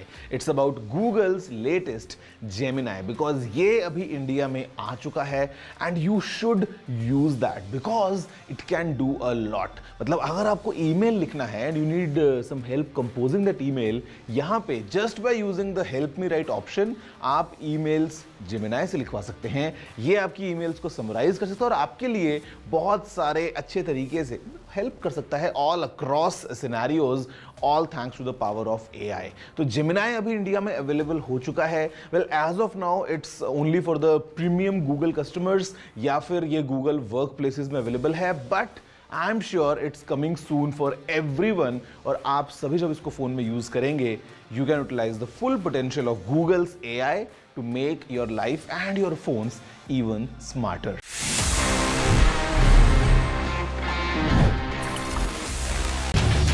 Get ready for the ride of your life.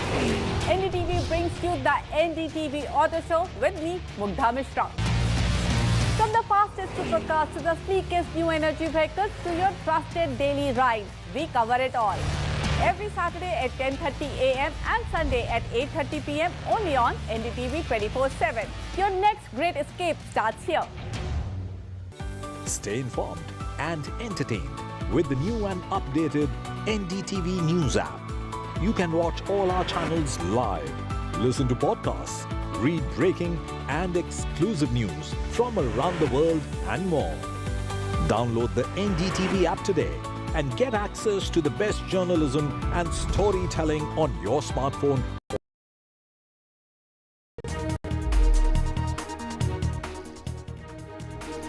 Welcome back. The big development from Mumbai. The main accused, Mihir Shah, has been arrested from Virar, but the family of the victim, completely distraught, still don't believe that justice will be served. They spoke exclusively to my colleague Sujata. Listen in. 3 दिन बाद आज मिहिर शाह को arrest किया गया है विरार से, क्या लग रहा है अब आगे की क्या कार्रवाई की जाएगी? 3 दिन के बाद अरेस्ट कर रहा है, तो 3 दिन पहले वो कहाँ था, क्यों गायब हो गया था, कैसे गायब हो गया था? अगर वो अल्कोहलिक नहीं है ना तो वो गायब क्यों हो गया? उसने कुछ नशा नहीं किया तो वो गायब क्यों हो गया? अभी 3 दिन के बाद कैसे मिला? अपने आप हो गया कि उसको अरेस्ट किया? वो उसको अरेस्ट नहीं किया है, वो खुद अरेस्ट हो गया है। अभी हमको सब मालूम है, ये सब नीति लोगों की चाल है। आता करणार काय आम्ही सांगा ना, हम लोग क्या करेगा? अभी वो कोर्ट में 20 आदमी रखेगा, 20 वकील रखेगा और अलग अलग हमसे सवाल पूछेगा, हमको रुलाएगा। अभी हम लोग क्या कर सकते बताओ? पिता को उनके बेल मिल गई और इसी के साथ वही तो है ना, अभी वो नहीं मिला तो पिताजी को कैसे बेल मिली? हाँ, पहले ही दिन अगर उसको बेल मिल गई, लड़का नहीं मिल रहा और बेल पहले मिलता है, ये कैसे मांग रही है? मेरी यही मांग है कि उसको फांसी होना मांगता है बस।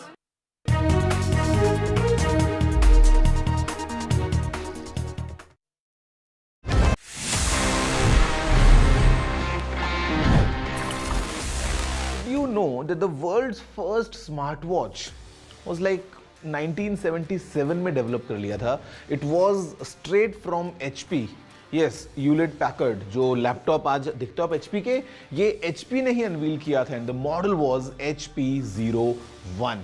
It was quite amazing because it was this wrist gadget जहाँ पे एक कैलेंडर था, एक कैलकुलेटर था, साथ में clock, stopwatch, timer, alarm and in fact a world clock as well. Well, this gadget was really powerful और इसमें 28 अलग-अलग buttons थे. 28 buttons इतने से size में, well obviously उस time पे we didn't have touch screens. उस time पे I would say for engineers and for professionals it was such a boon, but then again this product failed because it was quite expensive, थोड़ा bulky था and maybe not that easy to use that. But मैं बोलूँगा it was the beginning of the era of smartwatches and eventually today you know how popular they are, जहाँ पे हर किसी से जब आप मिलते हो after the mobile phone the second.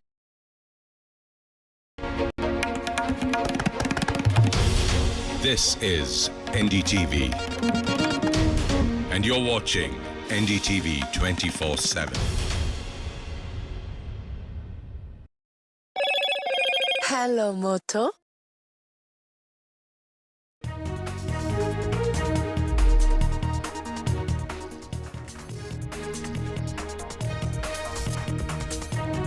In the Mumbai hit-and-run case, the main accused, Mihir, arrested after 72 hours. Main accused mother and sister also taken in custody.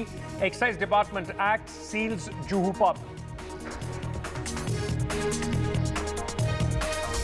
After Ukraine, tough talk, Modi, thank you. President Putin, Russia helped avert fuel crisis. Prime Minister reiterates solutions not possible on battlefield. The SIT submits its report to Chief Minister Adityanath on the Hathras stampede, cites mismanagement, 6 officials suspended or negligence, 1 week on Bole Baba, yet to be questioned.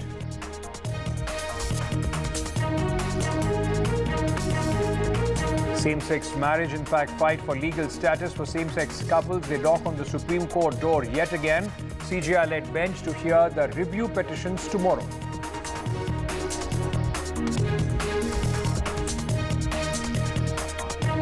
Final respect to soldiers killed in terror attack in Jammu and Kashmir. Reclaying ceremony for the Jawans killed in Kathua ambush. 5 soldiers were killed yesterday, 5 others injured.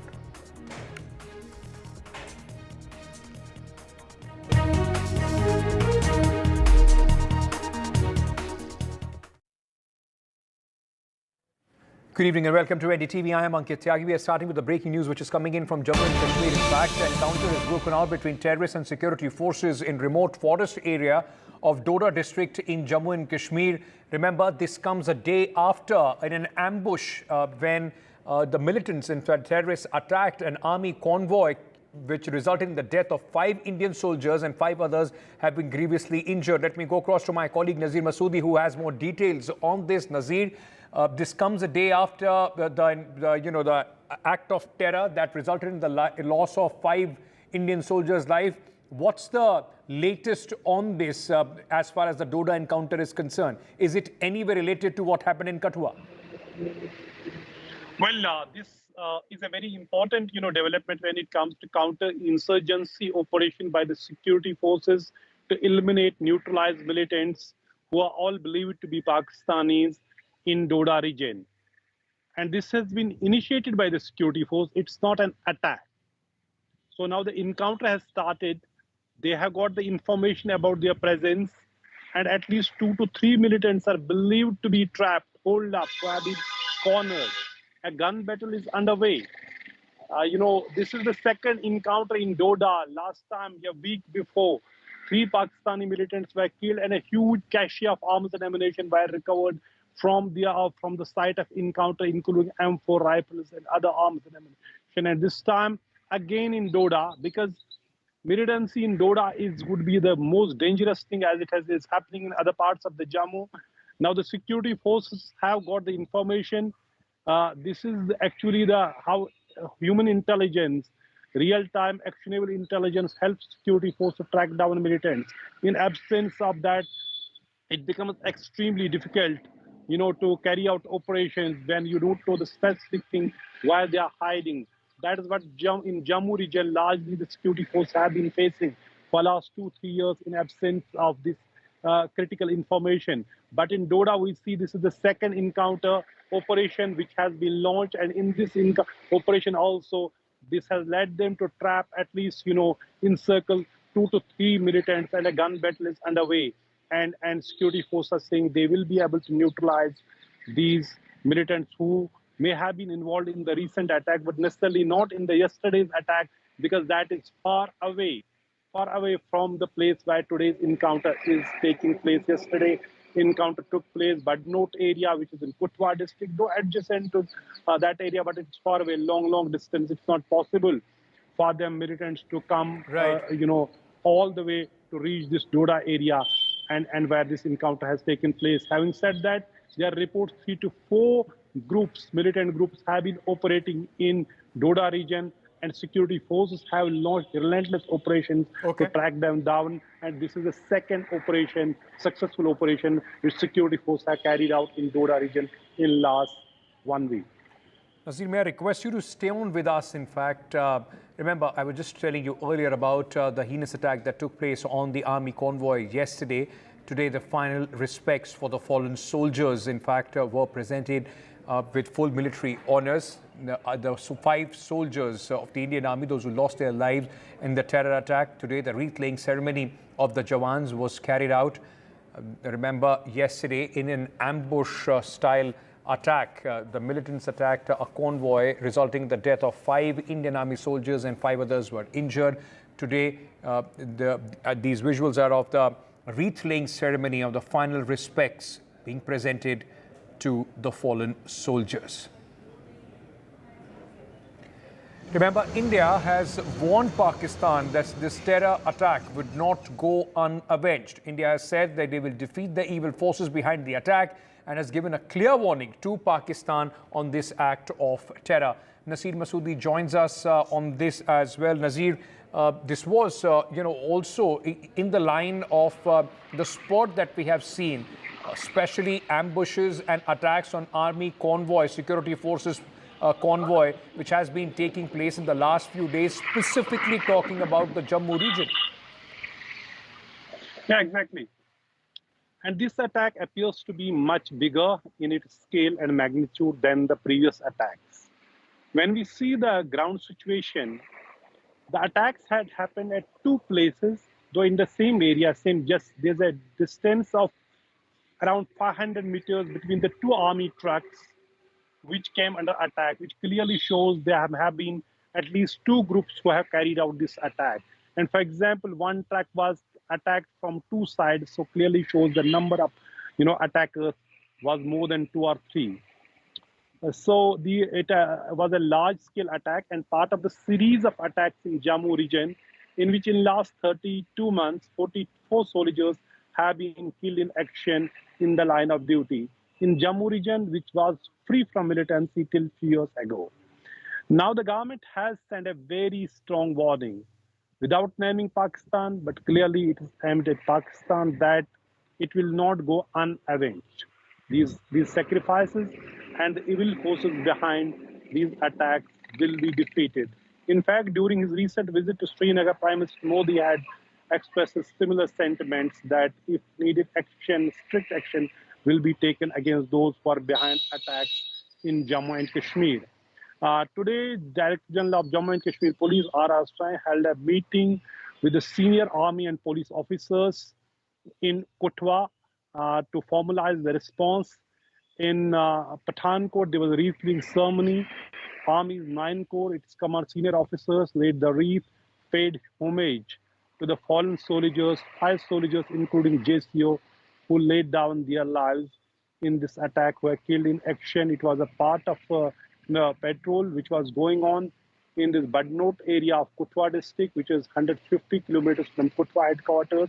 Kathua district is bordering Punjab's Pathankot, and on the other side also Himachal Pradesh as well. So the soldiers have come from, these soldiers are from the 22 Giridhar, rifles.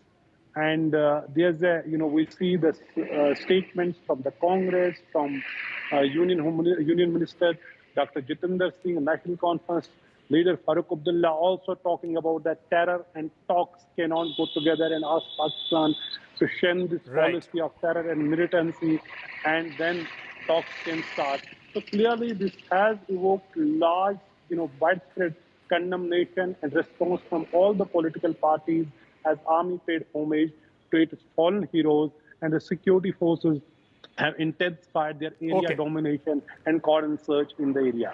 Thank you, Nazim Masoodi, for joining us with all those details. Moving on now, the Ministry of Home Affairs has extended its ban on the Sikhs for Justice, the SFJ, in fact, organization, for 5 more years. It is now, the ban is extended for 5 more years. It was first initially banned in 2019. This is, remember, a separatist Khalistani organization which calls for separation of Punjab from India in name of Khalistan. This is an important, in fact, step being taken by the Ministry of Home Affairs. Let me go across to my colleague Neeta, who is joining us with more details at this moment. Neeta, SFJ, in the last few years, this has been a lot of activities that we have seen as far as this group is concerned. The ban being extended, how will this impact as far as this organization is concerned?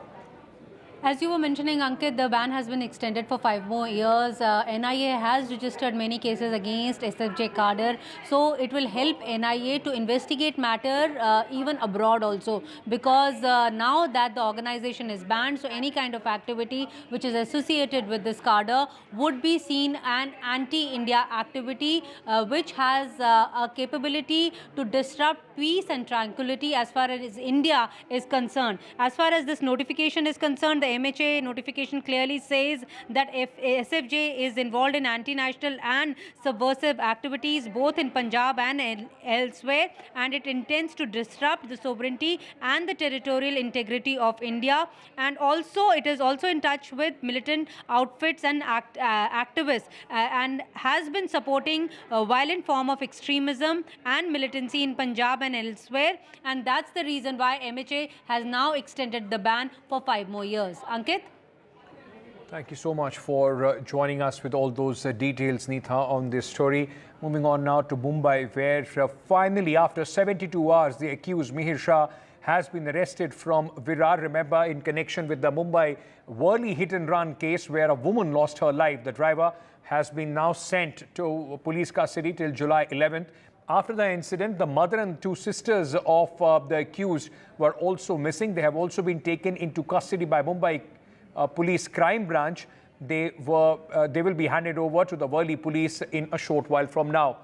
12 people have been detained by the Mumbai police for helping Mihir Shah. At this moment, let me go across to my colleagues Sujata Dwivedi, who is waiting outside the residence of the victim. We also have Radhika Ramaswamy, my colleague, who is joining us at this moment from Mumbai as well. Sujata, coming to you first, we saw that interaction you had with the family members, with the husband, and they were extremely emotional, still very angry, still demanding justice, asking netas to in fact pay heed to what had happened to them.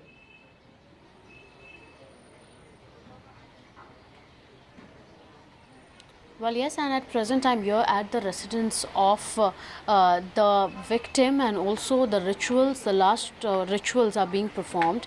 And if I try to show you the visuals here, the daughter as well as other family members, relatives, father, sister of the women are present here, and also at the same time, like we had a conversation, all of them are agitated and also seeking action as soon as possible, also questioning the inclusivity, and also to understand why was the accused so far missing for more than 72 hours. And also, if you see, the father is in a very emotional state of mind, and also however they do not wish to speak. However, we have got one of the relatives who used to reside just beside this house. आपसे समझना चाहेंगे, आप उनको कब से जानती थी, और जिस दिन ये घटना हुई उस दिन आप उनसे मिली थी, नहीं मिली?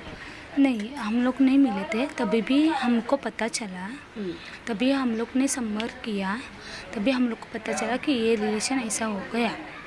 अच्छा, ऐसा हो गया। और लेकिन देखिए, अब जो इनका भी कहना है, आप लोग भी आए हैं, कई घंटों से वो मिसिंग था, अब वो मिल गया है, तो आप लोग की क्या डिमांड रही? क्योंकि आप उनके रिलेटिव्स हैं, उनके साथ आप लोग रहे हैं, क्या कुछ आपकी तरफ से मांग? नहीं, हम लोग क्या बोल रहे हैं, जो हुआ है उसके कुछ तो कार्रवाई चाहिए, क्योंकि ये मतलब नहीं है, ये जो भी है वो डिसाइड नहीं है, क्योंकि हम लोग के हिसाब से जो है गांव में उन लोग को ऐसा हो गया तो क्या हो जाएंगे? हाँ, ये जो है वो अपना नेकुलर नहीं है, बराबर है। जो हिसाब से बोल रहे हैं हम लोग, जो है पॉसिबल है, किसी में ने किया है उसको करना चाहिए कार्रवाई, बस। हाँ, बस इतना ही है, धन्यवाद।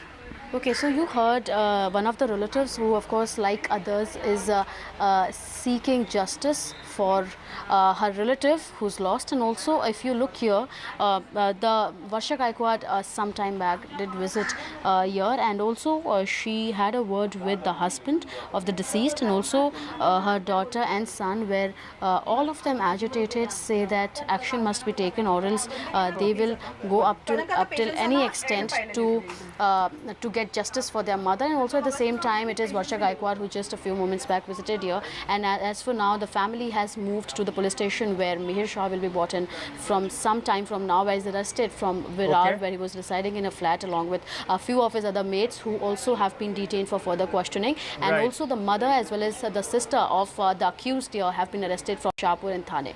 Over to you. Sujata, hold on to that thought. In fact, stay on with us. Let me bring in our colleague, Radhika, who is joining us at this moment. Radhika, the big question remains. It has taken 72 hours. This man has been arrested. If you go through their procedure and medical procedure, they will tell you that it almost, the alcohol in your system can be detected for up to 3 days or 72 hours.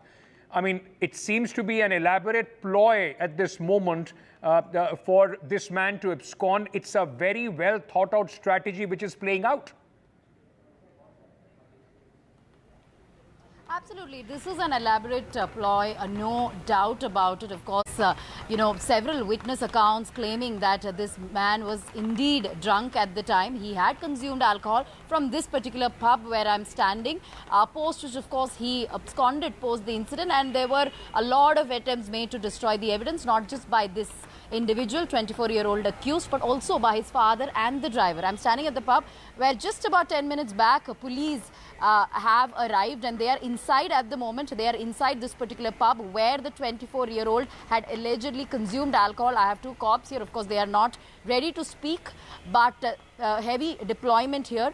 This is a pub that was shut by the excise department. In fact, that was sealed by the excise department post the incident owing to certain irregularities. Now, at this point, many police officials inside speaking to several of the employees here. In fact, there are a few employees here, some from the management as well, who are inside, and all these cops, at least about 10 to 12 of them were there as soon as they came in, and they have gone inside to question people here. Of course, police at this point, they have to establish, as much evidence in order to prove that this 24-year-old was indeed drunk. Will it show in the, blood alcohol test? Not entirely certain, since much time has gone by.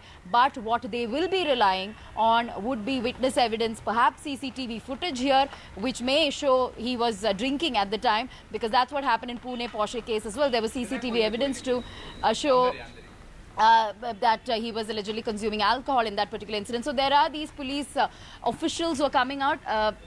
Sir, आप कुछ कहना चाहेंगे? आप किस? अच्छा, sir अंदर है क्या? Okay, all right. So none of them are going to speak to us at this point. And well, okay. So there are more officials inside.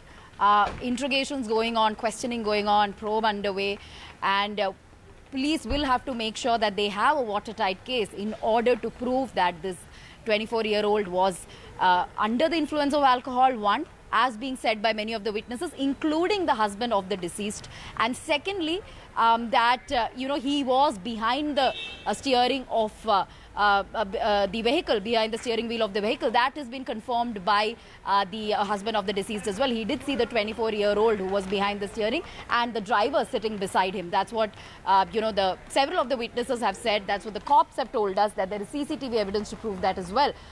So yes, multiple evidence being collected at this point. Mihir Shah's arrest, very, very important, happened 3 days after the incident.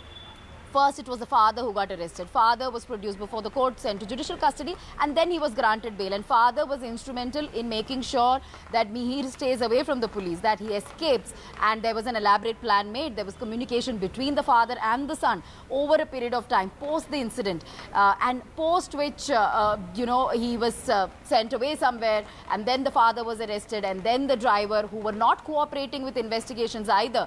Father granted bail, driver sent to custody. Driver was asked to take the blame as well. So that's another development that took place, similar to Pune Porsche case.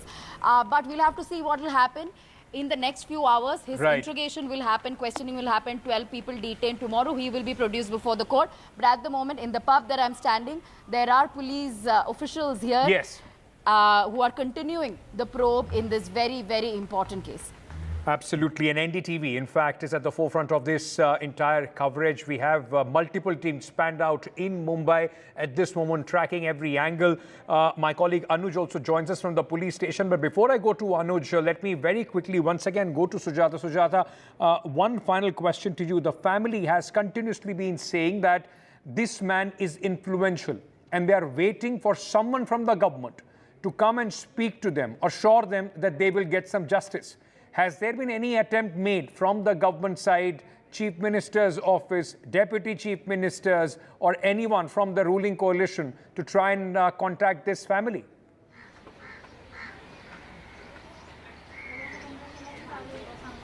Well, certainly, and ever since this entire accident happened, it is the family members who have been continuously blaming and saying that it is the power politics that the accused as well as his family are included into. And so far we see that even Chief Minister Eknath Shinde spoke on the issue, stating that there will be nobody who will be spared in this incident, and also mentioning that whosoever the person is, and also if he belongs to any particular party, or even if he's influential or be it the power of money, it will still not help that particular accused, and he will be produced as well as arrested from whichever corner he's hiding from. And at present also, while we spoke to the family members of the victim here, they clearly demanded that there should be stringent action that should be taken, and also just give arresting him and then keeping him in the lockup won't help, and it is the same punishment as equivalent as to their mother that they got. It should be the same punishment that should be given to the accused who's arrested so far from Virar as well. Radhika, there's a lot of action behind you, where the police is at this pub right now, sealing it, also investigation going on. The fact also remains that we have seen this not just here, but also in Pune, after an accident of this nature, that the police and the excise department, they spring into action. The question also remains, what about the checks and balances so that these kind of incidents do not occur at all?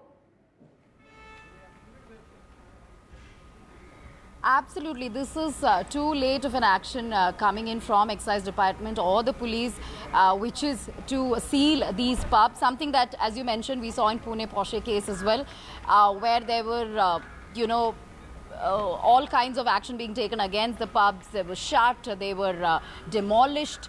And so on and so forth when it comes to the action being taken after the accident case. That's what is happening here as well. This is a Wise Global Tapas bar in Juhu, where this 24-year-old was in fact drinking. I'll just show you around once again. Number of cops here who have come here to question several of the employees in this particular establishment. The employees are still inside, although this place is shut by the Excise Department owing to irregularities. That's what the Excise Department has said. As soon as this pub, the name of the pub came into limelight, authorities swinging into action, saying that there have been multiple irregularities in terms of the timing of the pub and, permissions and so on. So this is something we saw in Pune as well. We did try and find out from the police, but they are not ready to speak at the moment. Of course, the investigations are underway. There is another police van there.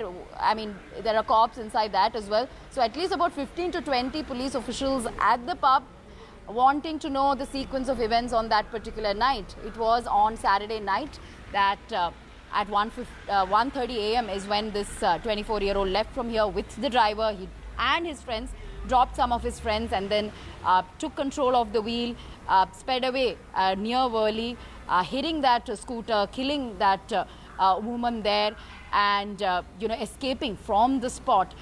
So was he under the influence of alcohol? How much alcohol did he have? What was the bill like? Because we did come across 18,000 rupees bill from this particular pub, which he had paid.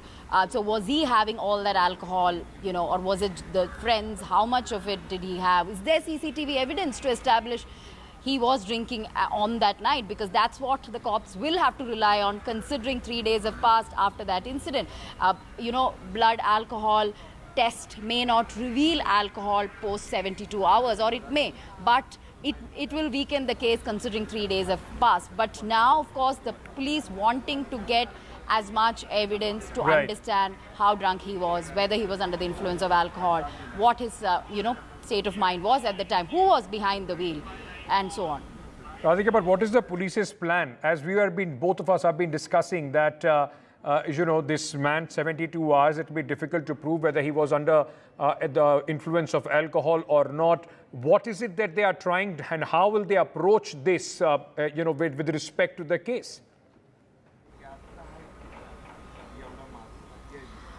As far as the police plan is concerned, considering the limelight this case has received, they would like to make it a watertight case. We did see what happened in Pune Porsche case as well. Even the police had come under the radar. There were 2 suspensions there also in trying to protect the accused or, informing their seniors much later. So for that reason, 2 people were suspended there. And of course, there were multiple other angles to the Pune case where, even the doctors were arrested for, trying to forge evidence and so on, and trying to switch samples. But in this case, of course, the arrest happened after 3 days, but the case itself came to limelight the very day of the incident. In Pune case, of course, this happened, post the bail, post, Juvenile Justice Board granting bail to that, juvenile accused, and then asking him to write that essay, which is when it was brought to light. And then things happened and multiple arrests took place post that, which include family members also. But here, soon after the incident, we've been reporting on it from Sunday morning itself. It happened at 5:30 a.m. We've been reporting on this incident from 7 a.m. on Sunday. So yes, which is why 2 arrests took place. One of the father, who was not behind the wheel, of course, but he was in touch with his son. And secondly, of course, the driver as well. And Mihir, of course, getting arrested 3 days later. So now for cops, it is to, gather as much evidence to prove how this hit and run happened. Was he under the influence of alcohol, one, and was he behind the wheels? Is there CCTV evidence establishing both? So that will make this case watertight, and of course witness statements as well. His friends, family members, people who were around him, people who saw him, people who were there at the spot at that time. Because the husband of the deceased did tell us that there were a few people who saw what happened. He was yelling and screaming at them, crying at them for help. He was chasing the vehicle as well, and most of it, some of it at least, was caught on CCTV, which is what the cops told the court yesterday, that what happened on that stretch was caught on CCTV. So all that is important evidence which will have to be produced before the court, and tomorrow's remand is going to be very, very important. Anuj, our colleague, also with us at this moment. Anuj, action now will shift, in fact, to the investigation. The police station where you are at this moment. One question remains, whether the mother and the sisters, those who were also absconding, have now been picked up by the Mumbai police, whether they will be charged and what kind of action are they going to take against them? The prime accused and the other 12 people, which includes the family members, including the sisters and the mother, have been taken, have been detained by the police, but they are yet to be brought here to the station. They were picked up just an hour and a half ago, but everyone is waiting here for them to be brought in here. But Varsha Gaikwad, whom we saw interact with the victim's family as well some time ago, reached here just 5 minutes ago, and she seems to be the first politician, of course, the member of parliament from Shiv Sena, Uddhav Thackeray, to be proactive in this case. And that, of course, comes after the statement made by the victim, by the victim, where he said that no politician has yet reached out to him, especially from the government. So that becomes an important update in this regard. The police, of course, will do a thorough questioning session of not just the prime accused, but also of the other 12 associates, including the family members, which has 2 sisters and the mothers, to see to what level was their involvement in trying to keep him safe and trying to keep him away. Because the loss of 3 days is going to be extremely crucial for the police. It will somewhere affect their remand report, and that is what the prime concern of the police will be at the moment. Of course, following today's questioning, they will be sent to court. Of course, the prime accused will be sent to the court as soon, most in all likeliness tomorrow, and then the further investigation will take place. But what we saw happen in the driver's case was that the police the judge called out the police and asked them to make a stronger remand report. And of course, the same suggestion, the same observation probably stays true even in case of the prime accused who was arrested just a couple of hours ago. So the police will try their level best to make sure that the remand report is strong. Of course, with the arrest being late by 3 days, by 72 hours, that will push them back a little bit. But they've got several eyewitnesses' accounts, which according to them is strong enough for them to, make their report presentable in front of the court. Right. So the police, in fact, we will be presenting another remand report as far as this case is concerned. Thank you so much to all my colleagues, Sujata, Radhika, Anuj, for joining us with their inputs on this story. This is, remember, the story that NDTV is going to keep a very, very keen eye on. We'll get you the latest developments and at least ensure that the voice of the victim's family is not, it doesn't go unheard. With that, we are slipping into a very short break. News and updates on the other side. Stay tuned.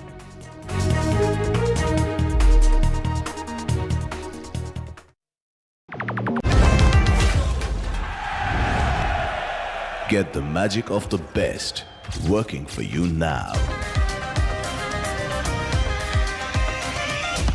Link your payment cards once, collect rewards forever.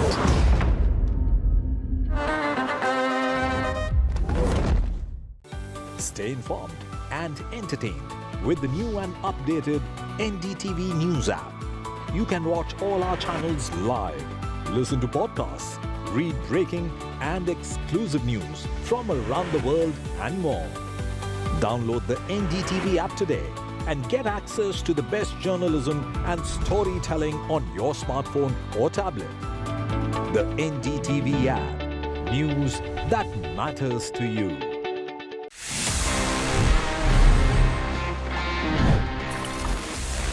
Here we are and ये है, आप सभी जैसे जानते हैं, मेरा personal favourite section जहां पे मैं देता हूं आपके सवालों के जवाब in this segment that we call ask TG. देखते हैं इस एपिसोड में हमको क्या सवाल मिले हैं। Hi TG, is the Insta360 X4 worth upgrading from the Insta360 X3 camera? Also, do you think there are any other alternatives? I'll give you my honest takeaway. Insta360 is doing really good in terms of these 360 cameras, action cameras, small cameras and everything. But I would say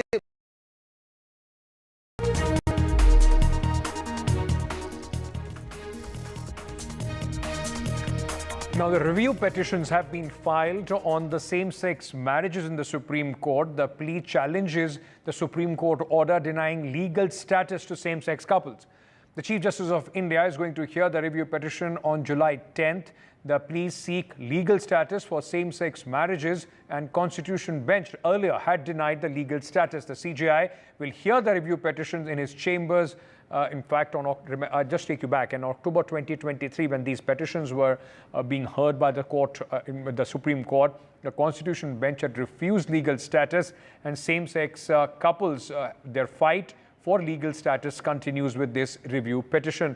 Let me bring in my colleague Sunil Prabhu, who is joining us with more details on this. Sunil, this is going to be an important, in fact, review, but mostly, I mean, we have seen that it's a very tough challenge, isn't it, to try and overturn a decision in review?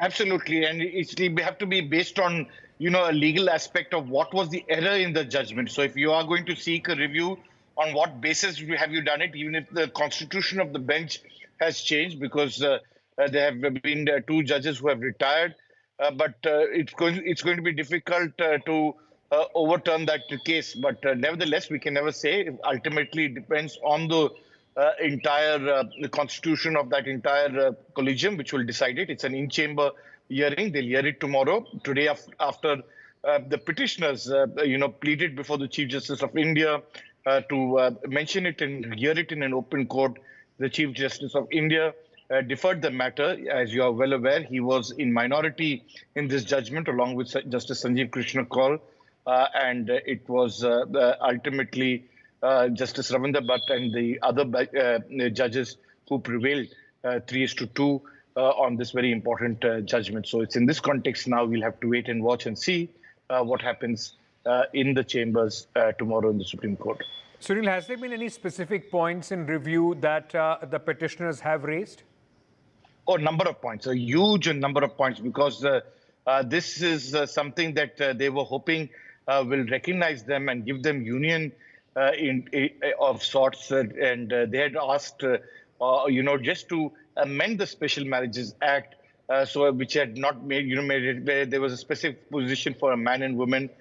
Much has flown since then. The Cabinet Secretary has constituted a committee. We are yet to see the details of whether it has ever met or really discussed threadbare what the Supreme Court had said in terms of helping these same-sex couples to get certain validity, certain access to insurance and various other benefits. That's something that we'll have to wait and watch, but that's at the administrative side. But on the legal point, a host of issues from the Special Marriages Act amendment to various other points and provisions have been raised by the petitioners.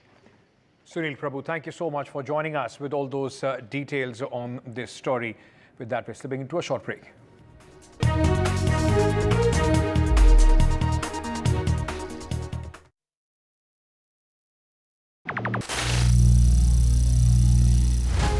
Some people say the metaverse will only be virtual. One day this lecture hall will be made of code, and driverless cars would be trapped in intersections. But even in this maze of the future, you can't wish away health. It's time to become more resilient.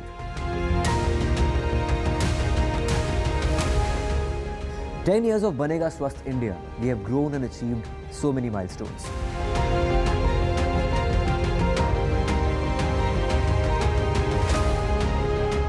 And now I have a plan to beat the urgency, to stop breathing with difficulty, to relieve getting choked with inactivity.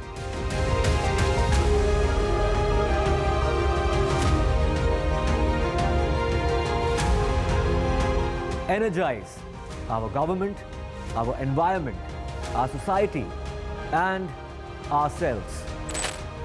Everyone, everywhere, every day.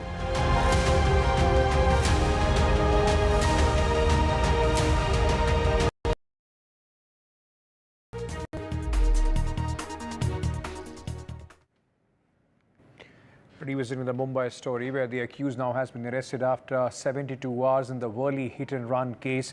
The family still remains extremely distraught and anguished. In fact, the family members have continuously been saying that they need justice and want strictest punishment. These visuals of short while back when the accused was being brought to the police station. My colleague Sujata spoke to the husband of the woman who passed away in this accident, gruesome accident in fact, in this hit-and-run case, and this is what he had to say.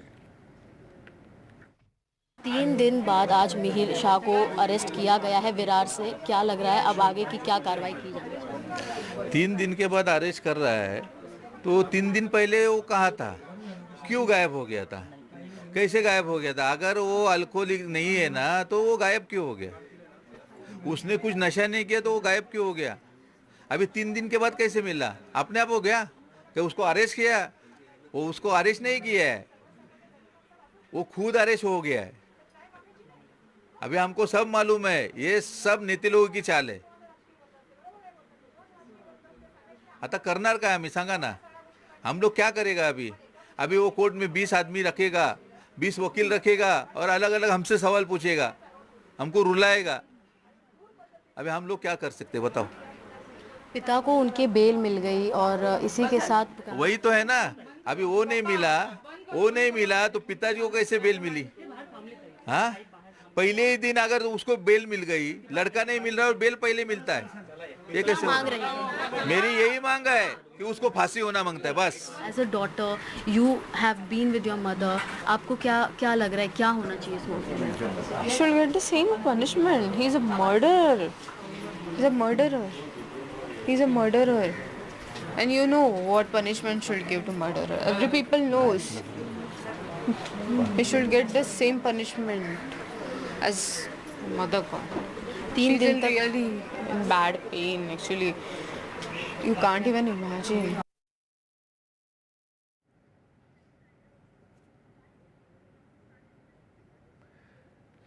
Right.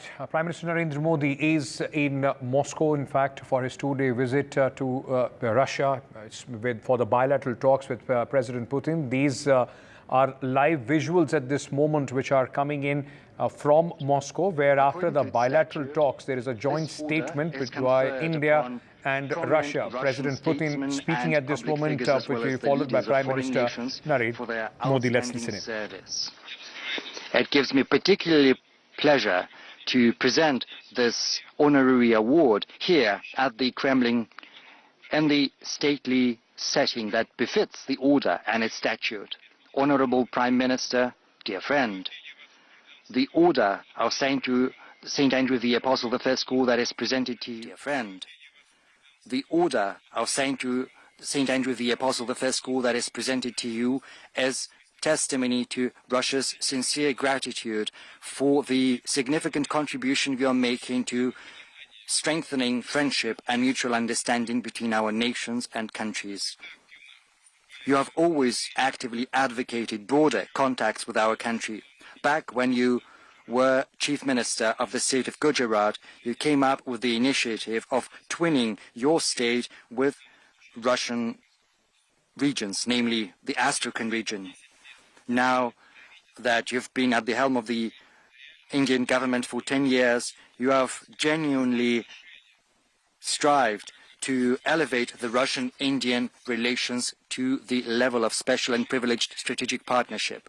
With your direct support, Russia and India are implementing large-scale projects in trade, economic, and military and technical sphere, in nuclear and hydrocarbon-based energy, in high-tech and space exploration. It would be impossible to overemphasize your contribution to building a resilient framework for Russian-Indian cooperation in the international arena, where both our nations are defending the principles of multipolarity and rigorous observance of international law, working together for the sake of stability, global and regional security, and working closely within BRICS and the Shanghai Cooperation Organization.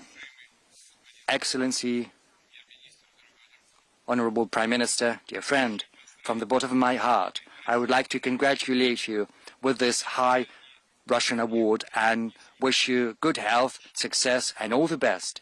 And to the friendly people of India, I wish peace and prosperity. Thank you. Указом президента Российской Федерации за выдающиеся заслуги в развитии особо привилегированного стратегического партнерства между Российской Федерацией и Республикой Индии и дружественных связей между российским и индийским народами орденом святого апостола Андрея Первозванного награждается Нарендра Дамодардас Моди, премьер-министр Республики Индии. By the decree of the President of the Russian Federation for the outstanding contribution to the development of the special and privileged strategic partnership between the Republic of India and the Russian Federation and the friendly ties between the people of India and Russia, the Order of St. Andrew the Apostle, the first called, is being awarded to His Excellency Narendra Damodar Das Modi, the Honorable Prime Minister of the Republic of India.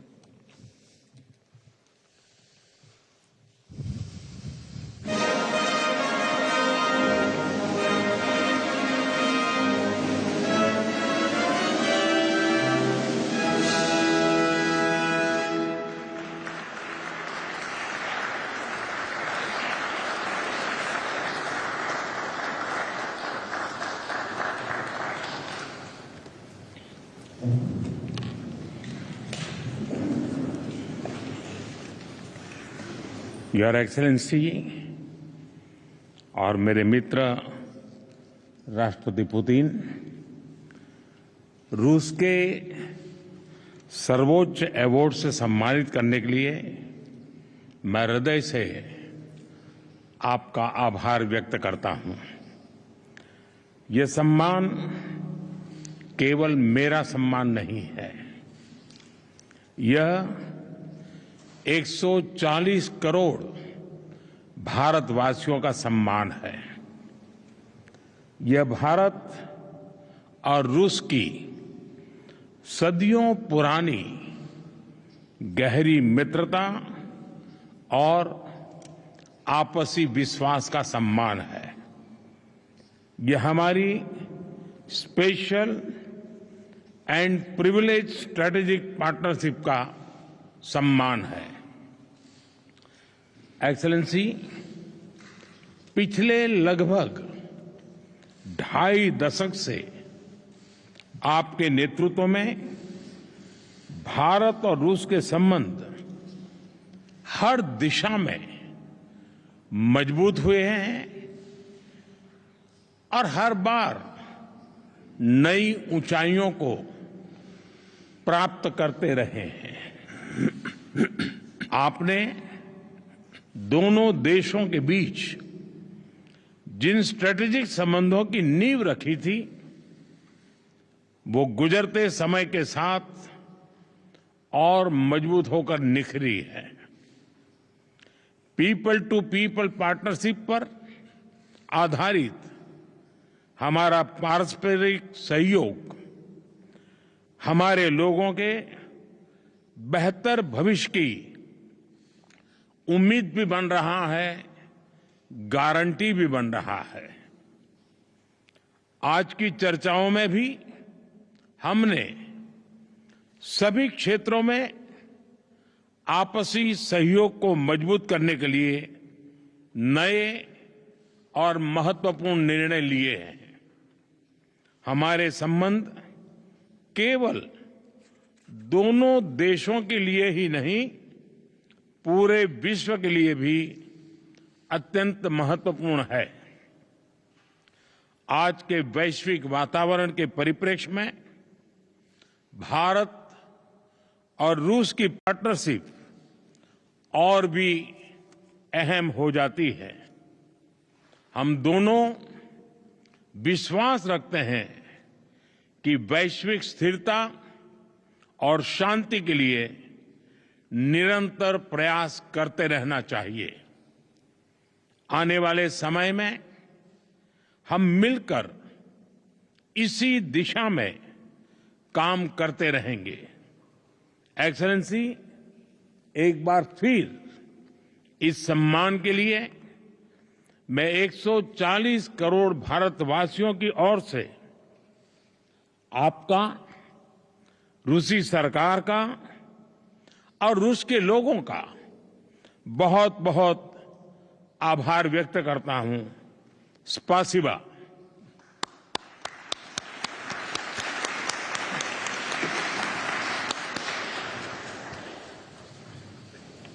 Modi being conferred there the highest, in fact, honor in Russia. This is the highest order conferred by the Russian Federation, the Order of St. Andrew the Apostle, the first called, in fact, being presented there to the Prime Minister. My colleague Vasudha Venugopal now joins us with more details. Vasudha, this is, in fact, a high honor being presented to the Prime Minister and through him to the country.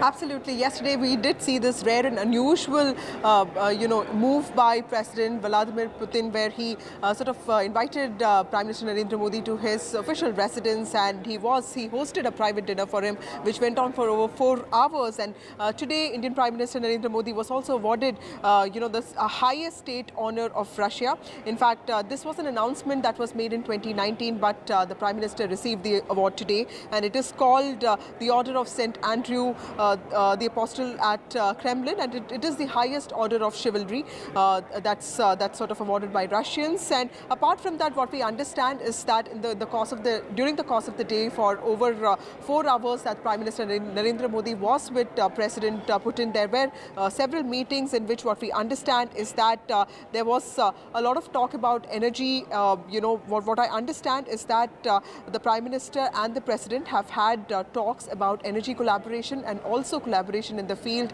of setting up nuclear plants. Apart from that, something that the Prime Minister said in his meeting in the morning today was very important. He spoke about how heart-wrenching it is to see children die, and this is, without, he of course didn't talk about it, but this is, just a day after Russia escalated the war against Ukraine, and the Prime Minister did insist on, on maintaining the position that India has in some ways positioned itself on, saying that there are no solutions that can come from the battleground. In fact, insisting that diplomacy and democracy and dialogue is the only way forward. Apart from that, what I understand is that there could be several announcements that could be made in the field of energy, specifically with regard to oil diplomacy and also nuclear energy. In fact, the official press conference talking about the final outcomes of this meeting, of this bilateral meeting, is expected to take place in 10 minutes from now, and we'll be able to get you more details on that. But as of now, one thing that remains important is also the Prime Minister talking about oil diplomacy and saying that relations between India and Russia, which in some ways also substantively increase the imports of India, with India buying discounted oil, crude oil from Russia, was of benefit to the world because it also stabilizes international markets. At the same time, also ensure that the common men and women of India had access to food, fuel, and also fertilizers at affordable prices. So that was Prime Minister Narendra Modi talking about the need to end the war, at the same time also defending his move in buying oil from Russia. But of course, in the final press conference that is expected to happen in a few minutes from now, we will get to know the official outcomes of this meeting. Important bilateral meeting between the President of Russia and Prime Minister of India, Narendra Modi. Vasudha, thank you for joining us at this moment. What we'll do at this moment, we'll take a quick break and we'll come back. We'll get you the details from that press conference, which is expected to start in a short moment from now in Moscow.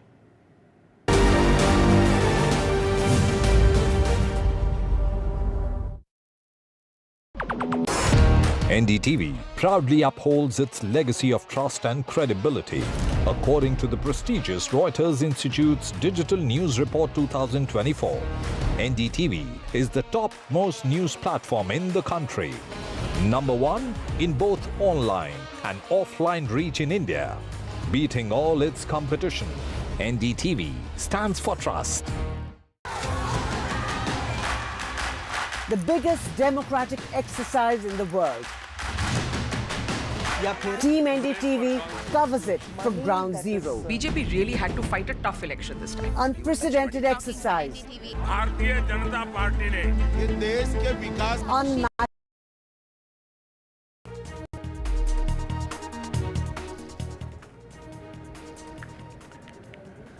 Meanwhile, in fact, the 5 soldiers of the Indian Army lost their lives yesterday when terrorists ambushed them in Kathua district of Jammu and Kashmir. It was a convoy of the Indian Army, a patrolling party, which was ambushed by terrorists in Kathua in the Jammu region, in which 5 soldiers lost their lives and 5 others were grievously injured. Today, the final respects were paid to the fallen soldiers. The wreath-laying ceremony of these soldiers took place today, where the Chief Minister of Uttarakhand, because these soldiers belong to 22 Garhwal rifles, many of them from Uttarakhand, the Chief Minister was present to pay his last respects. India has also warned Pakistan on this terror attack and has said that terror won't go unavenged, and India will defeat evil forces behind this attack, in a clear warning to Pakistan. This attack appears to be much bigger in its scale and magnitude than the previous attacks. When we see the ground situation, the attacks had happened at 2 places, though in the same area, there's a distance of around 500 meters between the 2 army trucks which came under attack, which clearly shows there have been at least 2 groups who have carried out this attack. And for example, one truck was attacked from 2 sides, so clearly shows the number of attackers was more than 2 or 3.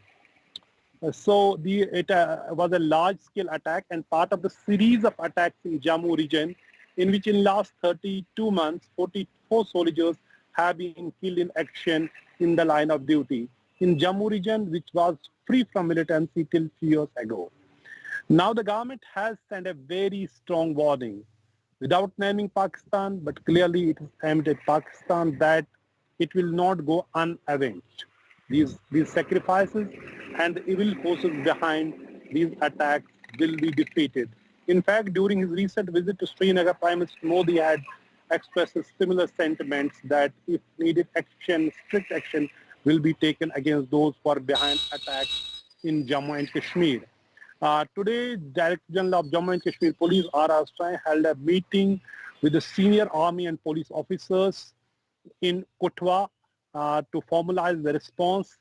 In Pathankot, there was a wreath-laying ceremony.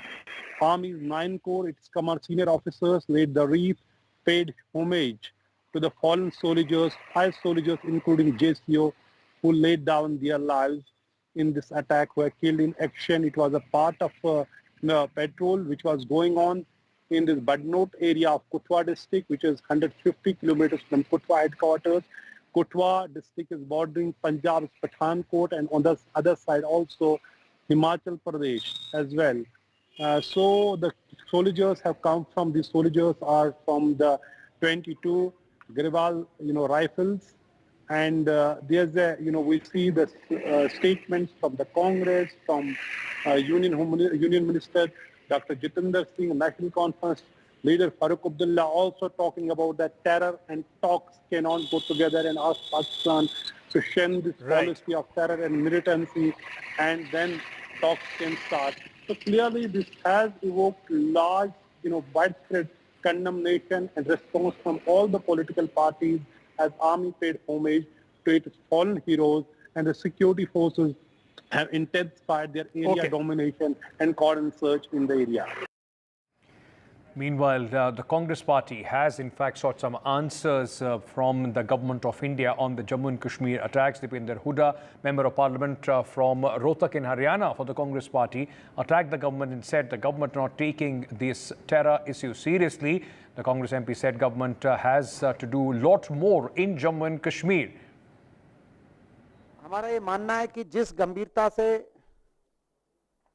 सरकार को लेना चाहिए, उस गंभीरता सरकार नहीं ले रही, तो एक जिम्मेदार विपक्ष के नाते हम सरकार का ध्यान इस ओर खींचना चाहते हैं, आग्रह करना चाहते हैं इसको सरकार पूर्णतः गंभीरता से ले और सभी देशवासी और एक जिम्मेदार विपक्ष के रूप से भारतीय राष्ट्रीय कांग्रेस के रूप में हम भी हर तरीके से सरकार जो कदम उठाएगी देश की सुरक्षा के मद्देनजर उस हर कदम का सहयोग करने के लिए हम तत्पर हैं. All right, with that, we are slipping into a very short break. News and updates will continue here on NDTV. Stay tuned.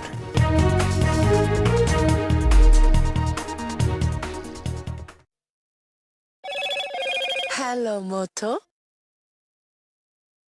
Motorola, India's best 5G smartphone brand.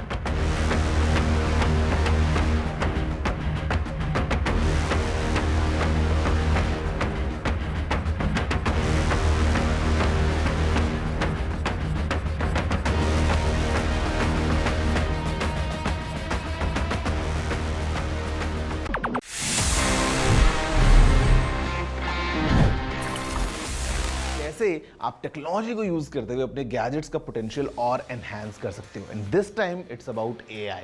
It's about Google's latest Gemini, because ये अभी India में आ चुका है and you should use that because it can do a lot. मतलब अगर आपको email लिखना है and you need some help composing that email, यहाँ पे just by using the help me write option आप ईमेल्स जेमिनाई से लिखवा सकते हैं. ये आपकी ईमेल्स को समराइज कर सकता है और आपके लिए बहुत सारे अच्छे तरीके से हेल्प कर सकता है all across scenarios, all thanks to the power of AI. तो जेमिनाई अभी इंडिया में अवेलेबल हो चुका है. Well, as of now it's only for the premium Google customers या फिर ये गूगल वर्क प्लेसेस में अवेलेबल है, but I am sure it's coming soon for everyone. और आप सभी जब इसको फोन में यूज करेंगे, you can utilise the full potential of Google's AI to make your life and your phones even smarter.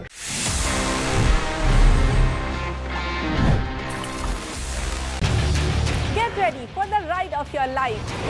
NDTV brings you the NDTV Auto Show with me, Mugdha Mishra.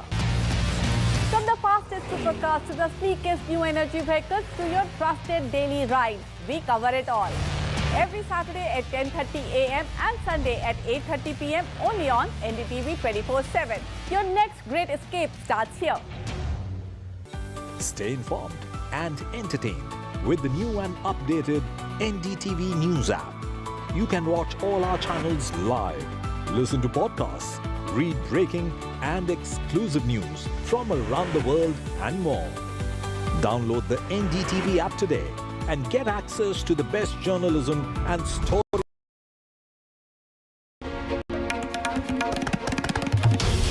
This is NDTV, and you're watching NDTV 24/7. Hello, Moto.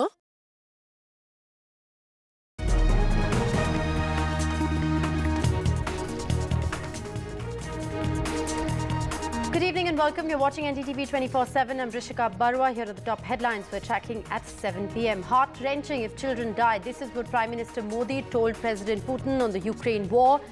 Prime Minister's two-day Moscow visit ends. He's going to head to Austria, Russia's highest civilian honor for Prime Minister Modi.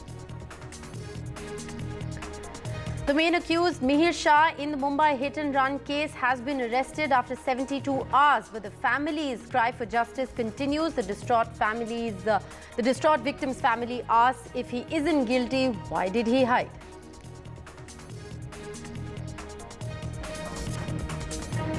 The Hathras stampede report cites mismanagement. 6 officials have been suspended for negligence after 7 organizers were arrested. But 1 week on, Bhole Baba is still free. The fight for legal status for same-sex marriages continues. They've knocked on the Supreme Court's door once again, and this time a Chief Justice-led bench will be hearing a review petition tomorrow. And India pays respects to soldiers killed in the terror attack in Kathua. The wreath-laying ceremony for the Jawans was held. 5 soldiers, remember, died in the attack.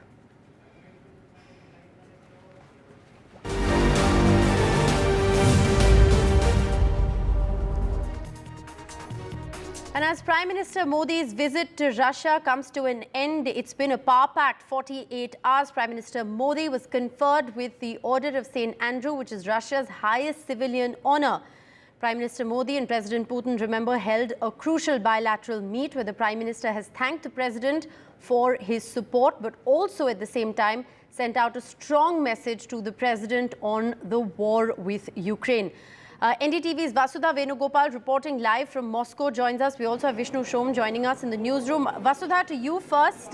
Prime Minister Modi conferred with the highest civilian honour. What happened over there? You've been witnessing all of this firsthand. It's been a power-packed 48 hours. Absolutely. In the last 32 hours, Rishika, the Prime Minister of India, Narendra Modi, and the President of Russia, Vladimir Putin, have met at least 3 times. And in fact, they have spent about 10 hours together is what we hear. In fact, 4 important takeaways. The Prime Minister has spoken about the war. In fact, this is his first meeting after the Russia-Ukraine war broke out. And he basically said that, it's heart-wrenching to see children die. And this is just one day after Russia escalated war against Ukraine. He also talked about oil diplomacy and said that the oil diplomacy or the transactions between India and Russia, with India's imports growing, with China, India buying discounted priced oil from Russia, has also stabilized international markets. It has also helped common people in India get access to food, fuel, and fertilizers. He has been awarded state honors, in fact, the highest state honor, in Russia. Apart from that, what we expect is in the bilateral meeting, there have been much emphasis on trade, economy, space collaborations, and also nuclear plants, setting up nuclear plants, Russian help in that. In a short while from now, we'll have press conference. We'll have an official press conference by MEA outlining the final outcomes of this meeting. But the Prime Minister in the morning, at night yesterday, also had a private dinner with the President, in which he did talk about this very important problem that India is facing with the security and safety of those Indian nationals who had been misled into joining Russian army. In fact, Russia now is suspending the contracts. That's what we hear. And in fact, Russia has agreed to expedite the early release of such Indians. But the spotlight of today was also the Indian community in Russia. Very quickly, let me bring in my guest here, Devesh Kumar, who's a businessman in Moscow. And Devesh, thank you so much for speaking to NDTV. Tell us what is the message of hope that the Prime Minister gave you, because businesses have also been reeling under a lot of pressure since the pandemic and also the war that's going on, and with Russia facing so many sanctions. Thank you, Vasudha, for having me here. As you know, all the Indian diaspora was very excited to welcome Mr. Modi. Today we had a wonderful time with him. As he said, India and Russia, if you will see, the temperature of Russia is in minus, but our relationship always in plus. Of course, Russia, we are good friends since long. When in 1970 we had a problem with Pakistan due to Bangladesh conflict, that time also Russia was the only country who supported. If you will see the diplomatic and bilateral relationship, sometimes we had good relation with European countries, sometimes with Americans, sometimes some conflict. But Russia is the only country where we never had any conflict. Right. Today was the good announcement, like Mr. Modi told that we agree with Russian authority. Do you expect any solutions to the payment problems and the problems that businessmen have been facing after the war? Yes, now we are facing problem with, of course, dollar payment is restricted. Euro is also there. We are facing problems. So ruble and rupee trade, still we are doing, but still not. Everything is not smoothly going on. So if rupee and ruble trade will be smoothly, then this is going to helpful for us. I hope after this meeting, rupee-ruble trade will be in good. So there you see, Rishika, there is hope, at least amongst the Indian community in Russia, that there would be some solutions to the problems that they've been facing, especially after Russia, has been reeling under sanctions that the West has imposed on them. But in a few minutes from now, Vishnu and I will be able to bring you all the final outcomes of this very important bilateral meeting. Remember, this is the first bilateral meeting that the Prime Minister has embarked on after he became the Prime Minister of the country for the 3rd time. All right, Vasudha, we're going to keep coming back to you for more updates. Meanwhile, Vishnu is also with us in the studios. Vishnu, key takeaways as far as this 2-day meet with President Putin is concerned. Also, it's very interesting, like Vasudha was saying, Prime Minister's first bilateral after taking charge for a 3rd term. And also his first visit to Russia since the Ukraine war began. But I would suggest the big takeaway, since you're asking me that, is the very direct message that Prime Minister Modi has given to the Russian president on the most sensitive issue affecting President Putin and in the entire world for that matter, the Ukraine war, where he said, if innocent children are murdered, if innocent children die, it is heart-wrenching. Now, it's important to understand the timing of this remark. It comes within 24 hours of a Russian attack which gutted a children's hospital in Kiev. It comes within 24 hours of an attack in which dozens, more than 30 Ukrainians were killed in Russian missile and bomb attacks in various parts of the country. But to tell the Russian president on his face in Moscow, if innocent children are murdered, if innocent children die, it is heart-wrenching. And the fact that this has been accepted as a comment from a friend, I think reflects the fact that the relationship is as close as it is. What Prime Minister Modi also did say is important. He said that we spoke to each other about the Ukraine war as friends. There was almost a sense of affection as each side presented their points to each other. The meeting itself yesterday between President Putin and Prime Minister Modi was between 4 and 5 hours long. In this, the Prime Minister reiterated what India has said. Number one, let's stick to the UN Charter. Number two, let's respect the sovereignty of nations. And number three, most important of all, there needs to be dialogue and diplomacy, not war. That's something which was repeated today. The Prime Minister also stated that since the G20 meeting, India has come to be seen as the voice of the Global South. And the Global South had expectations of a peace, and that he conveyed this to the Russian president. So a lot of key points mentioned over there by Prime Minister Modi. The most direct appeal for peace so far by the Indian Prime Minister. In fact, other leaders around the world have dictated to the Russian president saying, end the war, do this, do that. Prime Minister Modi's approach over here is to reach out to the Russian leadership and appeal to them to bring an end to the hostilities. But that point about if innocent children are murdered, if innocent children die, it is heart-wrenching. Comments which come just a day after an attack on a children's hospital, very strong indeed. All right, strong words there as far as the Ukraine war is concerned. This is, many would say, unexpected lines. India has always treaded very carefully. Before the Prime Minister spoke about the death of those children, he also said that solutions are never found on the battlefield. Let's listen in to what Prime Minister said. युद्ध हो, संघर्ष हो, आतंकवादी हमले हो, मानवता में विश्वास करने वाला हर व्यक्ति जब जानहानि होती है तब बहुत पीड़ित होता है। लेकिन उसमें भी जब मासूम बच्चों की कत्ल होती है, मासूम बच्चों को मरते हुए देखते हैं, तब हृदय छलनी हो जाता है और वो दर्द बहुत भयानक होता है। एक्सेलेंसी, एक मित्र के नाते मैंने हमेशा कहा है कि हमारी भावी पीढ़ी के उज्जवल भविष्य के लिए शांति सर्वाधिक आवश्यक है। लेकिन मैं ये भी जानता हूं कि युद्ध के मैदान में समाधान संभव नहीं होते। बम, बंदूक और गोलियों के बीच समाधान और शांति वार्ताएं सफल नहीं होती हैं और हमने वार्ता के माध्यम से ही शांति के रास्ते अपनाने होंगे। भारत रूस मित्रता के कारण जब दुनिया फूड, फ्यूल एंड फर्टिलाइजर के संकट से गुजर रही थी, हमारी मित्रता और हमारे सहयोग के कारण मैं मेरे देश के किसानों को फर्टिलाइजर में मुसीबत में नहीं आने दिया। आने वाले भी दिनों में किसानों के हितों के लिए हम चाहेंगे कि रशिया के साथ हमारा सहयोग और अधिक बढ़ता रहे। एक्सेलेंसी, फ्यूल्स की चुनौती भी पूरे विश्व के सामने बहुत बड़ी गहरी थी। ऐसे समय आपके सहयोग के कारण भारत में हम सामान्य नागरिक को पेट्रोल, डीजल की आवश्यकताओं में कठिनाइयों से हम बचा पाए।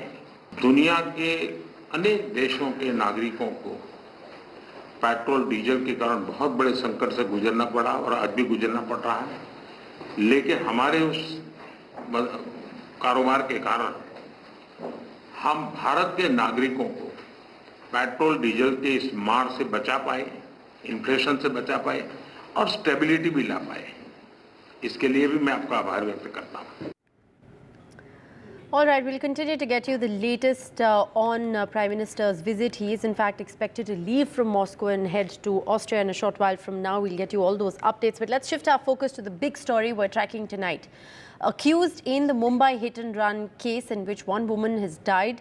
The main accused in this case, Mihir Shah, believed to be driving that white BMW that mowed down this woman, has finally been arrested from Virar, neighbouring Mumbai.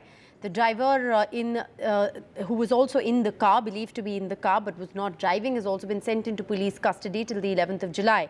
After this incident, the mother and the two sisters of Mihir, who have also been missing so far, have been taken into custody along with 12 other individuals who are believed to have been responsible for aiding, abetting and protecting Mihir Shah from arrest. Many questions being asked at the moment. Mihir Shah is the son of a powerful politician from the Shinde Sena, the ruling government in Maharashtra, and he was missing for the last 3 days. His father, who was arrested by the Mumbai police, has been released on bail. While Mihir Shah has been arrested, there are many who are also questioning the timing of the arrest. Given the fact that he's been arrested 3 days after this incident took place, can drunken driving be established? Does this weaken the case as far as forensics is concerned?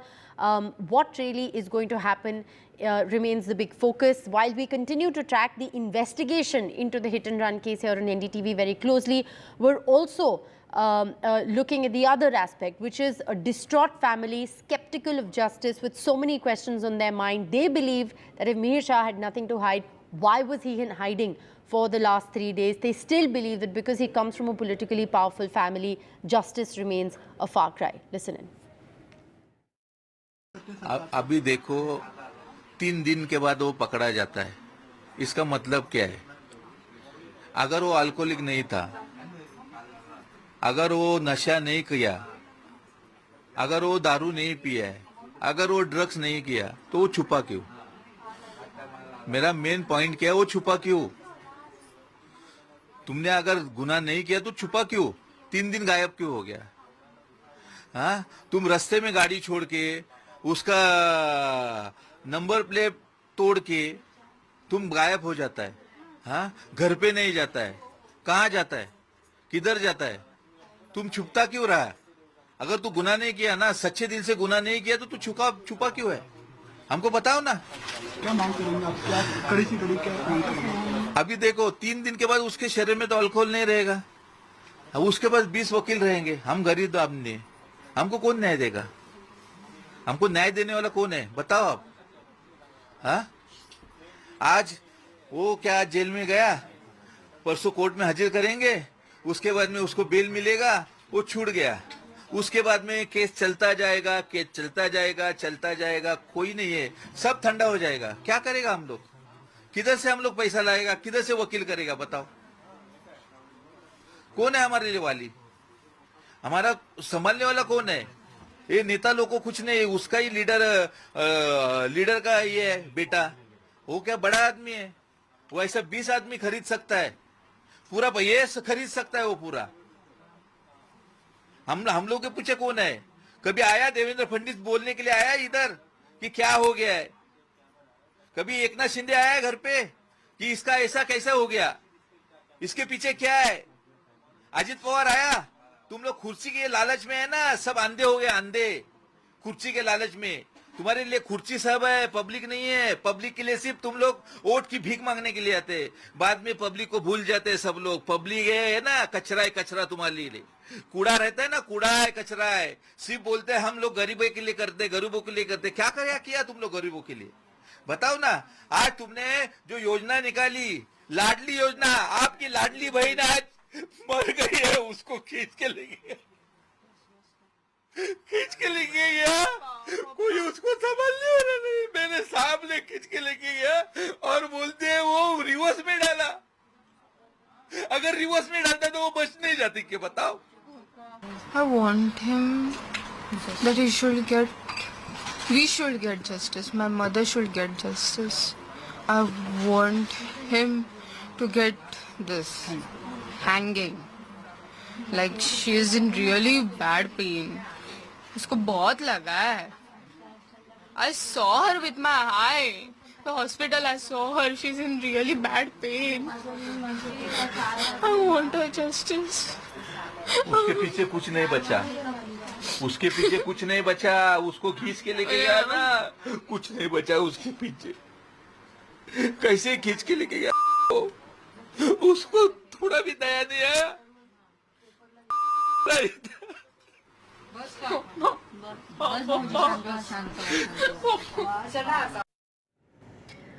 All right, Radhika Ramaswamy reporting on this story now joins us live with the very latest. Radhika, you've been covering the details of this story. We just heard that reaction from a rather distraught family that is very skeptical of justice, and they believe that the harshest possible punishment should in fact be meted out. There is a political angle to this case as well, with the Congress now demanding that the highest possible punishment for murder should be meted out to the accused. But the politics of it aside, break it down for the benefit of our viewers. What is the latest as far as the investigation into this case is concerned? Well, the latest as far as investigations are concerned is that, of course, the main accused, Mihir Shah, has finally been arrested, but this arrest happening 3 days after the incident, which means it will be difficult for the police to prove a lot of, substance as far as this case is concerned, including whether he was drunk at the time of the incident, because blood alcohol level may not, come out positive since it's 3 days have gone by. One, that, and secondly, whether he was behind the wheels is a big question, that needs to be found out at this point. Of course, there are witness accounts. There are multiple people who had, in fact, confirmed that it was Mihir Shah who was behind the steering wheel. But what Mihir Shah's set of lawyers may try to do is that they may try to prove that he was not the one who was behind the steering wheel and that it was the driver. This is something that the family of Mihir Shah had been trying to do. In fact, his father had tried to convince the driver to take blame for the incident.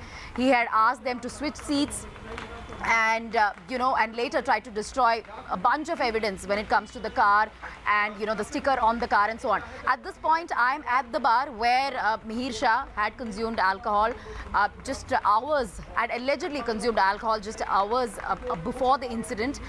After here is when he left for Marine Drive, Burley, where he rammed into that particular scooter, killing one person. A bunch of police officials here, most of them are inside.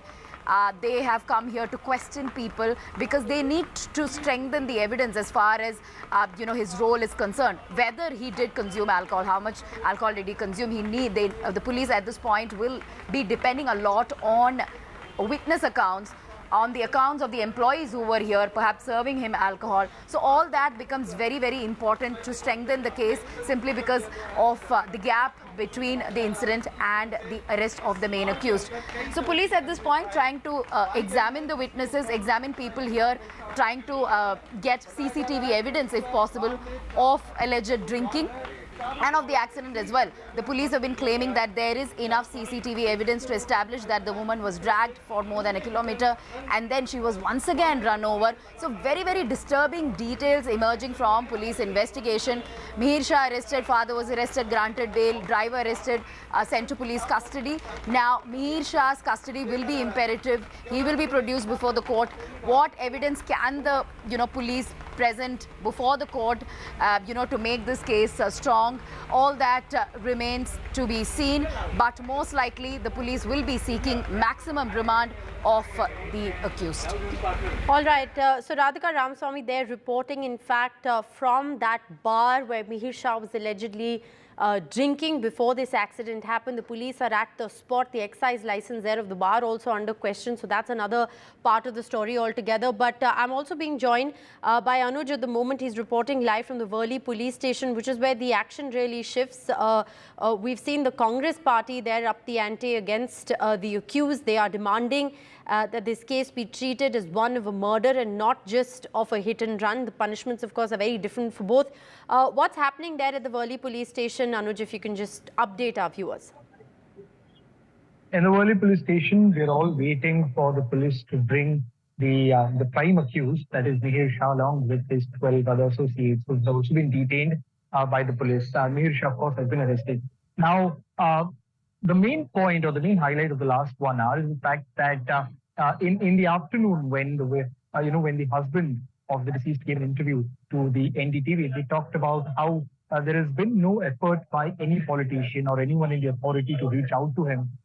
Ever since then, quite coincidentally rather, several political parties have rushed to meet him. That include, of course, the MP from the Congress party, that is Varsha Gaikwad, who was there with the family, and she also came here at the police station. And Sandeep Deshpande, one of the members of the Maharashtra Navnirman Sena, and they also spoke to media. And all of them are having different perspectives. Of course, Anil Deshmukh, who is the former Home Minister of the state from the NCP Sharad Chandra Pawar party, all of them have called out for a strong action. Otherwise, have warned the authorities of protest from their side. All of them have stated different versions, of course. And the victim, the husband of the deceased, was present here. He appealed to the media for letting there be some peace. Of course, he stated that he trusts the police with whatever action they'll be taking, because the police, as we saw in the last 2 or 3 days, had formed multiple teams to nab the prime accused. And today, when he was nabbed, again, different sorts of reactions started coming in. Anil Deshmukh, as I stated before, from the NCP party, said that if he was arrested in just a few hours after the case happened, then the blood sample would have been an extremely important evidence with the police to make the case even stronger. But that will not be possible because 72 hours have gone past by. And as we've been saying, that the judge, the court, that is the Shivdi court, very categorically told the driver, the police, when they presented the driver in front of the court, that the remand report needs to be strong. So they've given a hint on how they'll be acting more on the efficiency of the remand report. And according to Anil Deshmukh, that report itself would have become way stronger if the accused was, if the prime accused was detained or arrested right when this event happened. When, of course, he was absconding and then he was caught 3 days later. But at the moment, what we see here in last couple of hours, a lot of political intervention, of course, except for the MNS, the other parties, that is the NCP party and the Congress party, have stated that there is a lot of political intervention in this case. But then we see a lot of political intervention has started to enter in this particular case. Yes, but Anuj, ultimately it boils down to exactly what you and Radhika have been reporting on, which is the fact that 3 days later, it is going to be extremely hard for the investigating authorities to establish a case based on strong forensics. There are going to be many questions that are going to loom large on whether he was under the influence of alcohol, whether he had consumed drugs, and whether that clouded his judgment on the road. So, if the watertight case is not formed, then will justice really be served in this particular case? Many say that 3 days later, the arrest is a strategic move, of course, attributing the fact that he enjoys some kind of political patronage and immunity thereof. This is the sad reality of the questions that are being asked, at least at the moment. Like I said, we're going to continue to cover this story 360 degrees. We'll get you all the latest in the investigation, the politics, and what the family is demanding. Thank you both very much for joining us. We'll keep coming back to you for more. Let's just listen in to what the Congress has said so far in this case. हम देख रहे हैं कि अभी हमें ज़्यादा आके ये जो काम चल रहा है ये सही नहीं है और इसीलिए हमने मांग की है कि 103 और 302 का गुना लागू किया जाए और हमने और मांग की है कि इसका सीसीटीवी फुटेज जिसका अधिकार प्रदीप नागवा जी का है उनको सीसीटीवी फुटेज जल्द से जल्द मिलने का काम हो और इस केस में जैसा हम कह रहे हैं कि पूरी तरह से जो पूरा लापरवाही हुई है इसमें कोई राष्ट्रीय हस्तक्षेप तो नहीं था, इसकी भी पूरी तरह से जांच हो. All right. Well, will justice finally be served to the family or not is the big question, and we will continue to track the details of the Mumbai hit and run very closely. But let's shift our focus to another big development that we're tracking, which is the latest in the Hathras stampede. Remember, over 120 people died in the stampede that happened in Hathras a week ago at the satsang organized by Godman Bhole Baba. The SIT that was formed by the Uttar Pradesh government to look into the administration of this particular event has now submitted a report to the Chief Minister Yogi Adityanath, and the report says that the organizers are responsible for the tragedy because there were large crowds that were called for this particular satsang, but arrangements were not made accordingly. Local administration and cops have also been blamed for not taking the event seriously, but the SIT says that a conspiracy angle to this case cannot be ruled out and a detailed inquiry is needed into the stampede. 6 government officials have now been suspended after the SIT report, which includes the SDM and the circle officer who've been suspended for negligence. Remember, 7 organizers were earlier arrested. But the big question is, with 7 organizers and 6 government officials suspended, is that the end of this story? Will the Uttar Pradesh government continue to ensure that heads are rolled so a tragedy like this is not repeated? And the million-dollar question, where is Bhole Baba? He was not named in the FIR.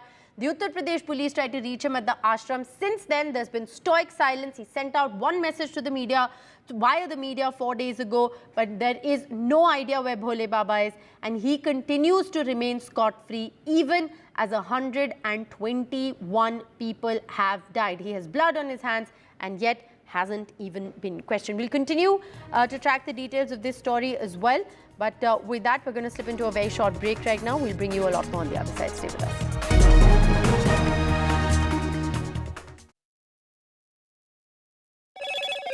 Hello, Moto. Motorola, India's best 5G smartphone brand.